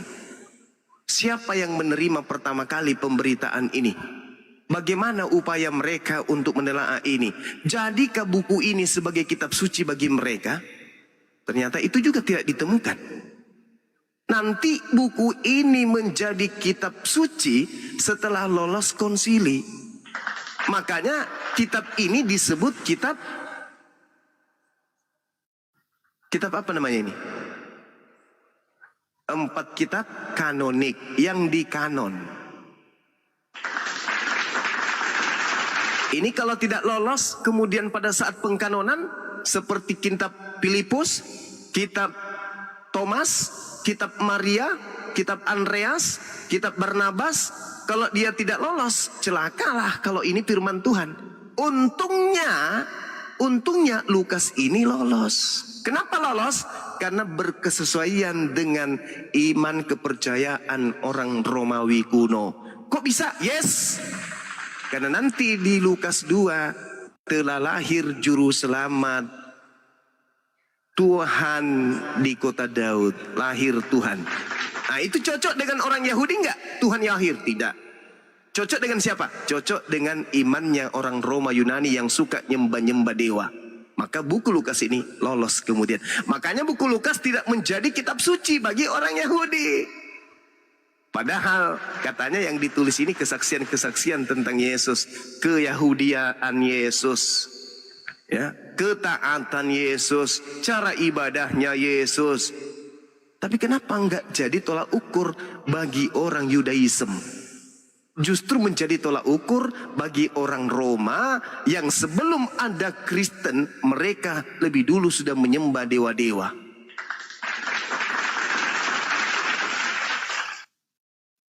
Ya, saya sih mengatakan kalau saudara Kristen ini belajar Bible, pasti ada potensi untuk ya minimal agnostik.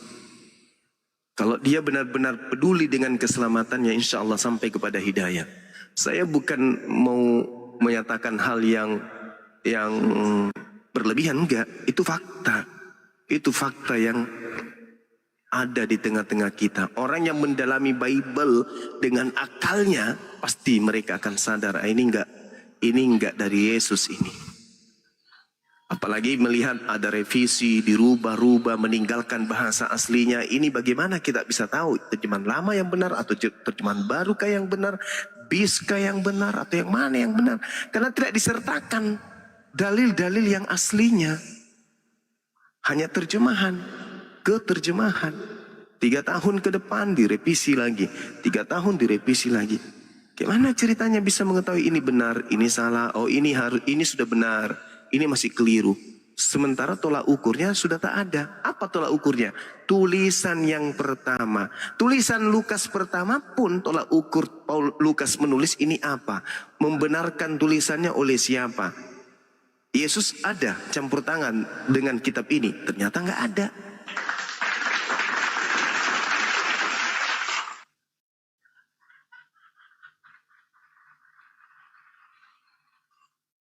Jadi semuanya kita kembalikan kepada akal kita masing-masing. Mudah-mudahan jawaban saya ini kemudian bisa menjadi acuan saudara untuk memperdalam lagi Bible. Karena Bible kalau kita kaji, Bible akan memuntahkan kemudian ya fakta yang tertuang di dalamnya berdasarkan dengan akal dan juga iman yang saudara-saudara Kristen pegang hari ini.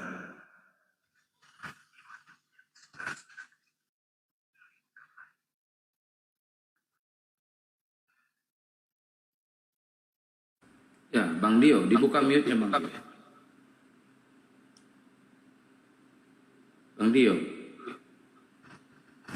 Silakan bantah Bang Dio. Ya, saya nambahin sedikit aja Bang. Sebelum saya Iya, turun. silakan. Jadi begini Bang Bang Goto, Dio ya, silakan. begini, Bible yang Anda pegang sekarang itu kan sebenarnya apa?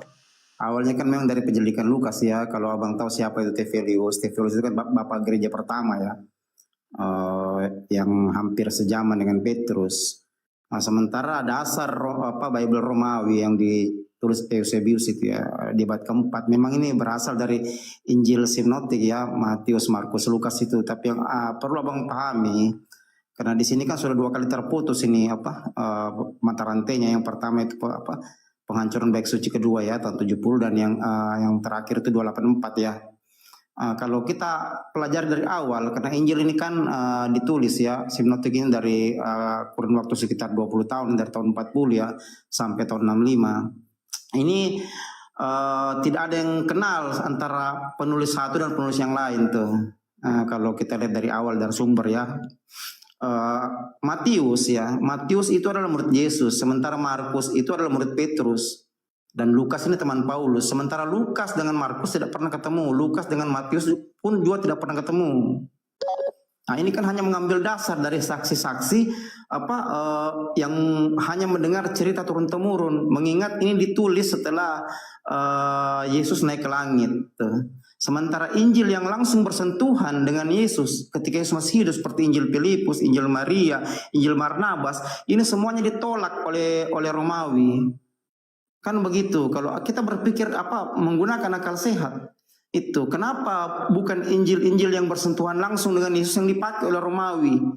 Kenapa justru Injil buatan Lukas ini yang dipakai? Kan begitu.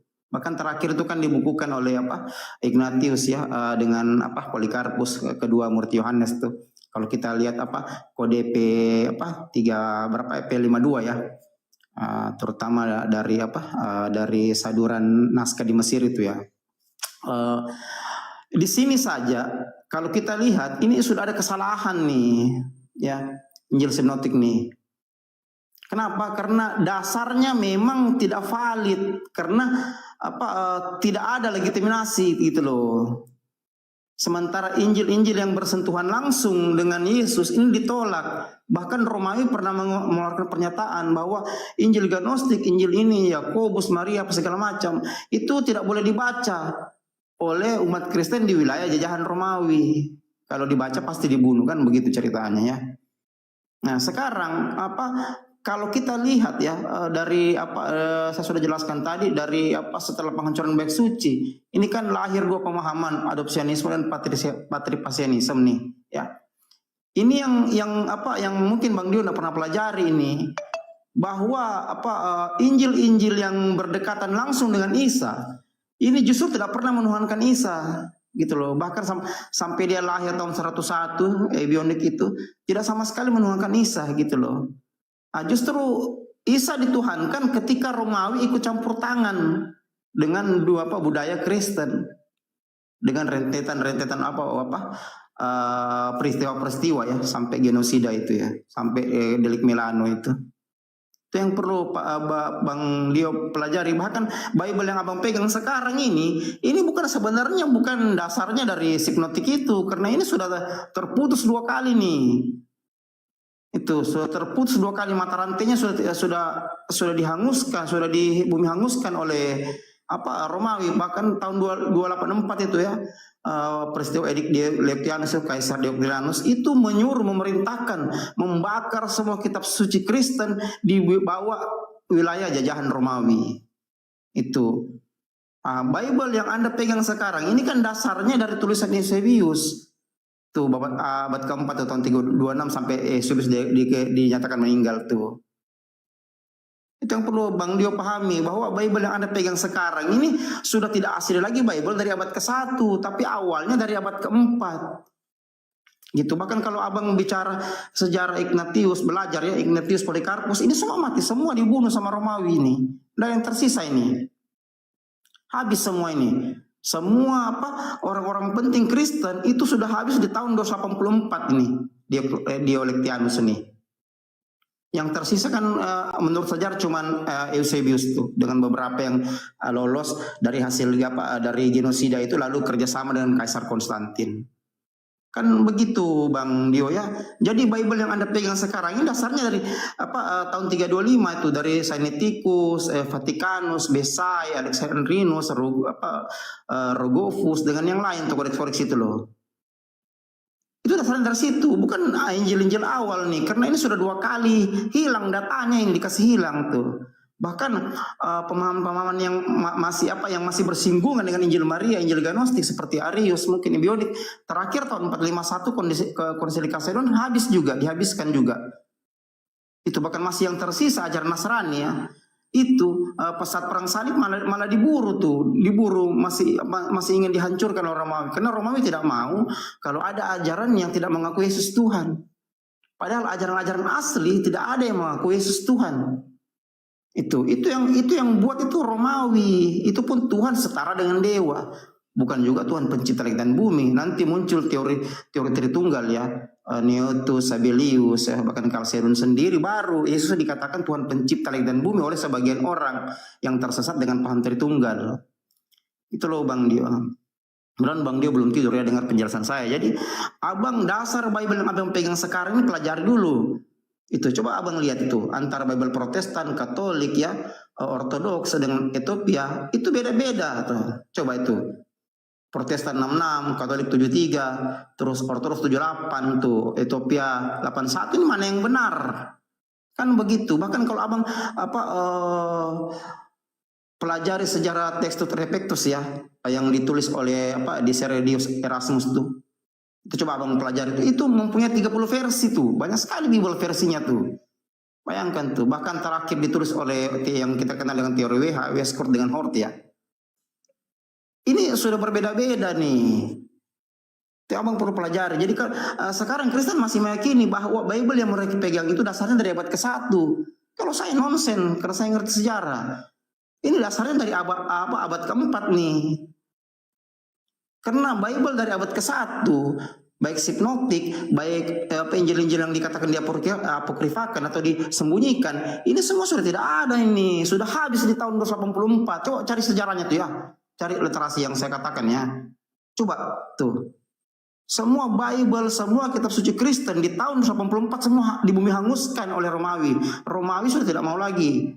Ada Bible tuh dari abad ke-1 tuh. Gereja dihancurkan. Pokoknya edik ini mengeluarkan perintah bahwa melakukan genosida besar-besaran terhadap umat Kristen dan pembakaran gereja serta memusnahkan seluruh kitab suci Kristen di bawah wilayah jajahan Romawi. Tuh. Bahkan Arianisnya juga mereka buru nih. Makanya kalau abang lihat itu banyak Arian itu, aliran Arian termasuk pendeta Waraka ya bin Noval. Itu aliran Arian yang lari ke Arab tuh. Itu yang Bung Dio perlu pelajari. Bahwa jangan masih punya keyakinan kalau abang udah ngerti sejarah itu ya. Bahwa Bible yang abang pegang ini awalnya dari abad ke-1. Oh, tidak sama sekali. Ini sudah dimodifikasi berkali-kali. Tuh.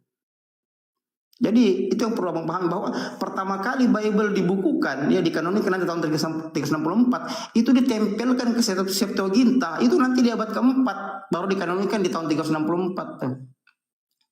Dari tahun 326 sampai dikatakan Eusebius dikatakan meninggal, itu 364 dikanonikan, 380 disahkan. Jadi Bible abang ini sahnya nanti tahun 380. Ya, dikanonikan tahun 364, tapi disahkan dipertegas di Konsili Kartago tahun 367, tapi disahkan di tahun 380. Makanya 2 tahun kemudian, ya Paus Damasus I menyuruh pendeta Jerome menulis ulang ini, merangkum ulang, menulis ulang nih Bible nih, yang kita kenal sekarang dengan teks Vulgata ya. Teks Vulgata itu yang buat pendeta Jerome. Itu atas perintah Damasus I. Tuh. Jadi setelah disahkan, ini Damasus I menyuruh pendeta Jerome menulis ulang lagi nih Bible nih. Memperkuat, mempertegas nih. Itu yang perlu Bang Dio pelajari ya, sejarah. Jadi kalau abang masih bertahan bahwa Bible abang dari abad ke-1, nonsen, tidak ada cerita tuh. Awalnya dari abad keempat semua ini. Bahkan Kristen ini turunnya dari abad keempat. Kristen mula-mula sudah tidak ada. Kristen yang dalam Kisah Rasul 11 ayat 26 ini sudah tidak ada nih. Ini sudah habis nih tahun 284 nih. Kristen kalian itu adalah turunan pecahan dari Kristen Katolik Romawi yang disahkan tahun 380. Berikut kitab sucinya dan ditulis langsung dalam teks Vulgata tahun 382 oleh pendeta Jerome. Nah itu Bang Dio ya. Nah itu mungkin sedikit dari saya. Silakan lanjut Bang. Bang Sun silakan.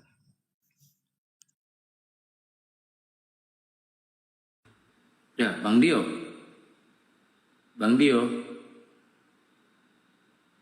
Bang Dio buka mute-nya Bang. Apa ketiduran Bang?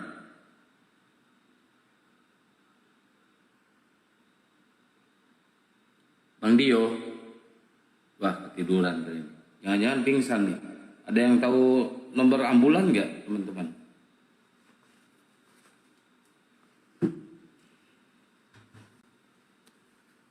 Bang Dio, wah pingsan dia udah. Udah ini harus panggil ambulan nih, ambulan nih. Bayar weh. Bang Dio, bayar weh. Oke Pak. Oke, lanjut.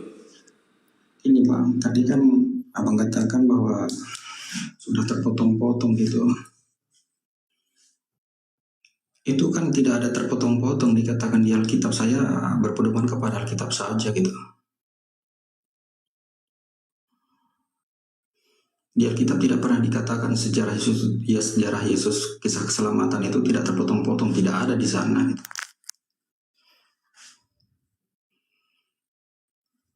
Kamu pernah tahu nggak bahwa Bang Juma tadi mengatakan bahwa tidak akurat data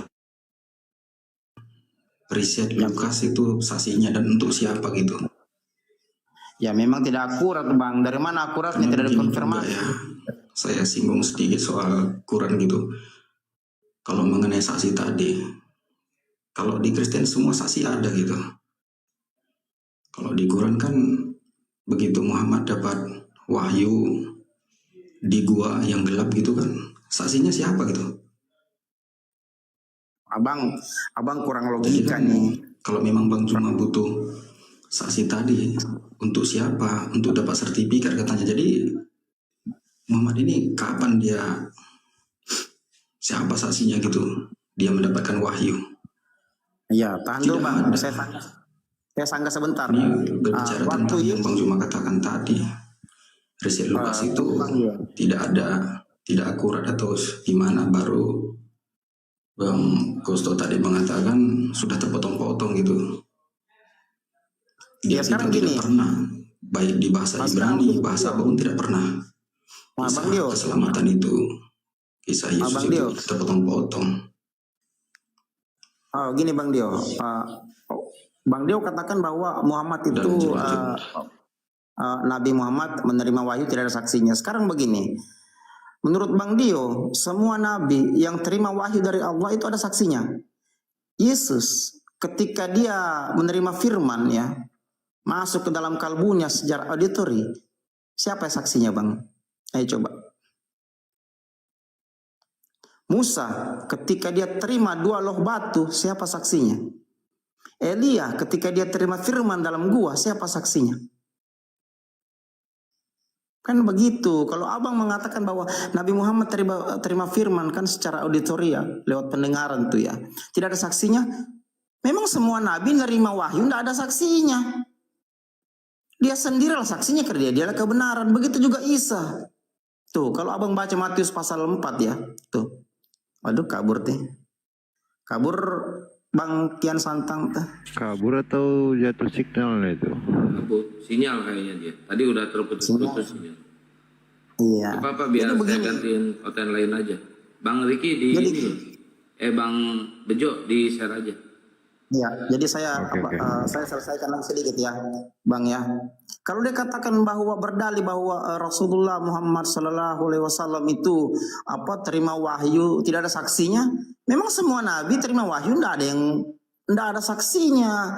Yesaya, Yeremia terima wahyu dari Allah tidak ada saksinya. Mereka sendirilah saksinya karena diterima secara auditori. Isa di Matius pasal 4 ayat ke-11. Ketika habis dicobai di padang gurun, malaikat turun melayaninya. Lalu dikatakan Matius pasal 4 ayat 23 dia memberitakan Injil. Siapa saksinya? Isa, Yesus terima firman. Tidak ada sama sekali. Kan begitu. Semua begitu. Abraham pun ketika dia menerima wahyu itu, siapa saksinya? Ayo coba. Hanya ini saya lihat, saya katakan teman-teman Kristen ini selain tidak paham sejarah memang sudah kehilangan rasionalisme. Anda memang rasionalitas tapi kehilangan rasionalisme. Jadi semua nabi ya dikatakan nabi kalau dia terima wahyu tuh tidak ada saksinya. Tuh coba itu nabinya orang Kristen siapa sih Lugat tuh. Waktu Lugat terima wahyu katanya ada saksinya enggak? Kan begitu. Jadi semua nabi dikatakan nabi dan rasul menerima wahyu itu tidak ada yang menyaksikan kecuali dia sendiri. Kan begitu. Dia mau katakan, dia mau berdalih, membentuk opini bahwa membentuk argumen, mengeluarkan argumen bahwa kami ini ada saksinya, gitu loh. Bahwa tulisan-tulisan ini ada saksinya. Sementara Islam Al-Quran tidak ada. Padahal dia tidak belajar sumbernya gitu loh. Awal pertama kali Isa itu. Memang semua nabi begitu. Itu. Coba lihat waktu Elia terima firman tuh di dalam gua tuh. Apa ada saksinya? Tidak ada. Kan begitu. Hanya ini memang saya lihat ya, mereka nih tidak belajar baik-baik Bibelnya. Tuh mereka tidak secara mendalam belajar Bible tuh, hanya kulit-kulit luarnya saja. Bahkan sekelas pendeta juga kadang masih ini. Banyak sekali contoh mereka hanya belajar di kulit luar seperti tadi kisah minum racun tadi tuh. Di nubuatan-nubuatan kitab Tanak tuh. Mereka hanya belajar di kulit luarnya, mereka tidak belajar secara mendalam. Kan begitu. Itu yang masalah buat mereka tuh. Iya, makanya kalau pengen pinter ya Ten ya, cukur biar pinter. Ya. Cukur coba. Pasti pinter. Habis cukur bayar tapi ke tukang cukurnya bayar, jangan utang. Nanti ribut lagi kalau ngutang. Ada yang bisa saya tambahkan sedikit Bang Goto. Mungkin kalau memang benar ada pengajaran firman Tuhan dari tokoh Yesus di Israel bagi Bani Israel, tentunya kan ada muncul pengajaran-pengajaran ya, yang disampaikan, yang dilakukan oleh orang-orang Israel mengikuti apa yang dilakukan oleh sang tokoh Yesus. Maka mereka akan menjadi orang Kristen kalau memang benar itu pengajaran Kristen. Dan itu tidak akan sedikit. Karena dia dikatakan keajaiban ya. Sesuatu yang menakjubkan. Dianggap Tuhan. Anaknya Tuhan sesembahan.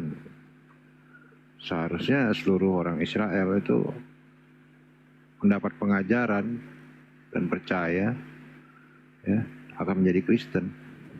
Ya, saya kan pernah jelaskan ini Bang Bejo ya. Yeah. Jadi saya saya menjelaskan bukan karena doktrin iman baik dari Islam maupun Kristen, tidak. Saya menjelaskan sejarah. Kan saya sudah pernah bilang bahwa Yesus itu ketika dia ada di sana itu instrumen-instrumen politik itu sangat kuat di mana bangsa Israel ingin merdeka dari Romawi. Gitu loh. Kenapa Yesus dengan Farisi selalu bertengkar? Karena mereka berbeda faksi. Faksi mereka ini saling berlawanan, gitu loh. Yesus itu melanjutkan tongkat estafet dari kakeknya Imron tuh sebagai pimpinan tertinggi faksi Seni. Ini ada bukti sejarahnya dari naskah Laut Mati. Nah, sementara faksi Iseni ini adalah yang disebut komunitas padang gurun atau juga disebut kelompok tasawuf atau disebut juga orang-orang kudus. Ini berlawanan faksi dengan Farisi. Makanya Yesus itu ketika dia sudah dibaptis ya, sudah bisa dikatakan mengajar. Kalau di tradisi Yahudi itu Bang ya, ada fase-fase. 12 tahun begini, 18 tahun itu harus sudah harus sudah menikah, 20 tahun sudah kerja, 30 tahun sudah bisa dengar suaranya atau ajarannya. 40 tahun sudah bisa dinasihati, sudah bisa dianggap gitu loh. Ada fase-fase. Jadi ketika Yesus sudah umur 30 tahun dianggap sudah bisa mengajar, dibaptis sama Yohanes untuk melanjutkan tongkat estafet tuh dari Imron Yohanes ke Yesus. Gitu loh. Yohanes ini pengganti Imron, pimpinan faksi Seni. Jadi yang bertentangan dengan Farisi. Tuh, di sini bukan masalah Yesus buat mujizat apa tidak. Apapun yang Yesus buat pada saat itu ditolak sama Farisi karena mereka berbeda faksi. Mereka perang politik tuh. Itu yang perlu dipahami bersama. Saya tidak bicara doktrin, saya berbicara sejarah tuh. Ya. Jadi mulai Yesus dibaptis sampai mau dikatakan tersalib, selalu berbeda argumen tuh, bertengkar pikiran dengan dengan Farisi tuh. Karena mereka berbeda faksi, bukan karena Yesus melakukan seorang Mesias, bukan. Tuh. Ini yang disangkali. Karena memang tidak ada kecocokan di antara mereka. Karena pada saat itu dalam bangsa Israel itu ada 4 faksi ya. Ada Farisi, Saduki, Selot ya. Satu Selot ya. Yang terakhir Eseni. Eseni ini dengan Farisi ini yang selalu bertentangan. Itu. Tidak baku cocok mereka ini. Walaupun sama-sama berjuang untuk kemerdekaan Israel. Makanya dalam Matius 10 ayat 34 itu. Abang baca itu Yesus mengangkat jihad. Jika kaumnya diserang, Yesus menyuruh mengangkat pedang tuh. Bayangkan tuh. Ini yang perlu kita pahami. Hanya memang kalau kita belajar Bible dari doktrin, dogma gereja, kita tidak akan mau mengambil sejarah atau mengerti sejarah. Bahkan kita menolak sejarah. Sementara sejarah berkata seperti ini. Gitu loh. Jadi di sana itu penuh dengan intrik politik. Bukan di sini masalah mujizat, bukan masalah pengajaran. Masalahnya mereka ini berbeda faksi. Bahkan kalau abang lihat ya, Yesus pada saat itu sebenarnya punya kekuatan yang besar karena punya pengikut itu sampai 10.000 orang. Eseni itu pengikutnya pada saat itu sampai 10.000 orang. Itu ada cerita yang Yesus membeli makan 5.000 orang ya. Itu pengikutnya semua, Eseni semua. Makanya Romawi pada saat itu tidak bisa sembarang membunuh Yesus karena keluarga Maryam itu keluarga disegani pada saat itu di kaum Eseni. Tuh. Sebagai pimpinan tertinggi mereka. Farisi menggunakan tangan Romawi untuk membunuh Yesus. Karena tidak bisa mereka langsung, seandainya saja Yesus bukan orang yang berpengaruh ya pada saat itu, bukan pimpinan tertinggi faksi ini, Farisi mudah saja membunuh langsung. Tapi kenapa Farisi tidak langsung membunuh Yesus? Kenapa dia menggunakan tangan Romawi? Karena kekuatan Yesus pada saat itu ada di keagamaan tuh. Ada di organisasi keilahian tuh. Faksi ini namanya tuh. Itu yang betul. Masya Allah, keren, mantap ya kalau mualaf ini ya. Ya teman-teman yang di bawah, Bang Goto ini mualafnya karena gara-gara dicukur. Habis dicukur dia langsung cerdas dan masuk Islam, Masya Allah ya. Mantap. Ya lanjut, Bang Bejo. Sekali baca sejarah-sejarah tuh. Ada lagi mungkin perlu ditambahkan Bang Goto yang mengenai pengajaran dari Yesus tadi. Kalau benar dia adalah yang dimuliakan sebagai anak Tuhan, sang ilahi, tentunya nggak akan salah mengajarkan. Tapi yang hasilnya kekristenan apa? Munculnya pemahaman yang beragam, sangat banyak. Ribuan pemahaman yang berbeda-beda. Kalau dari pengajaran yang benar ya, kalau muncul pun perbedaan, tentunya hanya paling 1, 2, 3 mungkin atau 5 ya. Yang satu mendapat satu pengajaran yang kurang sedikit, yang kedua itu sudah lebih banyak, dan yang ketiga lengkap. Sisanya itu menentang atau yang munafik mungkin. Masih wajar, tapi ini ribuan denom yang muncul dari satu pengajaran yang kata tokoh Yesus kan gitu Bang Goto. Lanjut Bang Goto. Ya, itu kan awalnya dari Protestan, Bang. Protestan itu kan merusak tuh ajaran Katolik. Makanya lahir ribuan denominasi dari Protestan. Itu. Tapi kalau kita belajar sejarah ya seperti yang saya ceritakan tadi tuh. Bahkan Yesus di usia 12 sampai 29 tahun kan itu tidak terdata ya, hilang dari Bible. Tuh, kenapa? Karena memang Yesus di usia 12 sampai 29 itu berkelana dia. Tidak hanya tinggal di Israel, dia sampai di Pakistan, sampai di Nepal, sampai di India. Tuh sekolah itu, belajar tuh. Itu. Bahkan tertuang dalam buku Nicholas Notovic tuh, Unknown Life of Jesus itu. Tahun 1896. Itu yang perlu kita pahami. Jadi saya selalu berbicara ilmiah melalui pendekatan sejarah. Hanya ini mereka sulit karena mereka tidak mau menerima ini. Itu. Ketika dikatakan Yesus pernah menikah ya. Ternyata itu tercatat dalam dalam naskah laut mati ya. Justru naskah laut mati ini disimpan oleh kaum Mesir ketika terjadi genosida pada saat tahun 66 sampai 73 ya. Berujung penghancuran Bek Suci itu ya oleh Jenderal Titus. Ini kaum Mesir ini memindahkan, menyembunyikan naskah-naskah ini ke Goa Kamran, daerah Kiber tuh, pantai barat laut mati itu. Iya, bentar Bang Goto. Bagi teman-teman Kristen ya, silakan naik kalau mau menimba ilmu atau mau berdiskusi. Room ini, Komal ini terima jasa syukur ya, terima jasa syukur. Kalau misalkan kalian mau menimba ilmu, mau berpikir cerdas, silakan dicukur ya.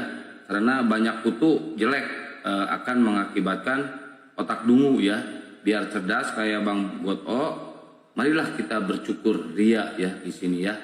Silakan dilanjut ya. Biar cerdas cukur ya, tapi bayar ya, jangan lupa bayar, bayar. Kalau mau dicukur jangan ngutang. Ini yang menurut saya mereka tidak kehilangan akal sehat. Nah, dalam tradisi Yahudi ya, itu seorang bisa dikatakan guru atau rabi ketika dia sudah menikah tuh, ya di usia 20 tahun tuh. Nah, sementara buku Barbara Tering ya yang judulnya Jesus the Man, di situ bercerita dari saduran naskah laut mati bahwa Yesus pernah menikah sama Maria Magdalena tuh. Bahkan sama Lydia orang Filipi. Memang tradisi Yahudi tidak bisa menyebut rabi kalau tidak menikah. Gitu loh. Dan tidak bisa meminyaki tuh. Perempuan meminyaki kaki orang, kaki seorang laki-laki itu kalau dia belum dinikahi. Itu hanya fakta-fakta ini dikaburkan oleh Romawi. Kenapa? Untuk membentuk dewa baru gitu loh. Karena kultur Romawi Yunani itu suka sekali membuat dewa-dewa sesembahan dari manifestasi manusia. Nah, muncul sosok Yesus, muncul sosok Paulus yang dianggap orang terpelajar, orang terkenal, orang suci itu. Mereka angkat menjadi dewa mereka, sesembahan baru mereka. Coba pelajari sejarah Dewa Janus mungkin atau Dewa Zeus yang lain segala macam tuh. Coba tuh. Rata-rata dewa-dewa Yunani itu Romawi manifestasi manusia. Gitu loh. Apalagi abang pernah dengar tuh istilah teofani tuh. Yang dipakai ya di Katolik tuh, teofani tuh. Penampakan secara keilahian atau manifestasi atau penjelmaan itu namanya teofani Bang ya. Dalam dunia kekristenan tuh. Itu kan asalnya dari Romawi tuh. Itu yang perlu kita pahami bersama. Jadi Romawi sudah mengambil alih ajaran Kristen tuh, mengkudeta tuh ajaran Kristen asli ya, yang abad ke-1 tuh untuk membentuk ajaran Kristen baru. Tuh yang namanya Kristen Katolik. Lalu mendudukkan kedua sosok ini sebagai pimpinan sesembahan baru mereka. Gitu. Itu yang perlu kita pahami, sejarahnya bisa dibantah lah. Hanya karena terlalu kuatnya doktrin ya, mendarah daging ini doktrin dari bapak-bapak turun sampai sekarang sulit nih digeser ini. Dimana kita mau menempatkan akal sehat di atas doktrin sulit karena sudah menjadi ajaran turun temurun. Kan begitu. Tidak percaya Yesus mati di salib pasti neraka. Kan begitu. Itu kan dogma doktrin tuh. Itu bukan akal sehat tuh. Sementara kalau kita pelajari sejarahnya dari naskah-naskah manuskrip tua, dari naskah laut mati paling penting ya. Makanya naskah laut mati itu Bang tidak semua bisa dibaca. Ya, yang terbuka itu hanya 981 lembar ya. Selebihnya itu disembunyiin tuh. Disembunyikan tuh sama Romawi itu. Kenapa? Karena banyak bercerita tentang siapa Yesus itu. Kan begitu. Bahkan kalau ada orang Kristen sempat coba datang ke Biarahemi sana India tuh. Coba lihat tuh di sana banyak sekali tersisa literatur tentang Yesus Kristus Isa Al-Masih. Bahwa beliau pernah berguru ke sana ke pendeta-pendeta Buddha. Berguru pengobatan, berguru ilmu agama tuh.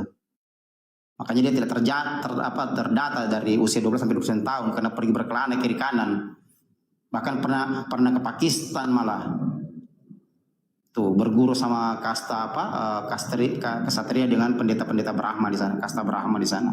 Sampai beliau dikatakan diburu tuh karena berselisih paham tentang kitab Weda, lalu lari ke Nepal tuh. Ada cerita itu, semuanya terbukti dalam sejarah. Bahkan yang menuliskan itu profesor-profesor Kristen sendiri, bukan dari kalangan Islam. Bahkan yang menulis itu buku Pagan Christ kan itu profesor Kristen tuh. Yang menulis Yesus pernah menikah itu kan Barbara Tering, profesor Kristen tuh. Kan begitu. Iya betul. Jadi Komal ini juga selain menerima jasa cukur, kita menerima jasa kerimbat, ya kerimbat. Terus jasa rebonding, terus jasa apalagi ya, mewarnai, jasa mewarnai. Mau warna pink, oranye atau warna ungu silahkan, nggak apa-apa ya. Tapi dengan catatan bayar. Bayar. Yo lanjut. Tapi saudaraku, sudah jam 3 saya ini. Izin, apa dokter? Izin. Siap dokter. Sebelum turun barangkali tadi Gurunda mengatakan sejajar dengan hadis palsu, itu pun tidak tepat. Karena di hadis itu sumbernya Rasulullah, sanadnya jelas dan mutawatir. Kalau ada satu perawi yang tidak jelas, dia katakan dhaif, apalagi terputus, namanya hadis palsu. Begitu jelasnya riwayat Rasulullah dalam konteks hadis. Ini hadis saudaraku. Kalau Al-Quran, apa yang dibilang Bang Goto itu benar. Kalau semua saksi, berarti semua nabi. Artinya semua mampu untuk mendengarkan Jibril kan, mengenggabrit seperti itu. Jadi ya, sekelas hadis pun, hadis yang tidak sanadnya terputus itu ya sudah hadis palsu. Apalagi kalau tidak jelas Rasulullah meriwayatkan turun ke sini sampai meriwayatkan Bukhari Muslim. Nah kalau satu sanad saja terputus, ini hadis saudaraku, hadis satu sanad ada satu pelupa, ya dhaif. Ada satu sanad terputus, iya palsu. Hadis pun ini tidak sejajar, apalagi kalau Al-Quran. Itu barangkali. Terima kasih banyak. Ya, mantap Pak Dokter. Mohon maaf kalau ada hal-hal yang kurang. Mantap Dokter. Tapi semuanya saudara-saudaraku semuanya. Cuma gini Pak Dokter, bentar Pak Dokter. Dari 2.000 orang saya perhatikan nih ya, nggak ada yang namanya misalkan ini kan Apang, terus siapa Miko, Weli gitu ya, nggak ada satupun namanya Tuji, nggak ada satupun namanya salon keliling atau jasa cukur gitu. Bagus tuh kayaknya ya, mereka kalau ada nama itu ya, salon keliling atau salon rohani gitu. Subhanallah.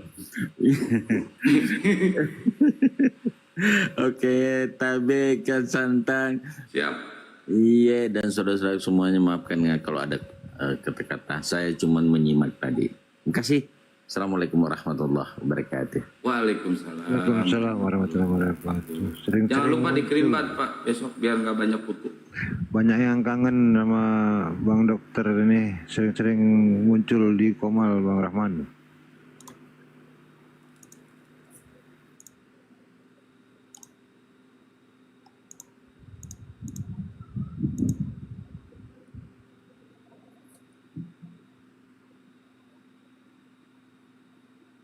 Halo. Yuk Bang Riki, gimana Bang Riki? Wah belum tidur Bang Riki, mantap nih. Ini Bang Riki. tadi saya dengerin Bang Goto ada hal yang menarik ya. Saya dengar dari Bang Goto Yesus itu ke Nepal.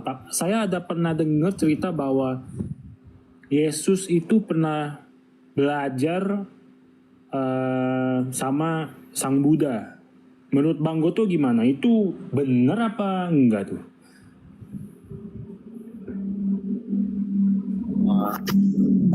Bahwa Yesus itu pernah belajar ke beberapa pendeta Buddha ya. Iya. Jadi dalam buku Uknon Life of Jesus karya Polemikus Kristen ya, karya bangsawan Rusia ya. Beliau ini Nicholas Matvey ini bangsawan Rusia. Ya, beliau ini seorang peneliti ya, seorang teolog ya. Ketika melakukan perjalanan ke Biara Mulbek ya, India, itu kudanya sempat mengalami kecelakaan. Jadi oleh orang di sana tuh dibawalah ke beliau ini ke biara Hemis untuk berobat. Ceritanya begitu. Jadi sesampai biara Hemis beliau dirawat ya karena kakinya tergelincir bahkan hampir patah. Dirawat oleh pendeta Buddha itu. Waktu ketika beliau ini Nicholas ini sudah dinyatakan sembuh, yang membuat ini Nicholas ini Taufik ini tercengang, kaget karena disodorkan dua kitab oleh pendeta Buddha. Ketika beliau membacanya, ternyata kitab-kitab itu berisi tulisan-tulisan mengenai Isa Al-Masih atau Yesus Kristus tuh, bahwa Yesus bisa belajar. Itu makanya sekarang itu biara Hemis menjadi menjadi wisata bagi pakar-pakar teolog dunia tuh. Di mana di sana banyak literatur-literatur yang tersisa tentang Isa atau tentang Yesus itu. Oh, ternyata Yesus itu pernah karena dituliskan dalam dua kitab itu. Yesus pernah ke Pakistan, Yesus pernah ke Nepal. Ternyata dia tidak terdata di Bible itu dari usia 12 sampai 29 tahun. Yesus itu pergi berkelana. Ceritanya gini ceritanya. Dibaca oleh Sang Nicholas ya. Yesus itu di usia 12 tahun itu beliau sangat gagah tuh, ganteng tuh ceritanya. Gagah, terpelajar, pinter. Jadi orang-orang kaya di Israel pada saat itu tertarik untuk menjodohkan anaknya tuh dengan Yesus, termasuk ayah Maria Magdalena. Ayah Maria Magdalena ini adalah seorang yang kaya raya, seorang yang mempunyai kapal pesiar di Israel tuh ya. Jadi ini ibunya ini Maria merasa gusar. Ini menurut cerita kitab ya yang di biara Hemis tuh ya, India tuh. Jadi Maria ini karena merasa gusar, karena tiap hari ada saja orang yang datang ke rumahnya untuk melamar Yesus ya, menjodohkan Yesus dengan anak perempuannya. Akhirnya Maria ini gusar nih ibu Yesus. Lalu dia katakan sama Yesus begini, "Sus, ini kau, ini banyak sekali yang suka sama kau nih, mau jodohkan kau. Bagaimana kalau kau sekolah dulu lah? Jangan dulu menikah lah, sekolah dulu sana. Keluar saja supaya tidak ada orang lagi yang datang di sini mau menjodohkan kau dengan anak perempuannya." Nah, akhirnya oleh nasihat ibu ini akhirnya Yesus bertolak ke biara Hemis. Itu ikut pedagang pada saat itu ya ke India itu. Nah, jadi ini tercatat jelas dalam buku Clara ya, Ibu Clara Prabhupada dengan Nicholas Taufik ya. Dan betul di sana memang menjadi pusat wisata sekarang tuh, sampai sekarang itu. Di sana banyak cerita literatur tentang Yesus tertinggal di situ. Nah, itu bukti-bukti sejarah semuanya ada di sana. Nah, berarti Yesus memang pernah sekolah. Dan dinyatakan dalam buku itu Yesus belajar pengobatan, belajar ilmu agama ke pendeta-pendeta dari lama itu pendeta Buddha tuh. Berarti ya itu bisa dibilang nggak salah juga ya. Ya. Nah, memang tidak salah karena ini yang tulis bangsawan Rusia, seorang teolog Kristen, Nicholas Taufik itu. Bukunya kan judulnya Eternal Life of Jesus tuh. Yap. Bahkan pendeta Sarasoro kan pernah menjelaskan ini juga tuh. Oh iya. Di mana dia menjelaskannya? Di Komal dia sendiri apa di YouTube? Kan itu di YouTube-nya mungkin ada itu Pak Sarasoro yang dikatakan Yesus pernah ke Pakistan tuh belajar tuh ke pendeta Hindu. Memang Yesus belajar kitab Weda ke pendeta Hindu di Pakistan kan? Iya. Ke pendeta Buddha, ke pendeta Hindu. Yesus itu belajar sama kitab suci loh. Iya. Taurat, Hindu, Buddha. Bahkan kan dia itu menurut sejarah pernah diburu sama pendeta Brahma gara-gara melanggar aturan kasta Brahma tuh, di mana kasta Brahma melarang ya untuk pembacaan kitab Weda kepada kasta Sudra dan kasta Waisa ya, kasta terbawah ya, secara umum. Nanti kasta Sudra sama kasta Waisa bisa baca kitab Weda kalau di acara festival agama. Tapi oleh Yesus tentang, Yesus katakan ini kan kitab suci. Kenapa orang di bawah hanya bisa baca, nih kasta di bawah ini hanya bisa baca pada saat acara agama? Tidak boleh, kalau bisa dibaca tiap hari. Ini Yesus akhirnya membuat kasta Brahma yang tadinya ini berteman dengan Yesus ya, bersahabat dengan Yesus, akhirnya marah sama Yesus. Nah, oleh kasta Sudra, Yesus disuruh lari. Bilang, lari kau Sus, kalau kau tidak lari keluar dari Pakistan, kau pasti dibunuh sama kasta Ksatria dan kasta Brahma. Karena kau sudah melanggar peraturan pendeta Brahma. Akhirnya Yesus lari ke Nepal. Tuh, sejarahnya begitu. Yap. Nah, coba tanya aja itu Sarasoro. Saya kira dia tahu. Dan buku yang dia baca kurang lebih sama dengan buku yang saya baca. Ya, kalau udah begitu, mengapa nih Kristen-Kristen ini masih ini ya megang dogma itu ya? Masih Masalahnya dogma itu bukan Yesus yang ngajarin. Iya, bapak-bapak gereja itu kan. Ya memang, makanya pendeta Jonathan Purnomo pernah bilang ya, dia buat statement begini, kalau Anda ikut bapak-bapak gereja yang nakal-nakal ya sudah tersesat. Tapi gitu. Ya memang sih. Ya kalau sebenarnya nggak perlu terlalu baca yang Bible udah lama ya, baca satu Bible aja, itu udah jelas banget menunjukkan bahwa Yesus itu nggak pernah minta disembah loh. Iya, kalau secara logika kan Bible itu ada 4 versi itu yang sekarang ini ya, Bible Protestan, Katolik, Ortodoks, Etopi, yang mana yang benar? Ayo coba, mana yang benar? Itu dulu aja ditanyain sama pihak Kristen.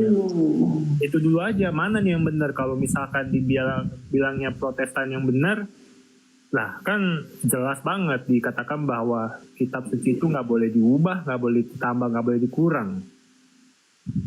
Coba lihat Islam, Al-Quran ada enggak itu? Yang jumlahnya beda tuh. Enggak ada. Enggak ada ya kan. Makanya itulah dikatakan murni wahyu Allah. Beda kalau Bible lah. Bible aja yang itu yang menampak itu umum 4. Gimana yang lain tuh? Masih banyak itu Bible. Belum di Belanda tentang sana. Iya belum. Segala macam. Banyak.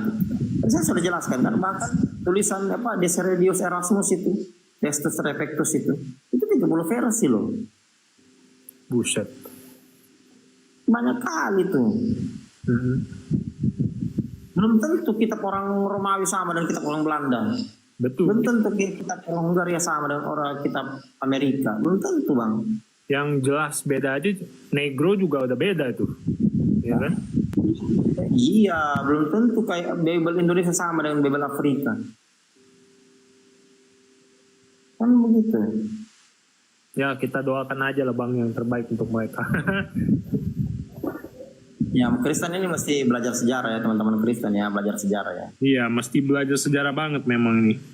Kalau Sejarah susah. Kalau sekedar imani saja, apa yang didapat dari imani saja? Enggak, syaratnya cuma satu sih bang, kalau pengen pinter. Dulu saya juga zaman sekolah ya, dilarang sama guru itu ya bang Goto. Bang Goto mungkin pernah ngerasain sekolah SD dulu ya. Kalau rambut panjang itu sama guru pasti disuruh apa Bang Goto? Dibotakin. Dicukur kan? Dicukur. Ya kita kalau sekolah itu nggak boleh gondrong loh bang. Kalau sekolah itu. Sebenarnya ya, Paulus sendiri ya, itu mengajar ya di 1 Korintus 11 itu. Mengajar itu harus dipotong tuh rambut. Laki-laki nggak boleh rambutnya panjang loh. Nggak boleh, nggak boleh. Ajar Paulus ya. Kepanasan. Kata ini bawah. Weh, AC mana weh? Nah itu Paulus yang bilang lo bukan saya. Iya. Ya, begitu. Bahkan kata Paulus itu perempuan harus berhijab loh, berjilbab ya. Masalahnya mereka nggak ikuti. Jadi ajaran Yesus tidak diikuti, ajaran Paulus tidak diikuti, yang diikuti ajaran Romawi.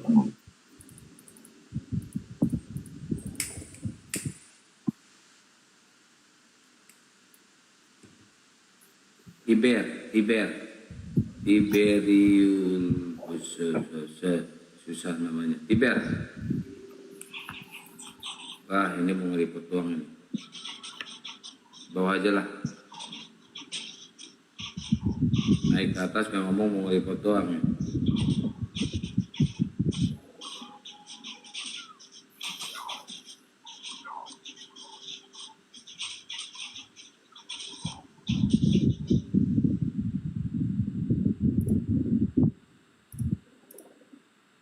Ya teman-teman Kristen silakan kalau ada yang mau ikut dicukur silakan naik ke atas. Bayar tapi ya, nggak gratis ini. Dokter gangguan naikkan, mana berani dia naik.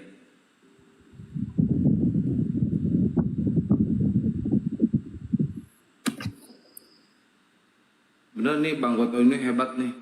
Keilmuan sejarah kekristenannya ngelotok banget ya. Udah di luar kepala ya. Wah, udah mantep banget itu. Iya, Bang Riki kalau mau belajar ke Bang Goto boleh tuh. Tukeran nomor WA aja di DM. Boleh tuh, saya mau baca buku sejarahnya tuh. Saya suka banget sejarah. Keren nih, kalau Bang Goto keren sejarahnya nih. Dia paham banget nih. Kemarin saya dengar aja tentang Trinitarian, Triteos, dia hafal dia. Oh ini saya mau tanya sumber yang waktu itu kan saya mah sering nonton Bang Zuma juga kan.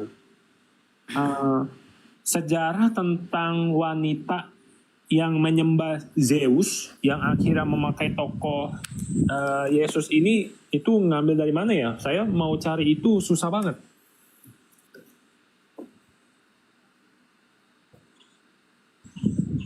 Ya Bang Goto, dibuka mute-nya Bang. Itu di mute. Iya, apa itu? Oh itu kan disadur dari buku ini Bang, buku karya John McKennon Robertson Bang. Nah kan, langsung hafal. Pagan Christ. Ada itu, ada literasinya Bang, baca aja itu. Klik aja di Bang Riki, langsung hafal dia kan. Kalau di Google apa ya? Ya klik aja Bang itu, John McKennon Robertson, Pagan Christ, coba. John McKennon. Ya McKennon Robertson, Pagan Christ tuh. Kan banyak bicara tentang Dewa Mitras ya, tentang Zeus dan segala macam tuh. Tulisan McKennonnya gimana ya? MCNON. Oke, selanjutnya. Robertson, coba klik tuh. Ada itu. Judulnya Pagan Christ ya. Oh, oke. Coba baca itu. Itu banyak sekali tuh. Kan 1000 lembar lebih kalau tidak salah bukunya ya. Tapi secara garis besarnya kan diceritakan di situ. Coba.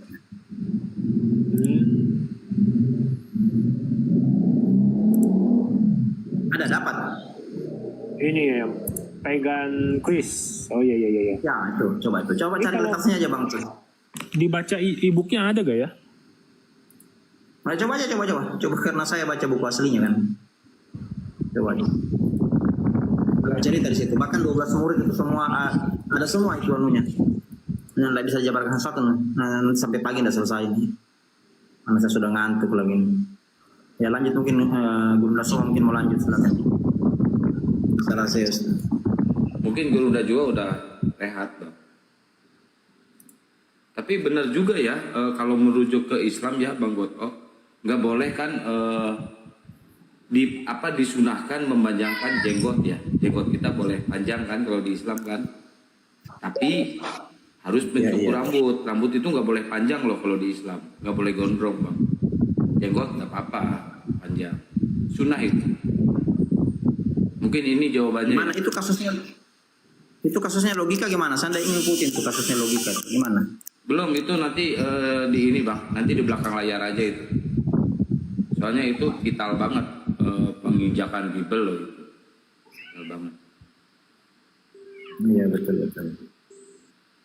Yang lagi panas-panas ini si Ratu ya, untuk dengan Noratil Aritonangnya yang dilaporkan. Itu yang logika itu bukan yang gondrong itu ya? Iya. Jangan bilang gondrongnya jangan kenceng-kenceng Bang. Gondrong jangan, nanti ada yang kesinggung. Oh gitu. Itu dia nginjek Bible, tapi bukannya dia akhirnya ngebela Kristen ya kemarin? Iya Bang. Nah itu ada yang DM saya itu ya, ada beberapa orang DM saya, dia bilang Bang, abang punya pengacara berapa tuh? Kalau saya laporin penistaan agama itu lihat video abang gimana? Saya bilang Bang, kalau abang ngelaporin saya laporin aja. Sudah pernah yang laporin saya, tapi tidak lanjut laporannya. Iya, saya bilang kalau saya naik pengadilan saya tidak perlu pengacara, saya aja sendiri. Saya yang bela, saya saksi ahlinya, gitu. Asal jangan kaget aja Bang, jangan sampai nanti abang yang kena pasal. Saya kasih begitu. Udah tidak pernah DM lagi saya. Ya, saya ini bukan bicara bukan hoax nih, saya bicara fakta. Iya kalau ada bukti. Ya kalau saya. Iya, saya dilaporkan ke pengadilan, ya, dilaporkan polisi, naik pengadilan. Itu sama saja Anda gali lubang Anda sendiri. Iya. Gali lubang kuburan Anda sendiri. Mau tak bongkarin sama itu si Bible. Tuh. Ya karena kan ada datanya ya. Ngomong kan nggak asal jeblak gitu ya. Iya, selama ada datanya aman, Bang. Itu pendeta Budi Asali tuh. Saya debat sama beliau di rumahnya Uniripa. Lari tuh, dia maki-maki saya baru dia lari. Dia kabur. Dia bilang saya anjing, goblok. Di mana tuh? Saya mau lihat tuh. Itu seru tuh. Kadang kalau saya lihat pendeta Budi Asali itu kan tipe orang yang menganggap di luar agama dia, di luar kepercayaan dia kan sesat semua tuh. Bahkan kayak Oneness saya dibilang sesat, terus Unitarian dibilang sesat, apalagi? Wah, pokoknya yang di luar Tritunggal menurut dia sesat kan. Yang masalah belum pernah ada orang yang bikin Pak Buas marah. Pak Budi Asali marah. Barusan saya beliau marah.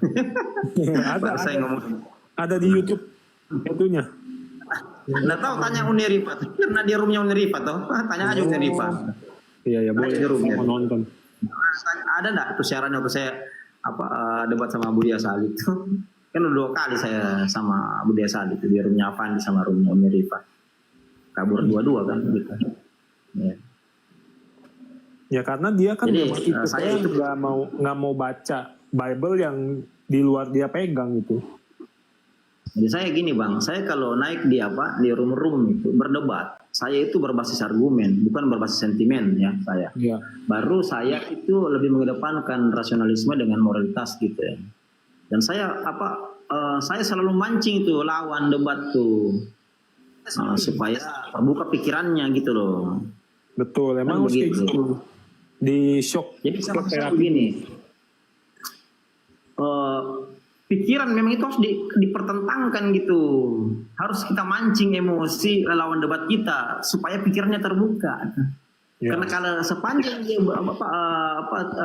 tidak naik tensi debatnya tidak naik, argumennya tidak naik tuh.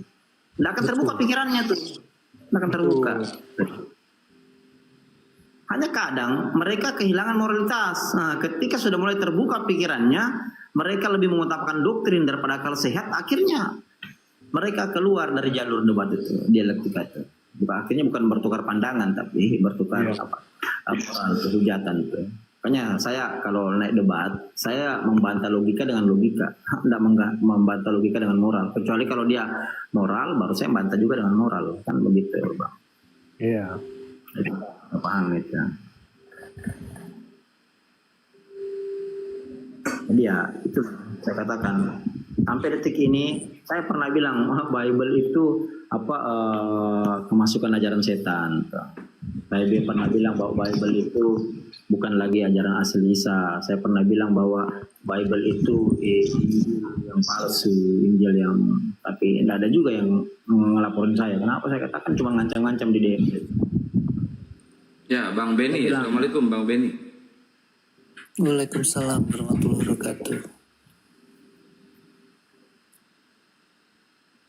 Ini Bang Beni, rencana kita mau bikin barbershop Bang Beni ya. Nanti Bang Daman itu. Bang Daman kan ahli cukur. Bang Daman nanti yang ininya. Bang Alumni Kiamat udah mau buka barbershop. Oh iya, saya lupa. Saya kemarin di roomnya siapa tuh ya, debat sama Kiamat ya. Itu, di roomnya siapa itu ya. Itu Kiamat itu ini ngerti enggak kaidah bahasa itu? Saya heran tuh kok ada orang debat gitu enggak ngerti kaidah biasa. Kaidah bahasa itu, terutama bahasa Indonesia tuh. Saya justru teman-teman saya dia enggak ngerti memang dia tuh. Saya ketawa itu debat dengan dia tuh. Dia katakan kenapa di surat berapa ya? An-Nahl berapa ya? 51. Dia katakan apa? Kata ganti orang pertama diganti dengan kata ganti orang ketiga. Jamak. Ya saya bilang, ngerti frasa enggak? Saya bilang tuh. Di frasa-frasa tertentu, kata ganti orang ketiga itu bisa menjelaskan kata ganti orang pertama gitu. Dia enggak ngerti, saya lihat tuh. Sampai dia bilang, saya sudah tanya orang ahli gramatikal katanya Arab. Saya bilang di sini bukan ahli gramatikal Arab. Kita berbahasa membahas bahasa Indonesia yang benar, yang baik. Ketika coba bentar Bang Goto, ini ada Kristen suara pinggiran. Assalamualaikum warahmatullahi wabarakatuh. Semoga sehat semua. Ini Muslim apa Kristen suara pinggiran? Muslim sejati, Bang. Oh, Masya Allah.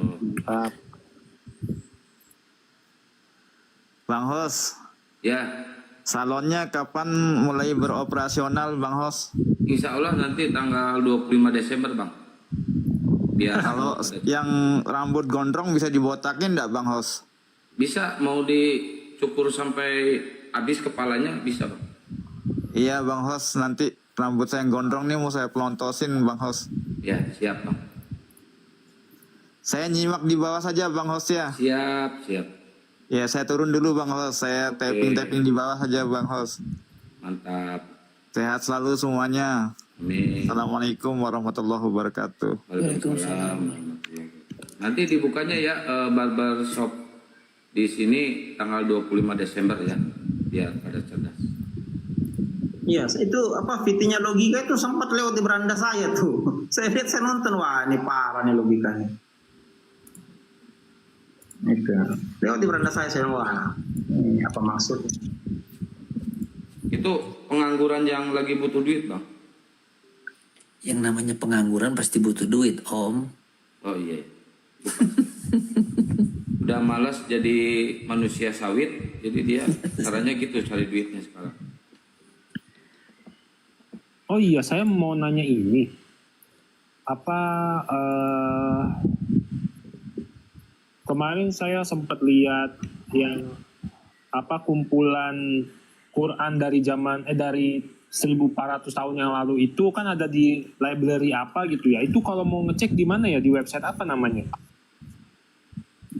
Apanya itu, Bang? Manuskrip. Kalau manuskrip itu ada 7 itu, Bang ya. Ada 7. Ada yang tersimpan di Tübingen, ada di Yaman, ada di Birmingham. Ada 7 manuskrip. Apa namanya bisa dilihat di library yang di website itu apa namanya ya?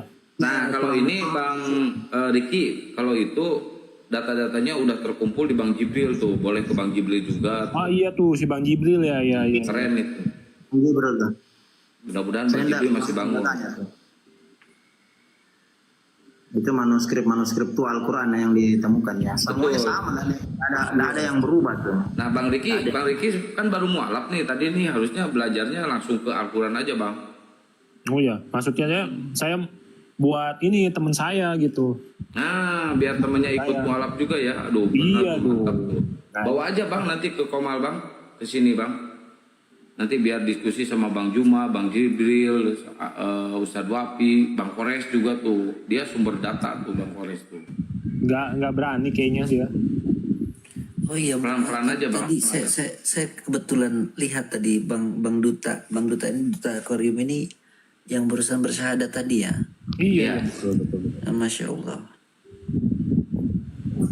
Tapi Bang, kalau misalkan teman Abang pengen cepat cerdas, pintar gitu, nerima kebenaran dari Islam, jangan lupa Bang, suruh dicukur dulu Bang, biar gak banyak kutu gitu kan yang mengganggu lah. Balik ke kadinya deh gitu. Nyata kadinya wae lah, dasar ontohot seberokok belegu sih. Tapi bayar wae. Saya nunggu Bang Jibril, kalau misalnya Bang Jibril naik, saya naik juga dah, sekalian nanya. Biasanya sih ada dia kalau jam segini naik, cuma iya, mungkin biasanya naik ya. Si Bang Jibril. Coba teman-teman ada Bang Jibril di mana, coba suruh ke sini teman-teman. Nggak ada Bang Jibril, dari tadi saya udah keliling-keliling. Ustadz Wapi, naik Ustadz Wapi. Nih ada guru kita juga nih, Ustadz Wapi nih, Bang Riki nih, mantap. Pernah dengar kan nama Ustadz Wapi, Bang Riki? Pernah. Masya Allah. Nah ini salah satu Ustadz terbaik kita juga, saya paling, Masya Allah keilmuannya kalau Ustadz Wapi. Tinggal di mana Bro Riki? Apalagi baru syahadat belajar kalau mau pesantren, nah kebetulan Ustadz Wapi juga buka pesantren loh Bang Riki. Cuma dia di Probolinggo kalau nggak salah ya, di mana? Jauh sekali. Nah, tapi nggak apa-apa, bisa online juga loh di Zoom atau lewat apa gitu. Ustadz Wapi kan sering bolak-balik ke Jakarta tuh. Bisa juga belajar privat ke beliau kalau keislamannya. Tapi saya ini aja fokus ngaji dulu aja, nanti dari timnya Kodondi kan datang ke rumah. Iya, fokus ngaji aja Bang. Iya, fokus itu dulu, baru nanti melebar gitu. Lu tinggal di Jakarta? Iya, Jakarta Barat, Jelambar, dekat CP. Oh, di Jelambar. Iya. Banyak salon nggak Bang di Jakarta Bang? Gimana? Di Jakarta banyak salon nggak, barbershop gitu? Oh banyak. Banyak. Mau dicukur sampai gundul juga bisa. Oh Masya Allah. Saya mau diwarnain Bang. Itu kebanyakan tukang cukurnya orang Garut loh. Garut. Iya serius, orang Garut, orang Banyuresmi kebanyakan. Iya, makanya kan ada tuh telah lahir tukang cukur di kota Garut. Di kota Daud. Lah, salah ya. Di kota Daud dan di kota Garut.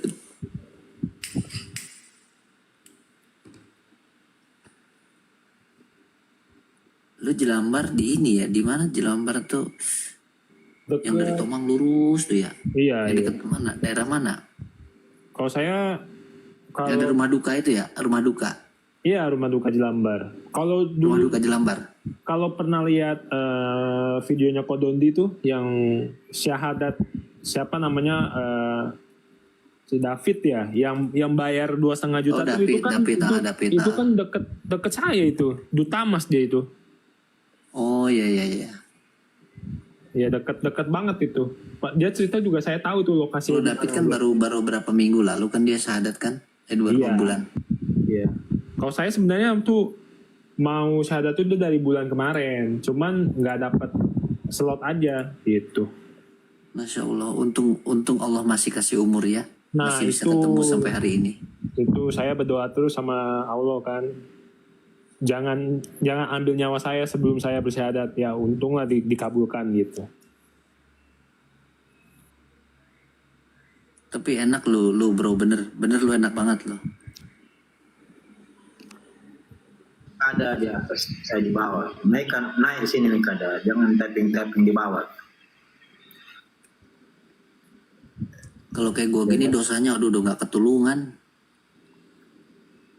Dia katakan gramatikal Al-Quran berantakan. Coba kau kasih datanya, baru nanti saya bantah. Silakan. Siapa ini katanya Islam sempurna, tapi isi dan gramatikal Al-Quran berantakan. Di mana berantakannya? Masalah tuh. Yang berantakan itu bukan Al-Quran, tapi otaknya. Ya, kalau Anda itu otak ya. Ya makanya kalau nggak mau berantakan ya disisir rapi gitu kan, biar nggak berantakan. Dicukur yang rapi, yang benar gitu. Iya, kok balik lagi ke situ? Padahal saya nggak mau ke situ. Dan didinya tuh udah ngemitian wae. Nanti kok buka koma aja, Bang Mekada. Nanti baru undang saya, nanti kita head to head saja. Siki Ahmad kemarin datang ke room siapa tuh bareng sama gua kan ceritanya. Baru dia naik, baru ngomong 2-3 patah kata, gue pajangin fotonya, kabur langsung. Itu lucu itu Kiamat tuh. Oh, debat aja kaidah bahasa saya tidak mengerti itu bagaimana sih. Bedakan pendebat sama penghujat. Mereka itu nggak bisa Alda dijambak. itu bukan pendebat tapi penghujat. Nggak bisa dijambak. Kalau ada yang mau naik dari Kristen, teman-teman yang di bawah, pasti saya naikin. Mereka nggak bisa dijambak, nggak usah spam naikin. Kalau kurang slot nanti gue turun nggak apa-apa. Sok naik pada teman saudaraku yang Kristen silakan. Iya bila perlu di atas Kristen semua nggak apa-apa, saya juga turun, nggak apa-apa. Yang penting dibayar saya mah. Yang penting ya bayar, bayar. Kalau sendiri merasa takut dikeroyok ya silakan, nanti saya turun. Ada yang berdua bertiga sih nggak apa-apa. Minimal ngerti bahasa Indonesia dulu lah. Tuh. Masa ditanya frasa itu apa nggak tahu. Gimana itu? Mau kritik teks. Biar frasa artinya nggak tahu gimana tuh. Ini masalah ini otaknya sudah berantakan tuh. Maka saya katakan sama Bang Kiamat jangan sampai nih orang dalam otak abang itu habis tuh. Jangan sampai sinapsis itu sudah kacau semua dalam itu. Terputus sama tuh dari otaknya abang tuh. Abang ke alis harap tuh kan.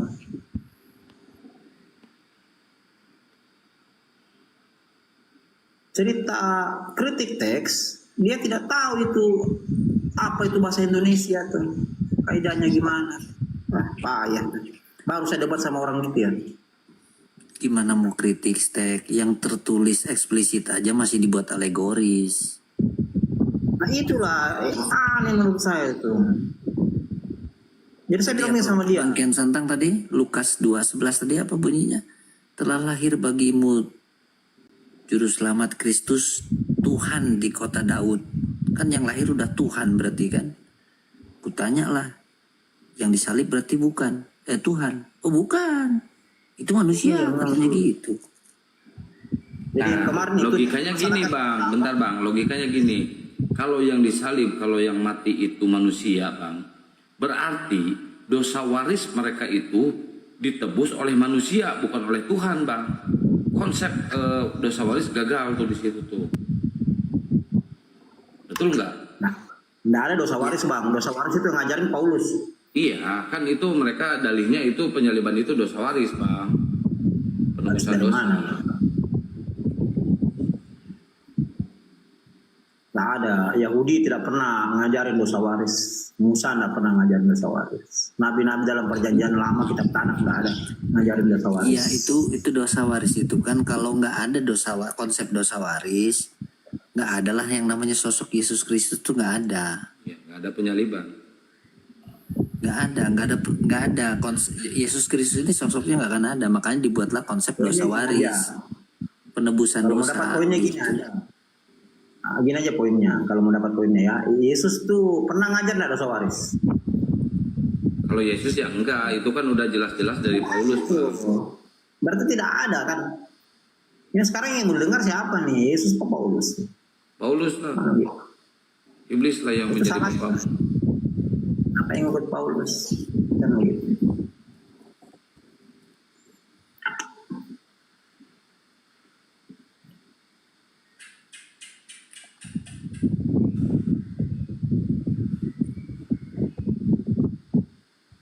Ya betul tuh ya. Tapi biar bahasa Bang Indonesia Kian Santang, ya. Saya waktu itu ngadain lomba sampai sekarang belum ada yang daftar. Ya udah mau 5 bulan ini kumaha itu. Gak bakal ada lah, nggak ada satupun Kristen di muka bumi ini yang hafal Bibelnya bang. Saya cuma minta 14 kitab loh, nggak semua.